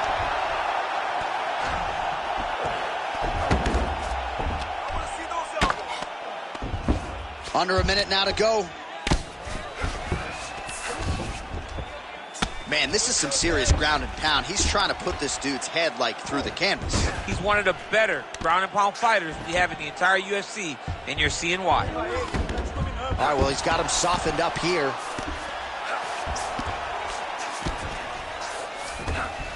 All right, so he's got the ground and pound game going here. Oh, pinpoint strike lands there, and Not going to help the swelling upstairs. I love this accuracy, this ability to get his shots to the target right away. And you see it in the swelling that is forming on his opponent's face.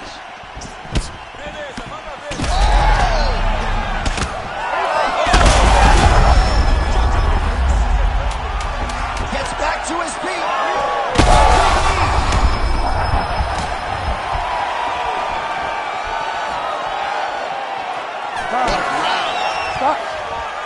All right, back to the stools now, and he is no longer the handsome man we once knew. That gash is getting serious. Respira, respira. Você tá bem? Okay, look, you've been knocked out. All right, let us get you some replays from the damage in that previous round. Perhaps we can even isolate the shot that opened the cut. I mean, just some big shots landed over the course of that round. And he wasn't responsible defensively. He was trying to tough out way too many situations. You can't do that when you're fighting a guy like this. If he doesn't change something, he's going to find himself in trouble. You ready to fight? Ready. All right, here's round 4. Fight scheduled for 5 5-minute rounds. All right, so after one of the more entertaining rounds in recent UFC history, our next round is upon us. Man, those guys both took some serious damage in that previous round. They both took some damage, but they both gave it. They both gave it as well as they took it. Let's see who wilts and goes down first. Oh, lands another beautiful strike to the body, really starting to connect at will when it comes to working the body, and especially effective doing it later in this fight. Didn't see a lot of that from him in the earlier rounds. Oh, that one hurt him bad.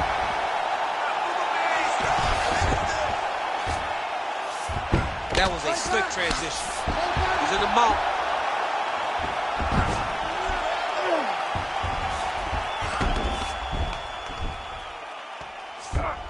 Now he's got a good body position, yup. Well, at this point, I would use the word critical to describe the condition of that eye. Not looking good, champ. No, he's beat up. He's been battered, he's been bruised. He got cut early in the fight, and you understood that if he didn't change something, it would get much worse. He didn't change anything, and now we're here. All right, he's got side control here, DC. You know, he's got a lot of different submissions in his arsenal once this fight gets to the ground. Trying to guard pass here, not today. No, it ain't happening. Good job understanding the transition. Fight IQ on 100 as this guy continues to target that swollen area. All right, feet on the hips here. You got to recognize that when a guy starts to put his feet on your hips, you got to move him off, and you got to cover. You can't be off to an angle. No, he's out. The fight's going to continue. Oh, my goodness. I thought it was over. I thought this fight was over. All right, he remains in pursuit of the submission, but the defense continues to hold up. I'm not sure he's going to be able to find a finish here. In MMA today, guys are so well-rounded. They're so gifted. It's hard to just lock up a submission, but he continues to try. And in those efforts, he has given himself a chance to win this fight. I've never been submitted. You never have? Nope. Lucky guy. I have. Beautiful transition. Side control now, and certainly I would think more offensive options for the bottom fighter than in the half guard. Absolutely more offensive options, because now you can just start to get away. You can just go to a wrestler stand-up. Get to your knees, post your hands, don't allow him to get his hooks in, right? Really be aware of the hooks. But get to your hands, stand up, fight the hands, break away and escape. But it's so much more free-flowing than a half guard in the side control, because all you need to do is just get the opponent's body up, because his legs are just free to move. His legs are not controlling anything. His legs are just free, so you have more freedom to use yours. All right, we'll see if he can apply pressure inside his opponent's guard here, DC.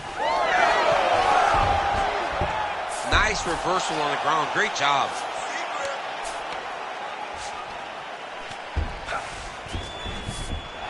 Now it's his mount. The ground strikes continue to pile up.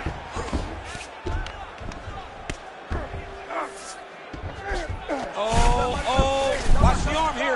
Now the guy's got armbar. He's attacking it on him. Oh, he's got a strong grip on that arm. I don't know. He's starting to extend the elbow. You gotta be kidding me. How did he get out? He just stayed calm.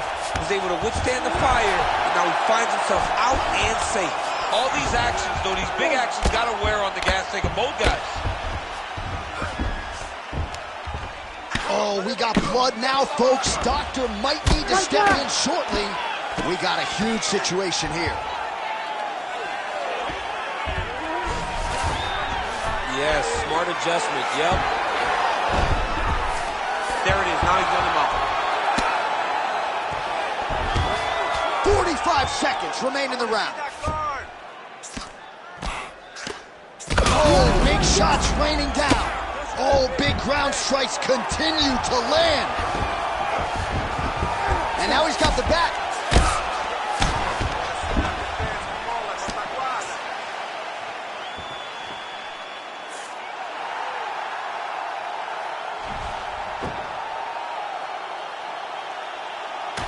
All right, let's get you some replays now. Certainly a lot for our replay guys to work with in the truck. This was a clinic tonight in terms of mixed martial arts acumen in every realm of the game. And once he got to the top, he started to land brutal ground and pound until the fight was called off. Just a dominant performance from the top position.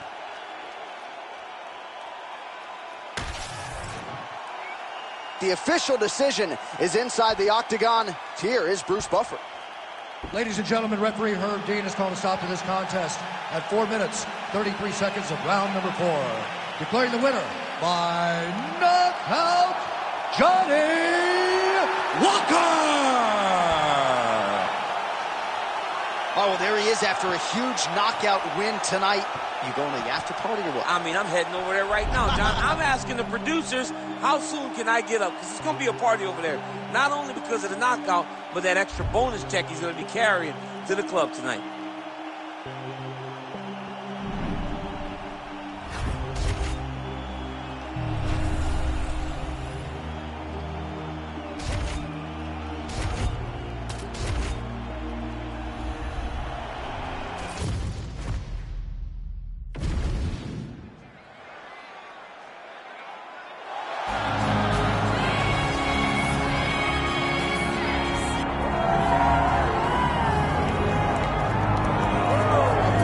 All right, so here's the former UFC Women's Bantamweight champion, Miesha Tate, and in this second UFC stint, she had visions of making a run at 125 pounds. Her body just didn't respond against Lauren Murphy.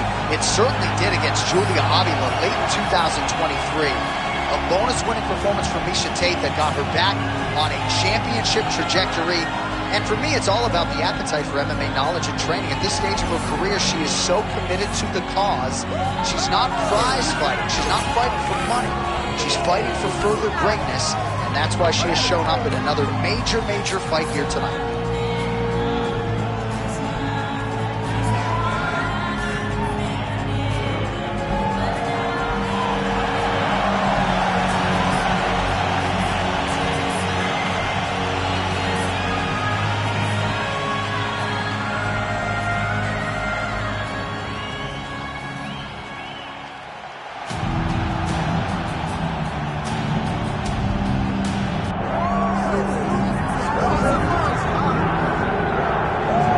So here's a woman who really has taken the sport by storm, just getting going as far as her UFC career is concerned, but man, the film is favorable. She can do it all. It doesn't take long. It doesn't take long for you to recognize that someone has something special. This young lady has something special. She's a fantastic fighter. She's a tremendous grappler, great wrestler, and she has very good hands. Everything doesn't have to be elite. It's all got to be very, very good. She's very good everywhere. And she's special in certain areas. That is well-rounded. And that's what we see in this young lady. Certainly a lot of handicappers suggest she'll have an advantage wherever this fight goes, but gotta get it done on fight night. Gotta rise to the occasion. We'll see if she can do that tonight. All right, folks, with that, I'm getting anxious. Both fighters have graced the octagon, ready to go here from a sold-out Bell Center in Montreal, Quebec, Canada. All right, almost ready to go with this one. Here is tonight's Tale of the Tape. Now for the introductions, here is Bruce Buffer. Ladies and gentlemen, this is the co-main event of the evening.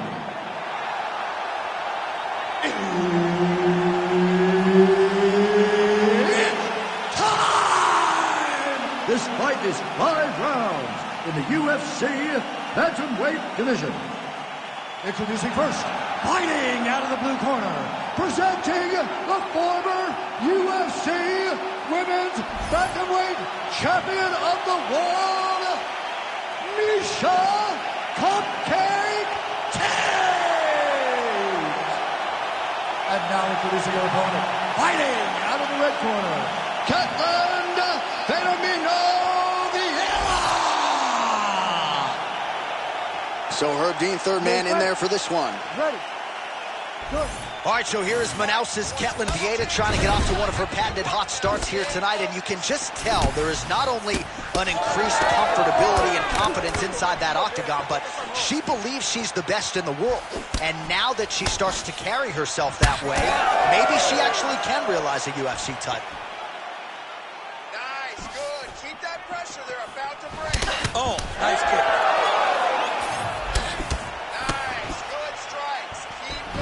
Wild attempt with the right hand there.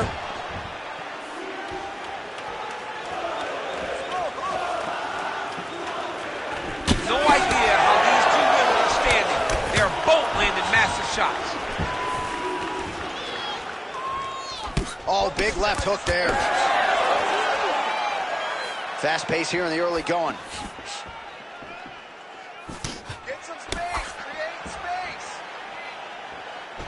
Oh, roundhouse kick there. How about the wind up and ultimately the connection for her there? She really is throwing her entire body into that kick. Front kick by Tate. Well, no setup, no problem. Leads with the right hand nicely there. Wow, what confidence she is fighting with tonight. Able to check that kick as well.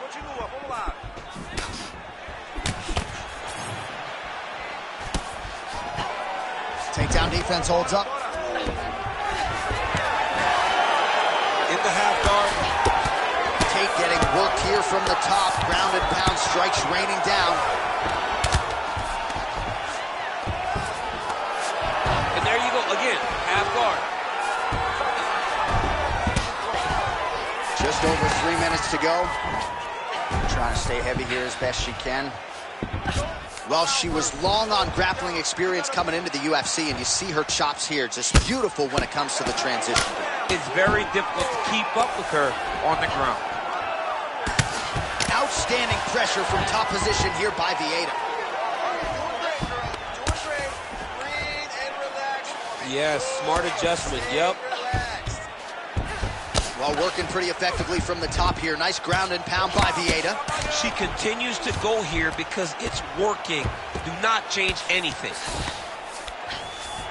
Vieira's has got full mount now.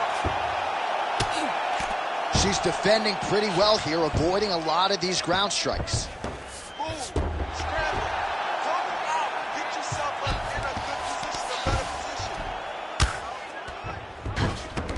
All right, she moved her head again there. She's avoided a lot of these ground strikes thus far. Oh, she's got her back. Really doing a nice job getting these shots home on the ground. Well, this is some serious pressure from the top by Vieira. Ground strikes really adding up for her now.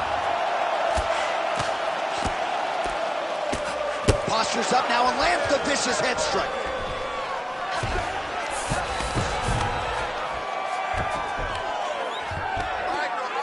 All right, half guard position for her here, and this is a spot where we've seen her have a lot of wild success in previous fights. She has a tremendous amount of success from this position because she's so knowledgeable. She keeps the right side underhook, and she just goes to work with that left arm. She's posting and elbowing. She's building her posture and punching. There are just so many different ways for her to score strikes from this position. So she backs up here and lets her opponent stand up. She got that leg kick off quick. Oh, big elbow. Under a minute now to go in the round. Well, she went to the straight left, unable to connect. All right, so a storyline developing. You see a cut has been opened around her eye. She's got a cut on her eye. She's been getting hit in that same spot. The cut's nothing too big right now, but if she doesn't protect it, it'll get a lot worse. She's got the single collar tie.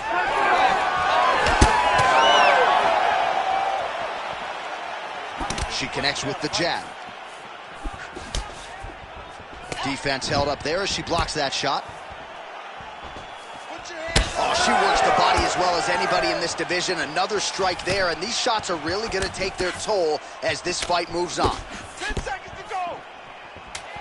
All right, here, final seconds of round one. Right back in the clinch. Look for the backhand to get very active. Able to work it into a takedown there. 5 minutes in the books.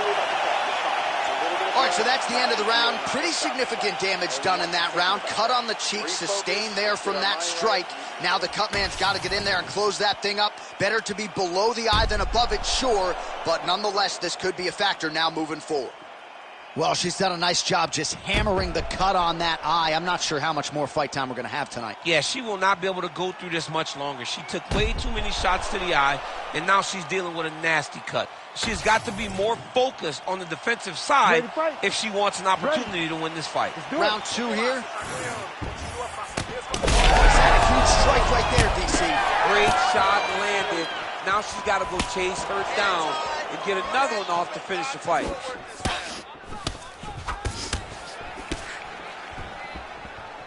Oh, and there is the kick. That one checked by Tate.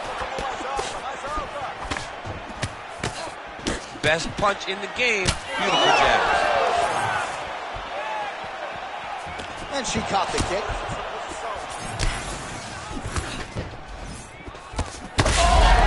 Gotta keep pressing. She's got her hurt. Gotta look for the finish. Oh, knee strike right to the body.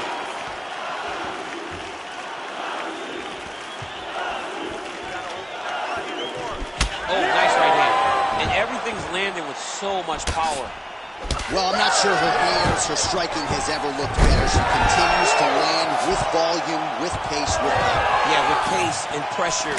It's an overwhelming feeling being in there with her when she's fighting at this level. When everything's working, she is as good as anyone in the UFC. Tonight, she is at her peak level.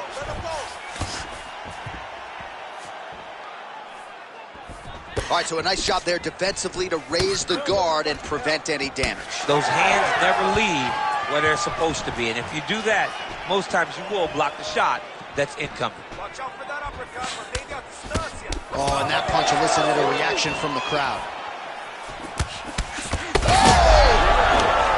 She's hurt. All right, now we get a little bit of separation. Both fighters starting to open up a little bit.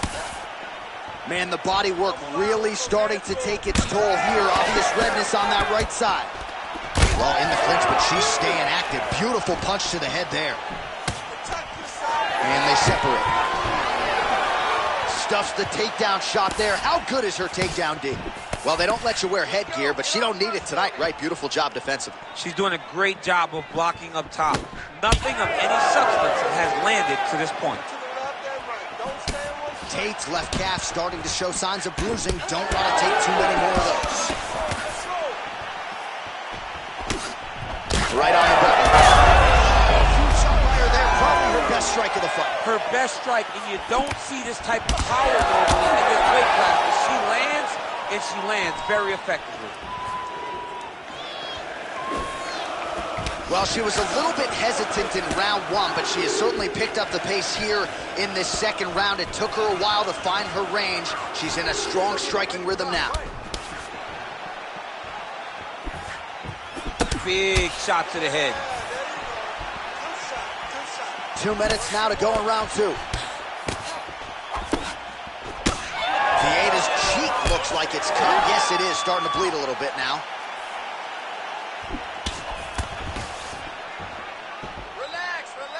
Lands a nice jab there. Big right hook attempt, but she misses. We need to get a takedown to win the round. It got checked.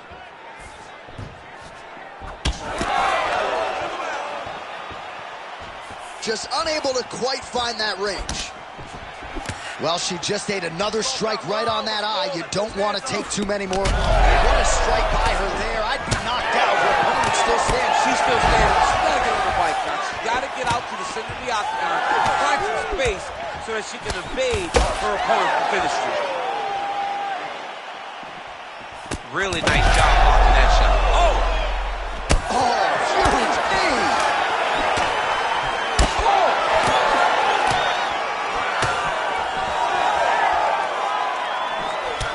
All right, so now we see some bruising on that calf on the lead leg, DC. Well, she talked about it in the fighter meeting. She goes, we are going to beat her lead leg up. She's found a lot of success doing that to this point.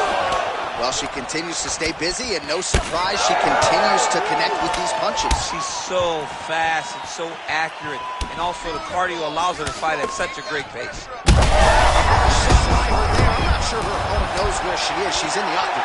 She can't possibly know where she is right now after taking such a massive head kick. Oh, man, these are hard. Oh. 10 seconds now to go in the round. Vieira's eye is closing up.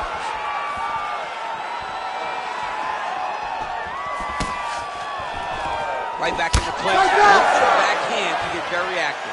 Good round. All right, so the round is over, but not before damage was done. Cut on the cheek, sustained in that round. Cut man in there quickly as usual to try to seal it up. Man, it looks like you could slide a $50 right into that gash on her cheek. Better to be there than above the eye, but not a great look either way. Absolutely, and just a visual of that cut at the end of the fight is not a good thing. She was a little bit lax in her defense, and she's ultimately paying for it. You ready to fight? You ready? Third round underway. Well, pretty good showcase for these two women in the previous round as our next round gets underway. Some risk management in the previous 5 minutes there. This is a big moment for both of these fighters. Somebody is really going to have to make a decision that they're the one that's going to get their hand raised. The previous round was way too close. She gets to the single collar tie. Look for her to try to move her opponent to find openings to land uppercuts and shots right up the middle. All right, so she continues to land a high number of strikes here, just like she did in the previous round. As efficient as any striker in the division, this is a world-class display of striking here tonight. All right, so no surprise to see her continuing to attack that area. That cut is going to get wider with every passing moment of the fight. You know, generally you expect it to get worse. When you're fighting someone like her, you know it's going to get worse because she's as sharp and as crisp as any striker you ever step in the octagon with. So she's going to be on that cut and attacking that cut relentlessly. Well, not just a high output fight to this point, but a high accuracy fight as well. Both fighters have absorbed a lot of damage thus far. These two women have both fought so valiantly. They have really laid it out on the line tonight, and it's made for a very fun fight. Oh, nice strike on the ground for her. And there she goes again, landed another strike on the ground. Nicely done. All right, so her ground control is outstanding. Half guard is when she's at her most dangerous. Yeah, she's at her most dangerous when she has a half guard because she's so brutal with the ground and pound. She likes to go after fighters and really wear on them, force them to make decisions to give their backs so that she can chase her submission, or they're going to lay on their back and just get beaten up from the top from that beautiful half guard position. Tate's doing a nice job there raising the guard to protect the eye with that block. You can't allow that cut to get worse as this fight continues. Oh, is that a huge strike right there, DC? Great shot landed. Now she's got to go chase her down and get another one off to finish the fight. Oh, she got inside and right to the single collar tie. Oh, she continues to pour it on. She is landing at will, eternally aggressive with her striking, and she also has a pretty good gas tank, so she doesn't appear to be worried about that. it's okay. Keep going. Keep going. Oh, she landed to the calf yet again, and I know her opponent's got her poker face going, but that cannot feel good. You know, the only time you use the poker face, Jay, is when you have to. And right now she is having to not, she is trying to not show how hurt she is. Can't take pictures. She has to react. She has to go chase the finish. Man, she's got it all going with the hands, with the feet tonight, and that cut is really becoming a factor now as this fight continues. Yes, she's got to move, Jay. She's got to get on her bicycle. She's got to get to the middle of the round so that the cut man can get to work. Because the more she's in there, the more she tries to fight face first, the more that cut is going to open up. She's got to get moving. Oh, she is absolutely getting lit up right now. She has certainly changed her approach here in the latter stages of this fight. She is trying to take the judges out of it. That'll certainly help that goal. Well, she whiffs on the straight right hand. Nice job by her there to block those shots. When you first go to a boxing class, the first thing they say is glue your guard to your face. Her guard's high tonight. Her guard's high, and she keeps the elbow down. She does a great job of blocking the top and down low. She's going back to that patented straight right hand, unable to connect. Really good connection by her there. Man, she just continues to eat shots right on that cut. I'm not sure they're going to let this thing go much longer. Well, she's got to get moving, Johnny. She's got to be more offensive because your offense can be your defense. Right now, she's waiting, and she is getting beat up, and the cut just keeps getting worse. Tate gets caught by that straight punch. Can't take too many more of those. Another punch to the head. Lands another strike there. She's got it going on tonight, and the swelling on her opponent starting to get pretty bad now. It's getting bad. I mean, she's got to address it. She's got to change something up. Maybe shoot for a takedown. You cannot stay upright with this lady. She's too good in the stand-up. Final seconds of the round. Great job blocking that shot. Oh, big knee there. That's 3 rounds in the can. We're headed to the championship rounds. All right, so a standing ovation from this capacity crowd after that round. A huge knockdown there in the middle of the round. Got to have her feeling pretty good here as she goes to the stool. Back and forth up to that point, but she eventually found the shot that put her opponent on her backside. But how about the toughness of the opponent to get up off the floor and finish that round? Let's see how she approaches the next round.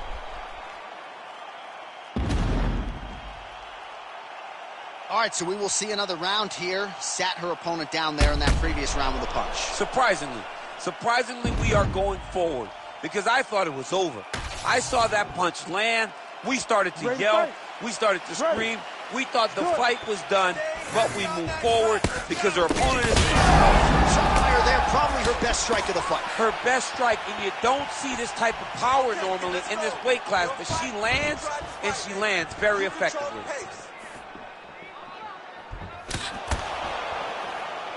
Oh, she continues to land a high number of strikes here, just like she did in the previous round.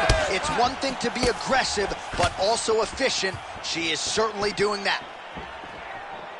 Let me see that hook now. Vieira gets caught with that punch. Got to shore up the defense here. She's so fast, so straight, everything just perfect. Everything perfect. Every strike, every kick, every punch, everything's just perfect. Well, she told us coming in that the body strikes and the body work would be a big cornerstone of her game plan in this fight. And you see the numbers there, bottom of your screen. That absolutely tells the story. No one's going to accuse her of being a headhunter here tonight. She has worked that body to great effect. Oh, she is in real trouble. Oh, big left hook there.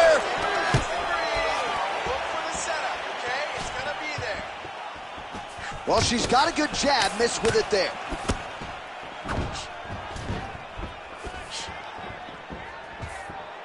Go after the cut.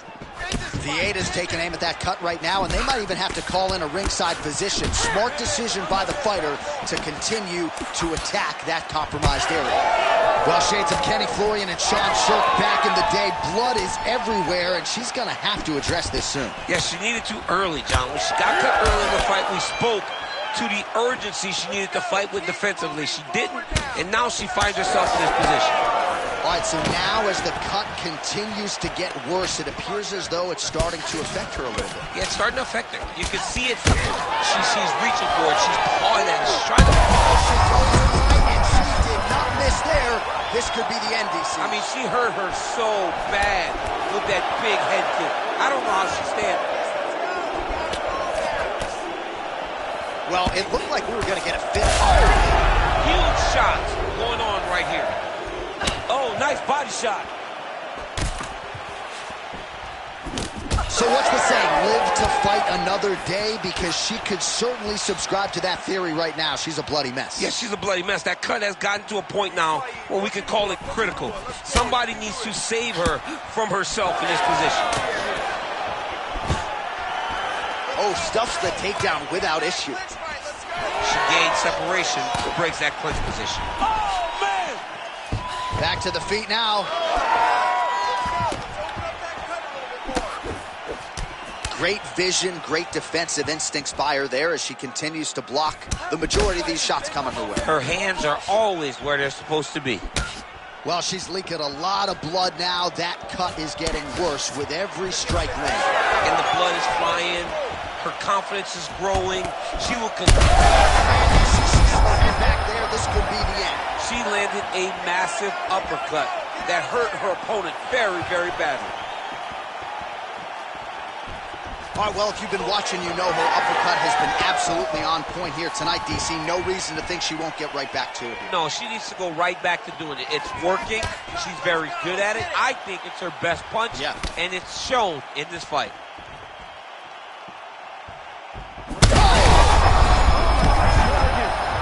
Oh, she is in a world of trouble. We'll see if she can survive.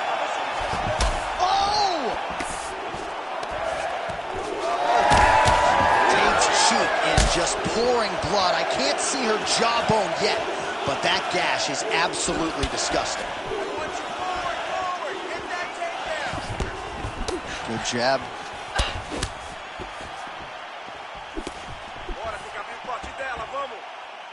Huge connection fire there. Massive shot land. How's she going to try to find the next shot that'll finish the fight? Vietta's really limping heavily now. Well, it looks like the ref is going to break up the action here and likely to check on her cut, which is of the pretty big variety. Yeah, she's bleeding a lot. It's in a bad spot, too. So I wouldn't be surprised if this thing is stopped. Yeah, the doctor just stopped the fight. He doesn't care about your feelings. He doesn't care about the boos from the fans. He cares about the fighter. Too much blood to continue. Yeah, too much blood to continue. He cares about the fighter's health, and this was the right call. And we go inside the octagon. Bruce Buffer has your official decision. Ladies and gentlemen, the doctor has called a stop to this fight, declaring the winner by TKO, Ketland Fenomeno Vieira. All right, so Ketland Vieira keeps it going in this UFC Women's Bantamweight division, and given the strength of this performance and the all-around nature of this Brazilian's game, you got to think that the rest of this women's 135-pound division is starting to stand up and take notice. That I owe.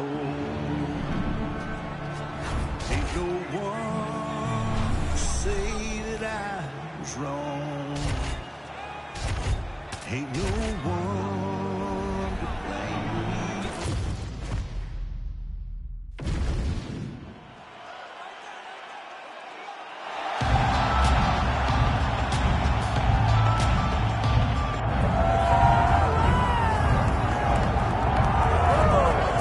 The Sugar Show live and in color. Sean O'Malley back on the proven ground here tonight. And what else can you say about what he did against Abu Dhabi? Close fight against Petr Yan, but that really served to put him on this championship trajectory. Well, you got to stand out and take note when you fight someone like that. So close. Even if he had lost, you had to give him his respect.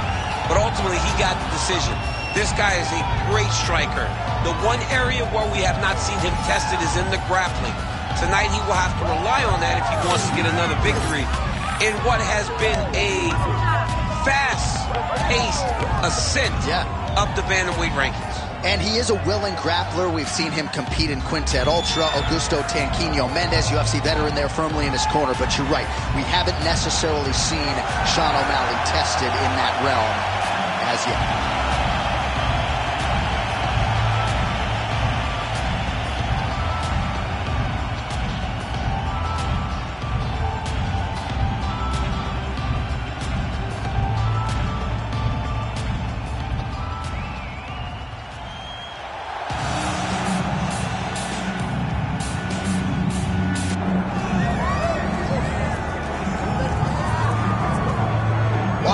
fan anticipation for this one, and rightfully so. A really interesting matchup, and a lot of people focused on this kickboxer trying to make a real concerted run at UFC Gold. Yeah, he's trying to make a run at a championship. We have seen him compete at the highest level in kickboxing and done very, very well. But how does he implement that fight style in the mixed martial arts? We're going to find out very soon if he can do everything he did there inside the UFC's octagon. Certainly in our fighter meeting, he talked a lot about his wrestling and grappling improvements, but he knows what the fans want to see, and that is to see him striking against this opponent here tonight.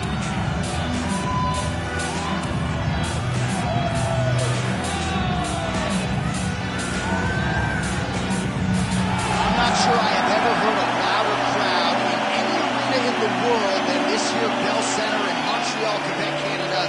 Athletes are ready to go. Let us now see how this matchup plays out.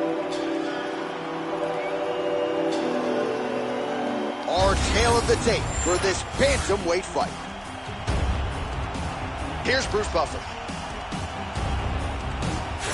Ladies and gentlemen, this is the co-main event of the evening.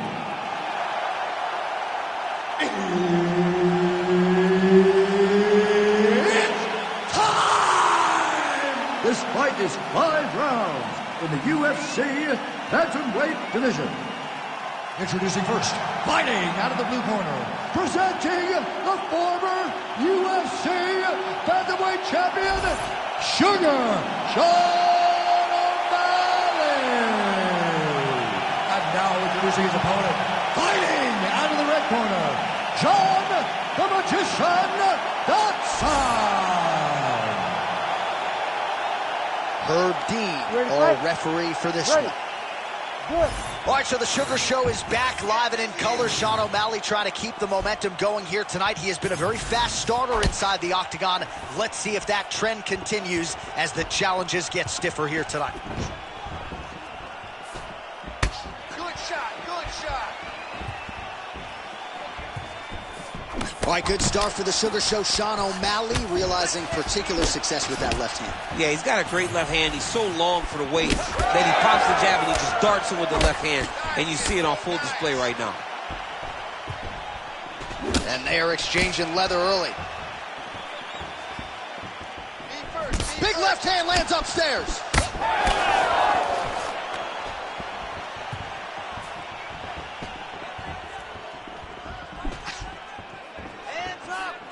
Oh, nice job landing the knee there. He's got a lot of size for this division and put it to good use there. Just missed on the front kick there. All right, so we have got a full-on brawl to start this fight. Any concern that these guys might burn themselves out? Oh, they're going to exhaust themselves. So we may as well enjoy it right now, because come the third round, regardless of the weight class, they're going to look like 2 tired heavyweights in the middle of the octagon. Keep working that jab. Good kick. They're so evenly matched. They're going tit for tat. Oh, O'Malley going for the leg kick. Nothing doing there. Come on, buddy. Keep your hands up. Let's go.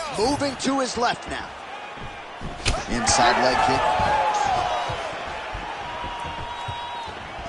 Every time he throws that leg kick, it lands with so much force.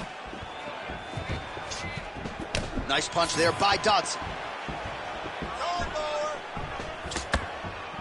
3 minutes now to go in this one. Oh, a huge shot finds the target there. Great shot lands. Now he's got to go find that follow-up attempt. The kill shot was what they call it to go and end the fight. He went hard on that one. Oh, big right hand.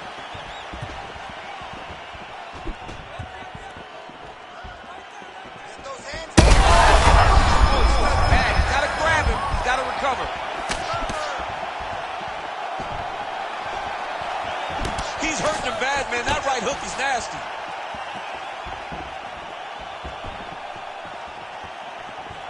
Oh, and he lands another huge knee there as the taller fighter uses his length well yet again.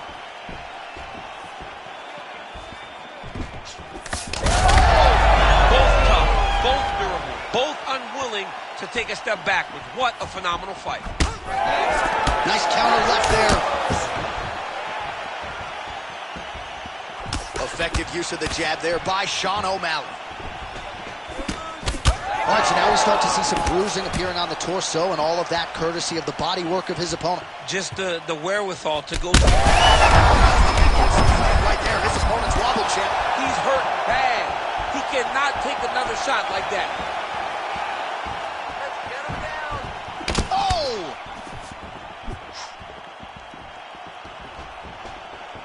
So pretty good recovery by the opponent after getting stunned pretty good. Got to capitalize on those opportunities. I mean, you can't waste these opportunities. You don't get them as often as you'd like. So when you get a guy hurt, you got to find a way to finish the fight. Dodson going for the body. Missed with that kick. Clean good. Let's make it worse.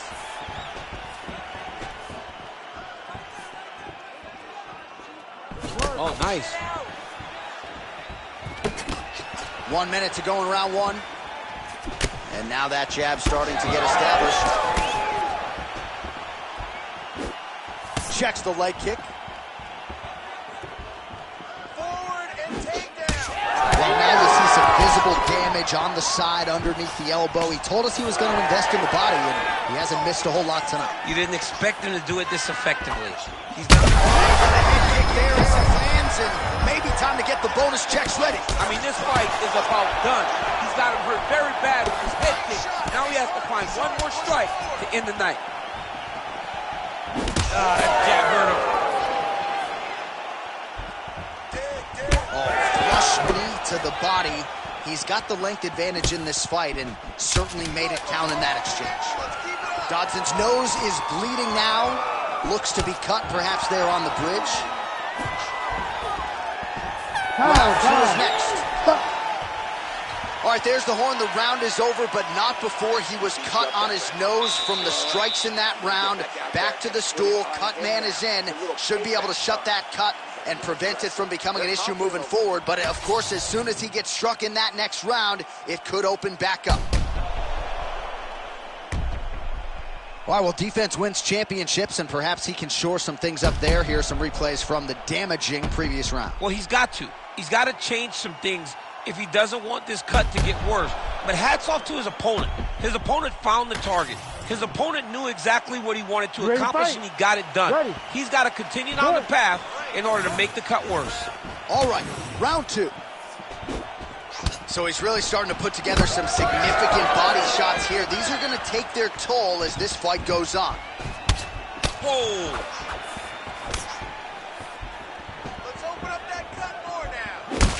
O'Malley's nose is bleeding now. Yes, looks as though he got cut by one of those offerings from his opponent.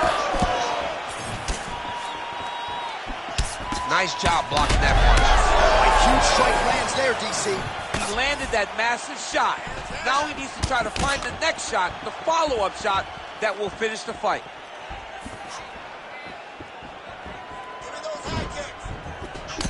Well, we may have the best cut men and women in the business, but I'm not sure they're going to be able to do much with that cut. It continues to widen with every passing strike. And you're fighting a great fighter. It's hard to deal with the damage of the cut while dealing with the level of the fighter in front of you. Right now, you have got to do something different to try and change the way that this fight is playing out.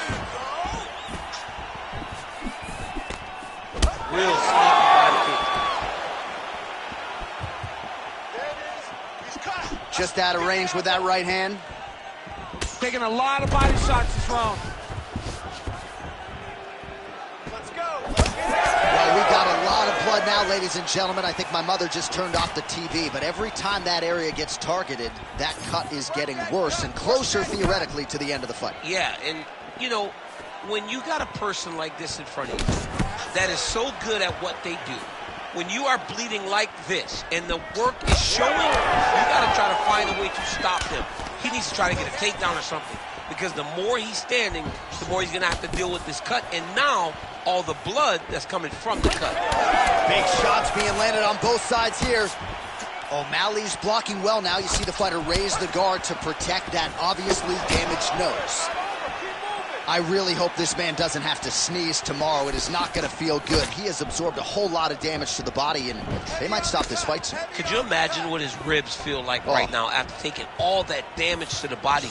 It's visible. He looks like he's overreacting. He's wincing. It's hard to watch, man. Very hard to watch.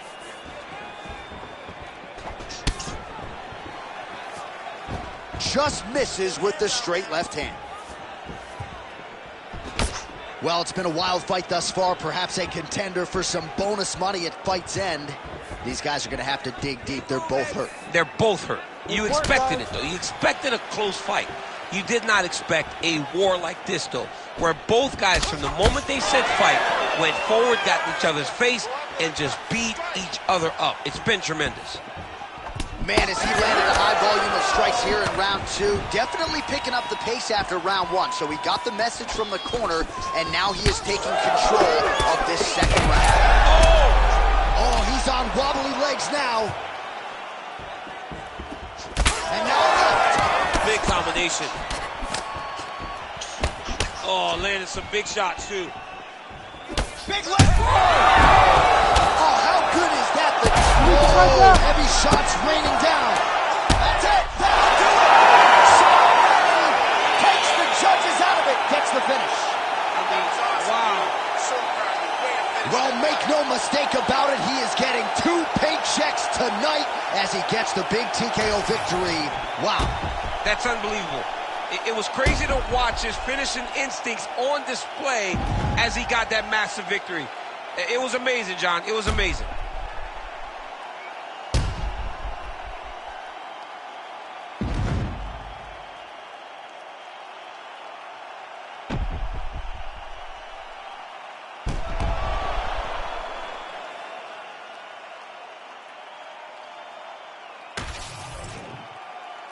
We send it inside the octagon. Bruce Buffer has the official decision. Ladies and gentlemen, referee Herb Dean has called a stop to this contest at 3 minutes, 27 seconds of round number 2. Declaring the winner by TKO, Sugar Sean O'Malley.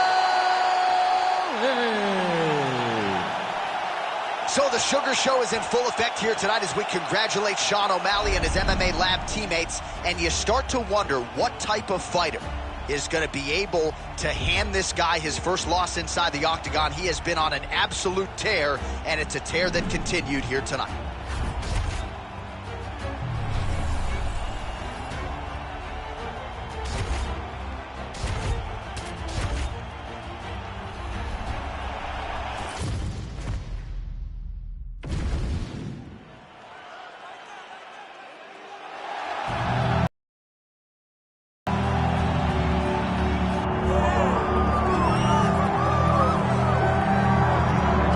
All right, he's got cardio for days, and he is as high-level a wrestler as we have seen cross into this division in some time. Can do worse than having a high-level wrestling base for mixed martial arts. Well, he wants the pace. It's the pace and the pressure. It's what separates the wrestlers from everyone else. It's an ability to go to those dark places, live in them, make those hard moments the best moments of your day. And when you get into the octagon, everything seems easier. This kid has an ability to operate in the darkness, operate in the tough moments. He's going to have to try and drown his opponent, drag him to those deep waters, and try to ensure that he can't compete with him. Yeah. I'm excited to watch this kid fight, John. Oh, mentally, he's just so forged, right? I mean, he'll chain takedowns, no discouragement if he doesn't get it.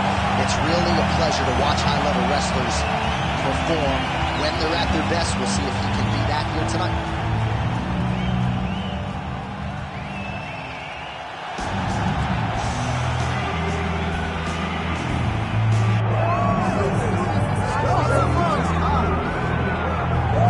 All right, so here's the former UFC flyweight champion, Brandon Moreno, and of course the night DC made his debut on the cans on the UFC telecast in 2016. This man made his UFC debut, and I think in the eyes of a lot of people he has overachieved, but certainly not in his own estimation. He knew he could be this guy. I mean, he feels like that. It felt like Brandon Moreno was not going to get here. He wasn't going to be widely regarded as one of the best flyweights that we've seen. I mean, you got to call it what it is, right? There's Demetrius Johnson and everybody else. But then when you start thinking about that second tier, you think Davison Figueiredo, you think Brandon Moreno. You didn't know that this young kid from Mexico had that ability. His skill set has improved to the point that you can't talk about the division without him. He's been a tremendous story, and I've been so lucky to watch it. Let's see if he can add to that tonight as he steps back into the octagon. And when in doubt, you may want to bet on the Mexican fighter, right? He is a Mexican savage. The heart was on full display against Kai Kara-France and throughout his UFC tenure thus far. And now our tail of the tape for this flyweight tilt. Here's Bruce Buffer. Ladies and gentlemen, this is the main event of the evening.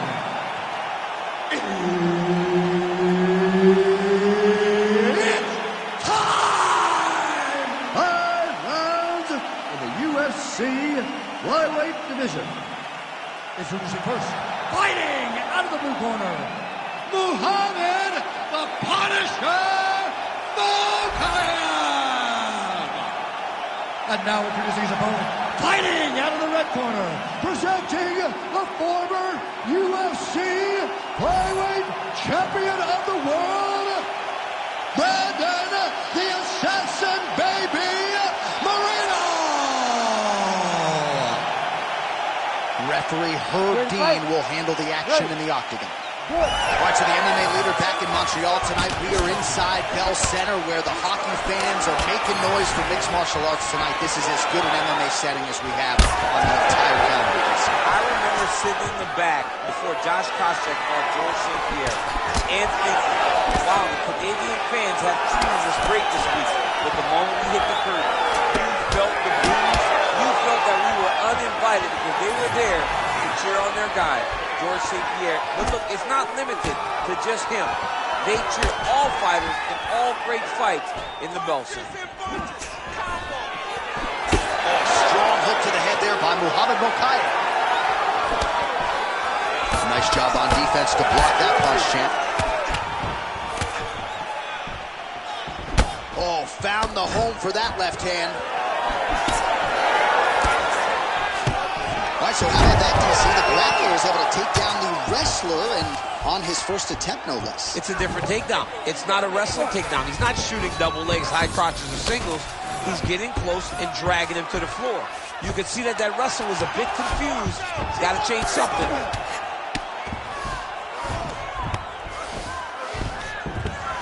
Oh, and he's able to land a strike there from the bottom. Nicely done by Mokaev. Big ground and pound.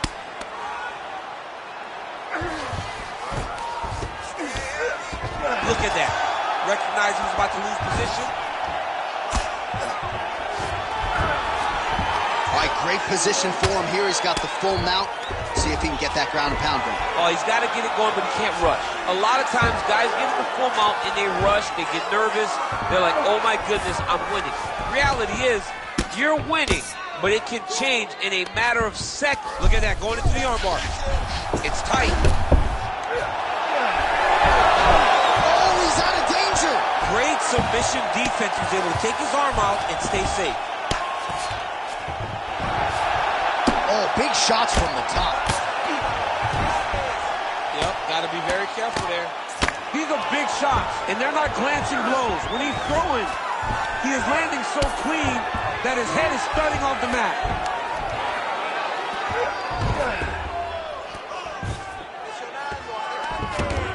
All right, dominant position for him here. Full mount. If you're the bottom fighter, better start moving those hips, DC. Oh, you got to start moving those hips. What you should do initially, right, is start to push at the knees. Mokaev's going for the sub here. Arm is very tight.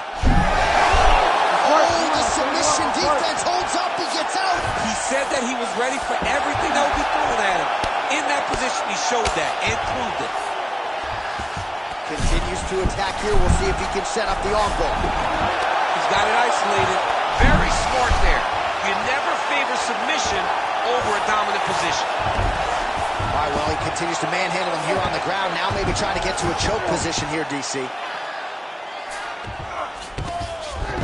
A lot of top pressure being applied here.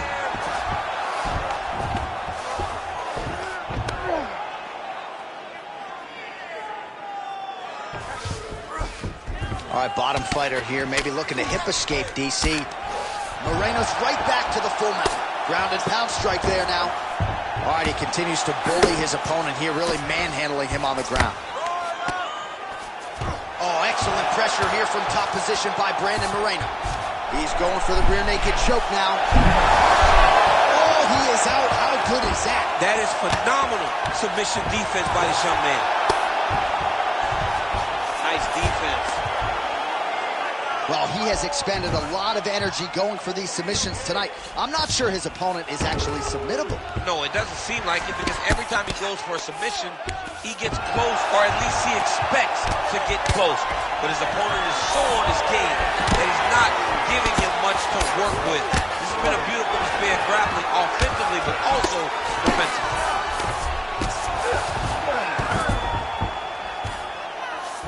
Mokayev's in half guard now. Nice. Well, as usual, suffocating work from the top here by Mokayev. These ground strikes are starting to add up. All right, working on the ground here. His opponent's feet on the hips. Oh, good technique there. He's got the triangle choke locked in. Oh, he got out. How good is that? This guy is so aware. He never leaves anything long to allow for himself to get subbed. Ooh, right into side control, DC. This is where you want to be now, because you get to make your opponent decide. They try to turn back into you, you can attack guillotine. If they turn away to try to get to your knees, you throw your hooks in, and you got all your rear choke submissions. But we can't allow that to happen. We got to get back up to our feet. Your guard is awesome. All right, DC, let's look at some of the highlights from the last round. Lot for the replay guys to choose from. Yeah, man, these guys stood on a quarter in the middle of the octagon. Take one to give one. Over and over, each guy landed, and they both landed very well over the course of that first round. All right, so there's the end of the round. We had a big submission attempt there midway through, but largely the submission defense held. It wasn't tight. We thought the fight was over. But stayed patient, stayed calm, relaxed, and found his way out of that deep submission. All right, here we go. Our next round is underway. And how about the submission defense on that young man in the previous round? He's so well-versed in all areas of mixed martial arts, and that was in full display as he defended a real deep submission attempt.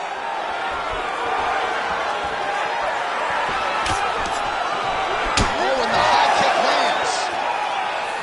Nice head kick. His opponent has not adjusted to these head kicks.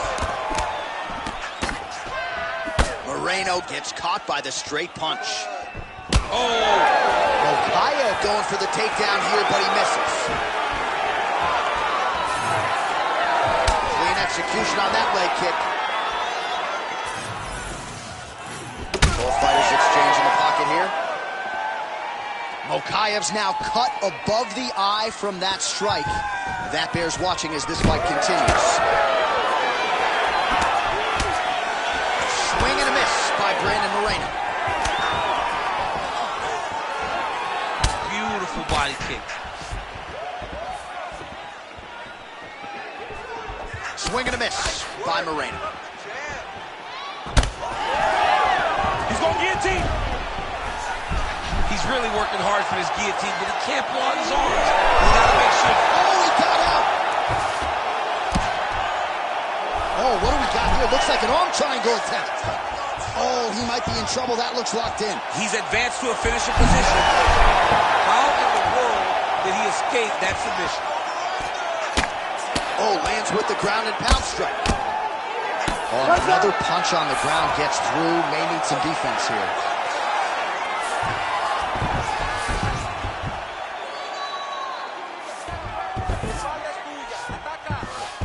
All right, side control now. We'll see if he can advance position. Under 3 minutes now to go in the round. All right, trying to pass here. As Glover Teixeira might say, not today. Not today. Great job of following with the hips, keeping those legs locked and keeping them in full guard. Oh, he's going for a choke here. This could be tough. That Darce choke is tight.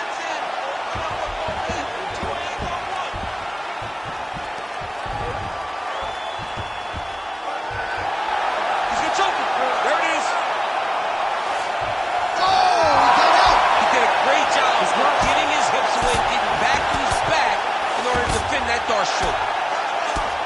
look at the redness now almost immediately on the right side of his body. Landing strikes nicely here from top position. Another ground and pound strike lands. Mokayev's in half guard.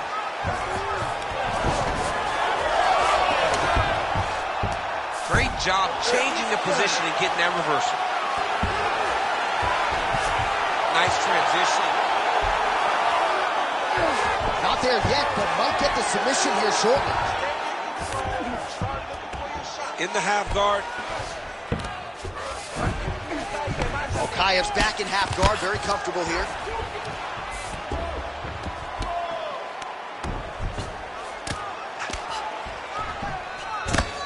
Working in half guard here, making these shots count. Now he's going full mount. Great shot from the top position. Oh, his ground and pound is on full display here tonight. He's got to be careful here. Moving his head pretty well defensively on the ground here. We'll see if he postures up and can get some of his ground strikes going here. Well, he's worked very hard on this part of his game, and these ground strikes are really starting to take their toll. Great submission defense. Mokayev's in half guard. Trying to set up a submission now. Ooh, this could be it. That thing is tight. That arm triangle is deep.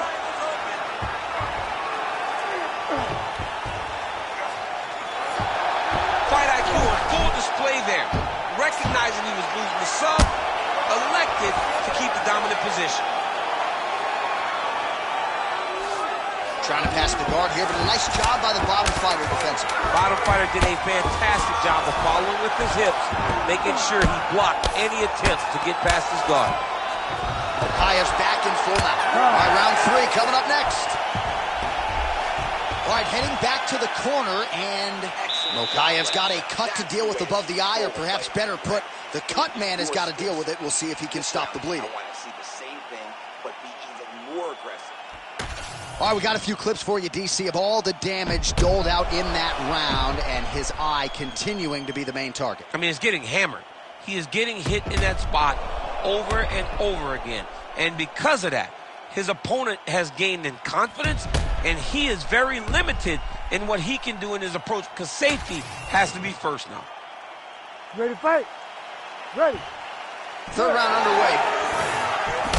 Muhammad Mokayev gets caught with that punch. All right, so he lands his first takedown of the fight after many failed attempts, so he stayed committed. Now he has the fight in his wheelhouse. Let's see what he can do. Good work from the top here by Mokayev. All right, feet on the hips here. Man, another one lands. He's trying to pound his opponent's head through the canvas.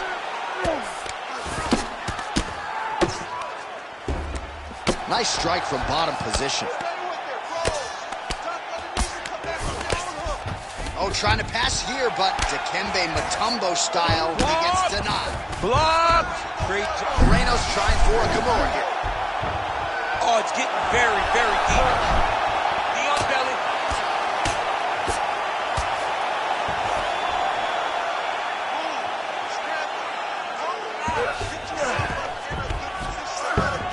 Well, hard to win fights in mixed martial arts from the bottom, but nice work here in that position by Muhammad Mokayev. Posturing up now. And now the damage is about to start. Hard ground and pound shot there, and yes, it was hard, opening right up.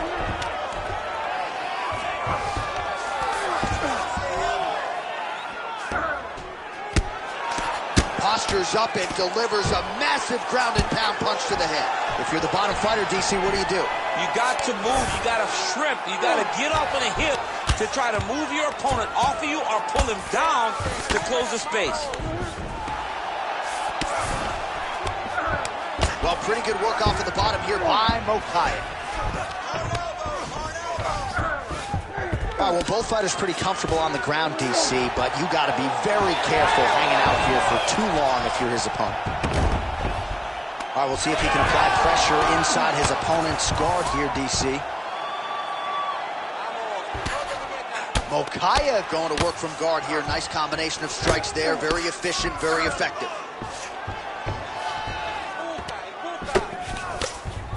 And there you go, again, half guard.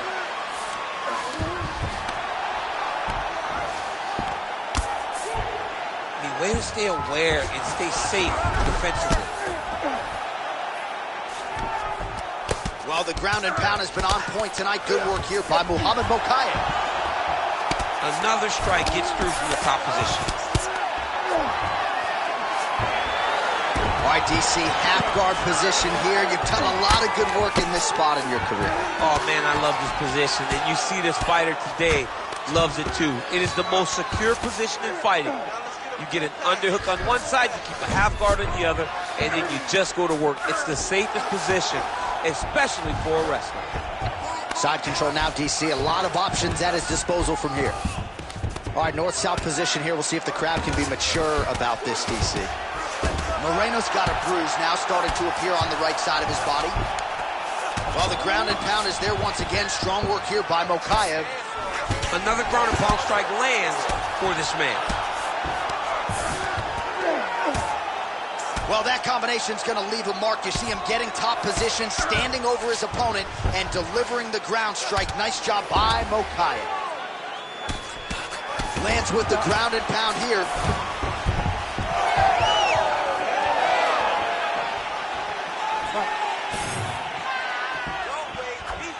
All right, so he lands another hook. He's already landed several in the round. That one might have been the most significant. That was the best one. But what I like about him throwing this punch over and over again, he just has a fantastic ability to land that punch. Well, it looks as though that strike maybe opened up a cut around the eye area. Yeah, it looks like that strike opened up a cut, John, but there's nothing to worry about now, but he's got to start to protect it. Mokaev's got a pretty deep bruise now starting to appear on the right. That is a huge shot right there, DC. You don't want to eat too many more of those. No, and he needs to start looking to finish now because he's got his opponent hurt very bad. Oh, he jumped guillotine right away. That guillotine is tight. The guillotine looks like it's locked in. Right now, he's got to be patient. He's got to squeeze, but not too much. He's got to get the guard locked and try to find a submission. Oh, somehow he gets out. Fantastic submission, D. All right, side control now. All right, so he can't get it here. Again, good awareness by the defensive fighter. Oh, right into mount. Great job finding his shots from the top position. All right, so inside the open guard of his opponent. You got to be careful playing around for too long here on the ground with this guy. All right, so that's the end of the round. Potential adversity here. He's got a cut on his cheek sustained from that strike in the round. Now the focus becomes maximizing these 60 seconds, shutting that cut and preventing it from becoming a major factor here moving forward. All right, we'll re-rack some replays from the previous round as they attend to that pretty nasty cut in his eye area. You got to lock in defensively, man. You cannot be out there just fighting. His opponent is too high level to try to fight him with his ego. Now he's dealing with a nasty cut over his eye. Why do you need another thing to manage when you already got one of the best fighters in the world in front of you? Ready. We have arrived at the fourth round fight scheduled for 5 minutes. And he has a great double leg. My goodness, he has a great double leg. Getting him out here. All right, half guard position here. We'll see what he can do with it. A lot of weapons at his disposal from this dominant position. Oh, man. I feel for a wrestler, this is the most dominant position in all of fighting. Because wrestlers love control. Right. And to have your upper body free and your leg able to hold your opponent in position, it is like striking gold. Build your posture, throw your punches, big damage, but then always control the far side underhook. This is a great position for a top fighter. Great job not only reversing the position, but getting to your dominant position. All right, so there it is again, much like he did in the previous round, able to land that hook really at will. Over and over and over and over, he is landing that very same punch, whether it's to the body or to the head. He just does a fantastic job of finding the hook. All right, so you got to be careful playing on the ground with this guy. You don't want to mess around for too long. Fighter trying to pass here, but gets denied. Gets denied. Great job, great recognition of seeing what your opponent was trying to do.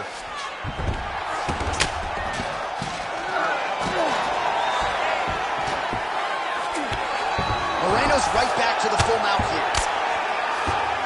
This is a terrible position. All right, so there it is again. He's been very efficient with his ground and pound striking game tonight. And now they're starting to pile. He's starting to pile them together. Punch after punch is starting to land from the top position. Just over 3 minutes to go.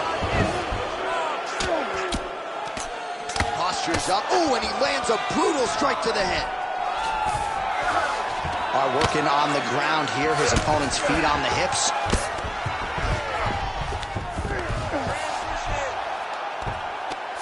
Nice strike from the bottom fighter there.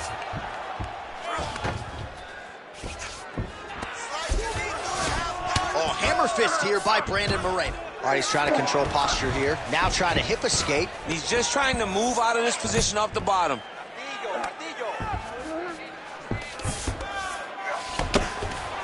Side control now. Trying to guard pass here. Not today. No, it ain't happening. Good job understanding the transitions. Great work here from the bottom fighter. Every strike he lands, that cut gets worse. Yeah, it's getting worse. And he needed to address it a little bit sooner because now that damage is starting to pile up.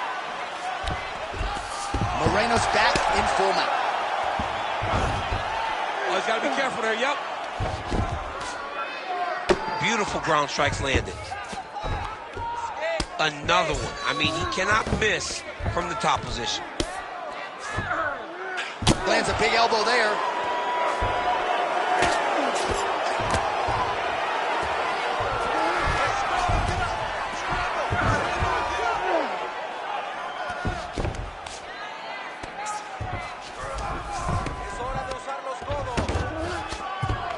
Nice positional control here.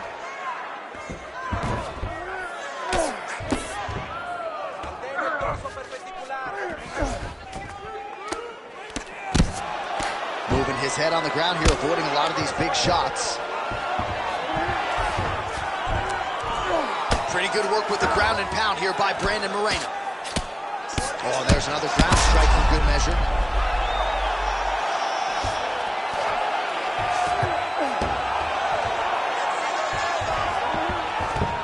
All right, he's got the full mount now. Is this one of the most dominant positions in MMA? Is that fair to say? It's a very dominant position. It's one of the most ideal positions you can get to, especially if you are fighting someone that doesn't truly understand that they're not in as much danger as they are.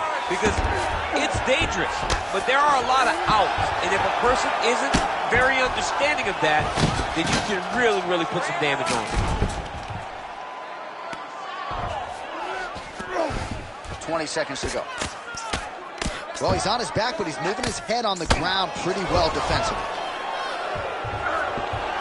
10 seconds remaining here in round 4. Moving his head here on the ground, Chief. I mean, this guy is very active off of his back. It helps him to evade those strikes. Stop. Buzzer sounds for the end of round 4. 20 minutes in the books.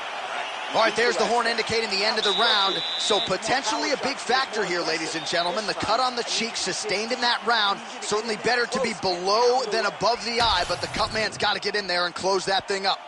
All right, let us show you all that was done in terms of the damage in that previous round. He has got a huge gash on his cheek. I mean, there was that shot right there. That one landed and opened him up.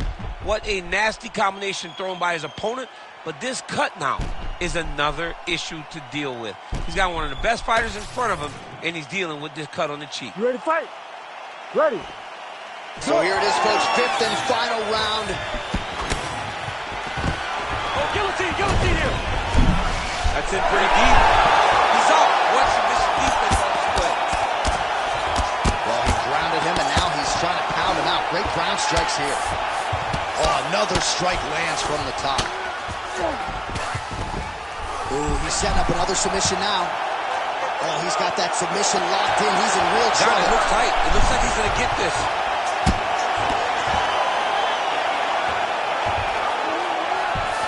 Well, anytime you are in a ground fighting situation with this fighter, you're potentially playing with fire.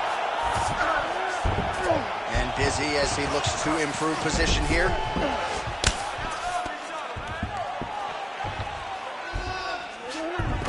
North-south position. Come on, crowd. Get your mind out of the gutter. Moreno's right back to the full mount.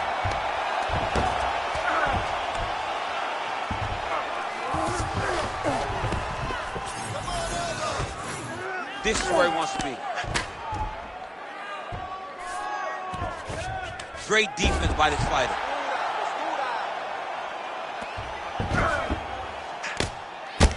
Big elbow there, lands. Oh, shades of the Godfather with the ground and pound Mark Coleman as he lands again. Only somewhere smiling watching this guy land from the top position. There it is. Now he's going to mount.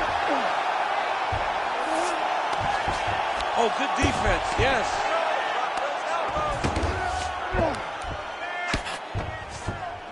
He's got to start throwing now.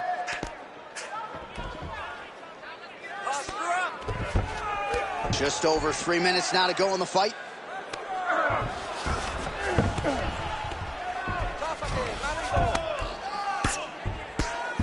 Well, working pretty effectively from the top here. Nice ground and pound by Mokaev. These ground strikes really started to add up. There's another one.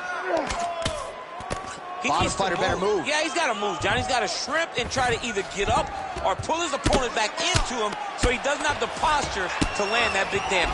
Really smart approach by the offensive fighter, badgering that cut. More blood by the men. If head movement wasn't important early, it's very important now because that cut has gotten a lot worse. That was nice. Oh, you gotta love the ground and pound strikes here. Can't get it. Good awareness by the defensive fighter. Oh, he reverses the position now. Nice work on the ground by Brandon Moreno.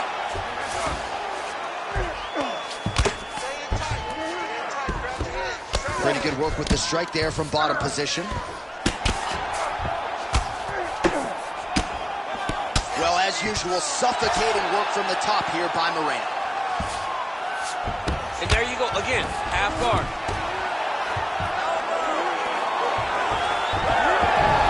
All right, so from being dominated to in the dominant position. Nice reversal on the ground. Let's work. I'm going to stand you up. You need to work.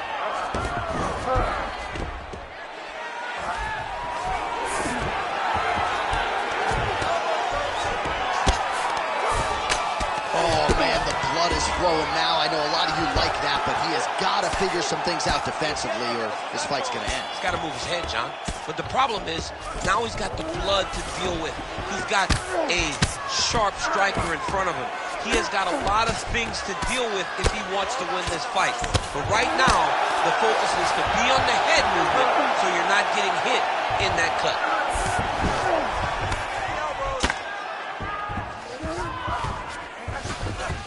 All right, so he's got the body locked down here, DC, or so it appears. This is not a guy you want anywhere near your back. Yes, smart adjustment, yep. Good work from the top here by Muhammad Mokaev. This is some exhausting work, man. I mean, it is so tiring to be fighting in this way. So much wrestling, so much grappling, expending all this energy trying to hold the guy down. I mean, no takedown is not fought. No reversal is not fought. Everything they're doing is fought to the very last minute before it gets given up.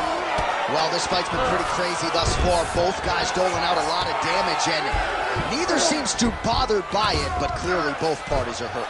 Both guys are hurt. Both guys are fighting beautifully. Both are showing a lot of heart right now in this fight. They're both doing amazing jobs. Let's see who gets the job done at the end of this thing. Oh, back and forth action right till the final horn. What a tremendous finish to this one as we go the full 25 minutes. The official decision is in. Bruce Buffer has it. 5 rounds, we go to the judges' scorecards for decision. All 3 judges score this contest 50-45. Declaring the winner by unanimous decision, Brandon the Assassin Baby Moreno! All right, no draw, no controversy tonight. Brandon Moreno, the Assassin Baby, your winner by decision. These championship rounds that he has fought in over the course of his career has prepared him for the long fight, and he looked comfortable throughout this fight tonight. Great job by the Assassin Baby.